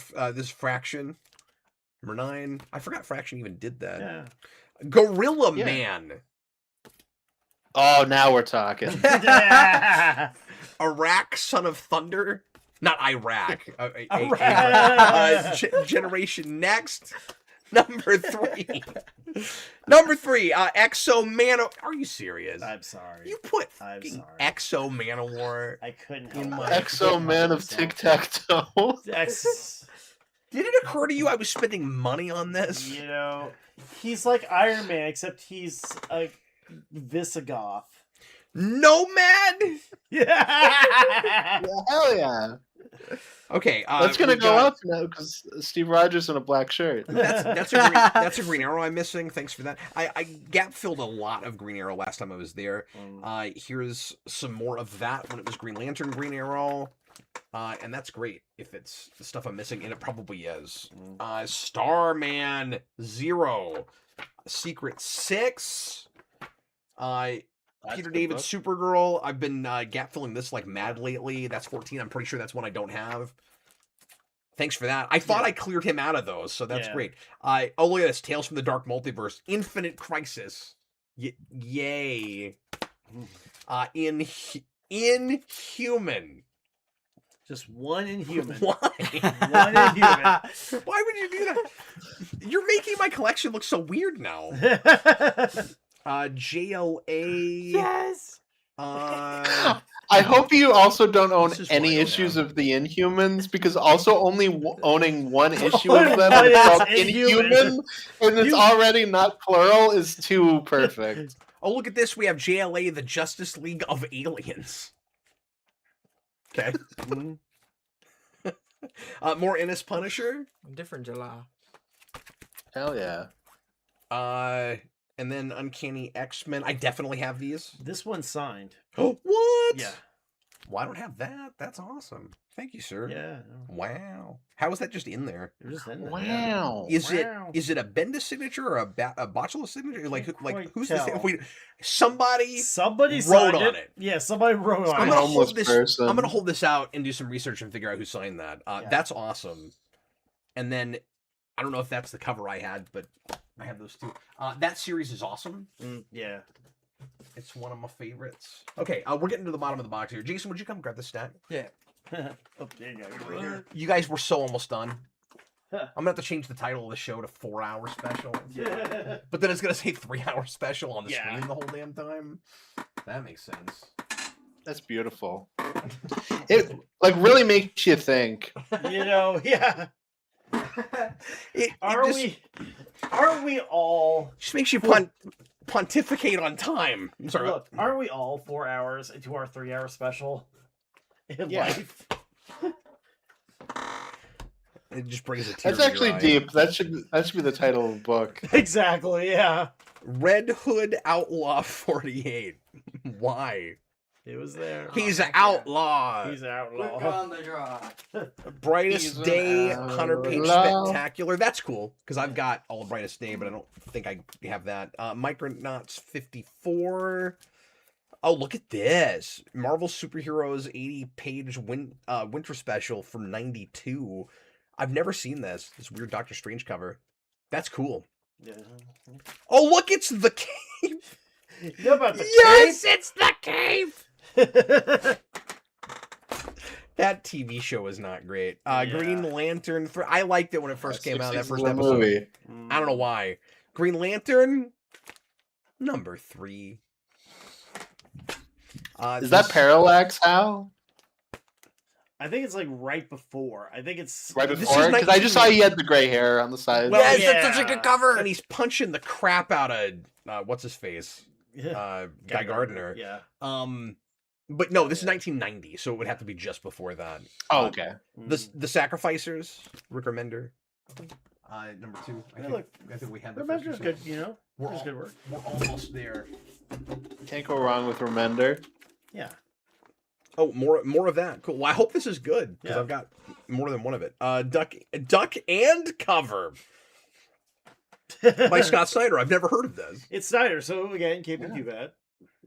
Duck and Cover. That's a Dark Horse book. Yeah. Yeah, there's 2 of these. There's a 1 and a 2. Blue Book by Tinian. Never heard of that? Yeah. I have. I think they did a sequel recently called The Red Book because I was interested in trying it, and then it was like it is a sequel to the Blue Book, and I was like, oh, okay, that someday I will try these. Yeah. I might change the title of this to 3-hour special plus 1 hour. Yep. Yeah. Plus more. Wolverine and the X-Men. Plus 1 hour. That was Cartoon immediately Events. after Shiza. That's when Wolverine ran the school. Yeah. Yeah, That's Jason Aaron's first big X-Men title, Yeah. and that's a True Believers banner. So Mm. because that book would be worth more than that. Nightcrawler, Archangel. I have this. That'll go to Mikey. Yeah. Storms limited series from the 90s. This is an issue of that I don't have. There's another one of those. That's cool. She-Hulk. Don't ask me why I already have some She-Hulk, but I do. Yeah, sometimes- Oh, Austin's gonna be so excited. I've got some Here it She-Hulk, is. no elaboration. Here it is. Here we Yes! got it. We got it. And I honestly, can't believe you Youngblood. don't already have that. there Actually, should be one of these in my collection. I don't I know. thought I saw, Every comic book fan should have a copy of Youngblood's #1, just a hat. or they should be sent to the death I chamber. have that because it's Chapel. Mm. Well, because it's Youngblood's #1. More Yeah, X-Force. so what? Death Metal Legends of the Dark Knights. Look at this thing. There's a big one shot. Mm. Because you demanded it, X Factor: The Return of Strong Guy. Yeah, I demanded that. Look, we like Guido. Oh, he did. Strong guy, he's back! Austin, look what he did. Look what he did. Uh-oh. Thunderstrike. I've got a Thunderstrike in my office. Thunderstrike #1. Yeah. Oops, sorry. He's like, all of us have a Thunderstrike. Yeah, no, we love Thunderstrike Yeah, in we this do. dojo. Avengers Yeah. Initiative. We're getting down to the wire here, guys. Mm. Astonishing X-Men 13. I thought I had all of these, but I may not. There's another one of those. Oh, sorry. Yeah. Oh my god, this is amazing. This I didn't know about this. Mm. Okay, you guys ready for this? Yeah. You're not prepared. You're not prepared. Will I it was top hoping- Youngblood's #1? This is J2, #1, the son of the original Juggernaut. Yeah. What? Juggernaut. Wait, I need to see that. Juggernaut's like fail son in the future. His failed son. You. Your son failed. Oh my god. He's not This is my the- favorite the character. Juggernaut. 150. Yeah. Batman Shadow of the Bat 75. Ooh, thanks for grabbing that. I definitely didn't have that. That's a Brayfogle and Grant Yeah. Buckingham book. That's a cool cover. Here. Okay, we only have a short stack here. J2. J2. That's amazing, dude. J2 Winter Special. The Mighty Jucks are back. He's really trying to get me on No. Ultraverse. He wants me to have a whole short box of Ultraverse. Look at this. Ultimate X-Men. That was not a great book. It was. Planet. I have some of it. I think so. From There's the more one of the better Planetary. sides. More Planetary. I mean, I like Planetary. Yeah. I mean, I hear good things. I've never read it. Yeah. I've read like the Is it first. intergalactic? Peter David's X Factor #1. That's awesome. Yeah. More of that. Ooh, cool. Thanks for those, Yeah, dude. no worries. That's great. Oh, that's funny. This is that facsimile of Adventure 210 with Crypto, and I grabbed one of those when it came out. Yay! Yeah. So I'll give that to Jason or to Mikey. Jason, X yeah. Factor I don't 71. call myself. Grit from Scout Comics. I don't know what the hell this is. Grit. Is it True Grit? Or who it is Grit? Wickman? No, this is the fake grit. The It's fake not true grit, Yeah, grit. the Yeah. fake Grit. Yeah. We'll see how that is. First Comics Shatter. Okay. Shitty. Oh, here's a Who's Who in DC. I've been actively collecting those more lately. Yeah. Guardians 18. Again, I have this series, but I'll give that away. Justice League 26. That's cool. I like that period of Justice League a lot. Yeah. Fantastic Four 297. I'd be shocked if you got me a Fantastic Four I don't have, but I don't recognize that cover. Yeah. So you might have managed it. Why are there two? Why is there another Thunderstrike #1? You gave me. Can I give you two number You gave ones? two of these. Oops, sorry. Sorry about that. One for you, one for Mikey, baby. Exactly. Yeah. Uh, He needs to learn. He needs to learn about. More Williamson Flash. Which is cool because Austin keeps talking about that. Action. Oh no, I'm 866. reading North, but I've heard Williamson's. That's right. Flash- Williamson's off of it. North is on it. Yeah, exactly. Some of this I have and some of this I don't. There's a Brainiac arc. Again, I think I might have bought those at the last sale. More Injection. Didn't we have one of those earlier? Oh, No, maybe that's the first I don't remember Injection. that title. Yeah. Okay, and then Infinite Horizon by Dugan. Heck yeah. Yeah. There's so many of these. Jerry Dugan, who made Wonder Man cool. This is really cool of you, though. All of these like first issues of random new, maybe not random, but new indie things that I have not heard of. Right. I always like doing that kind of sampling thing where people just get you like a bunch of different random #1s. Yeah. Immortal Sergeant by Joe Kelly. Oh, Gene Roddenberry, Xander Lost Universe. Yes! Yeah. Remember that? Yeah. I remember that. Oh, he did it. He did it. Ravage 2099. But if I'm collecting all 29, I gotta finally buy You these. gotta. I've sold this series like 9 times. I'm gonna finally bite the bullet and keep one. 9 times. Animal Castle. Oh hell yeah! Yeah. That sounds cool. Who's that one by? Xavier Dorison. I don't know who that is. Don't know that was- I don't recognize that Ablaze offhand. is a house I don't know. Publisher I've not heard of. Captain America Theater of War, Paul Jenkins. I don't think I have that. I have a ton of Captain America. Spider-Girl 9. I'm pretty sure I've got that. And then Yeah. Superboy 21. This is a fascinating box. Like, wow. No, there's some good gap filling stuff there. There's some stuff that I had already, but I think it's a small percentage. Yeah, good, yeah. So, thanks, man. Yeah, no worries. No worries at all. That's a crazy box. Yep. Jason, would you read Bag's super chat real quick? Yes. And then we will totally freaking leave. We got to mention that the Sam Neill thing after. Oh, yeah. but, Oh, yeah. because you put a pin in that. Mm-hmm. Thanks for reminding me. That's so sad. But I told you, Bag loves those Planet of the Apes comic. Yeah, he put in Yeah. a super chat to tell us so. $5 from Bag Studios. Yo, those Malibu AC Apes comics are a cool find. Issues 14 through 17 and 20 through 24 are some of the best Apes books pre-boom era, but that series has been largely forgotten. Yeah, the cover. Yeah, he's went through a lot of those. Yeah. It sounds like there's some really cool stuff in it. Well, thanks again for doing that, Chris. Yeah, no worries. No worries. I'll let you know where percentage turns out to be duplicates. But I think it's gonna be like 5. I mean, I think it's pretty small. Okay. Yeah. So Sam Neill passed. Yesterday? Yeah, like just with the Yeah. or so. He was 78. He had just beaten cancer and was planning to get back into movies.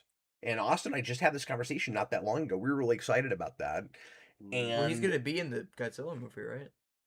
Yep. Oh, Yeah, did because he I was shoot that? very Did he shoot excited. that? Yeah, that's done shooting. No, I was very excited when he was announced for that. Yeah, because that comes out like March next year, I think. And then obviously announced that he beat cancer and was gonna do more movies, and I was very excited about that. And then we got the news yesterday that he passed, and Yeah. it sucks. And his family's not disclosed yet how he died, but they say that he didn't have any cancer in his system. So that's not what had didn't The come article out. I saw just said it was very sudden. Yeah, So we have no Yeah. idea. But that's really sad. yeah. Sorry, I'm tired, but me too. no, it We'll get going here. no, it is very rough. It kind of hit me today where I was like, that really sucks. Like I was very excited about some of the stuff that he was doing and very happy, obviously, that he beat cancer. And then the fact that it was just like so sudden, Just it to really fight that sucks. so long, and then Yeah. that's mortality, man. Yeah, exactly. rough. Yeah.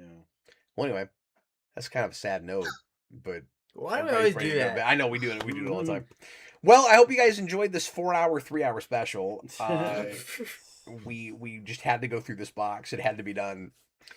And but we covered lots of ground. We talked about tons of things. We'll talk more about the Paramount thing and whether we think that will even happen next time we have a chance to do a show like this. I don't know what the next big new movie is, like what's coming out over the weekend. Austin, you know what's coming out this week? The Odyssey comes out this week, I think. Oh, really? Oh. Okay. Yeah. We may have a Captain Logan show Monday, or some of us might be reviewing that. I'm not sure yet. I haven't decided if I'm going. So, like opening weekend or not. So we'll have to decide on that. But anyway, thanks all as always, folks, for watching. We appreciate it. We can't even put sentences together anymore, so we better get going. But hope you enjoyed the show. We're back. And we're going to be doing lots of things this week. Next week, we'll have a few shows, but I've got a writer's meeting, so it won't be a full week of shows. And then the week after that, I've got one more trip. I should say my kids have a trip, but my wife and I are going to be taking a week off together that week. So after that, we should be kind of back to normal.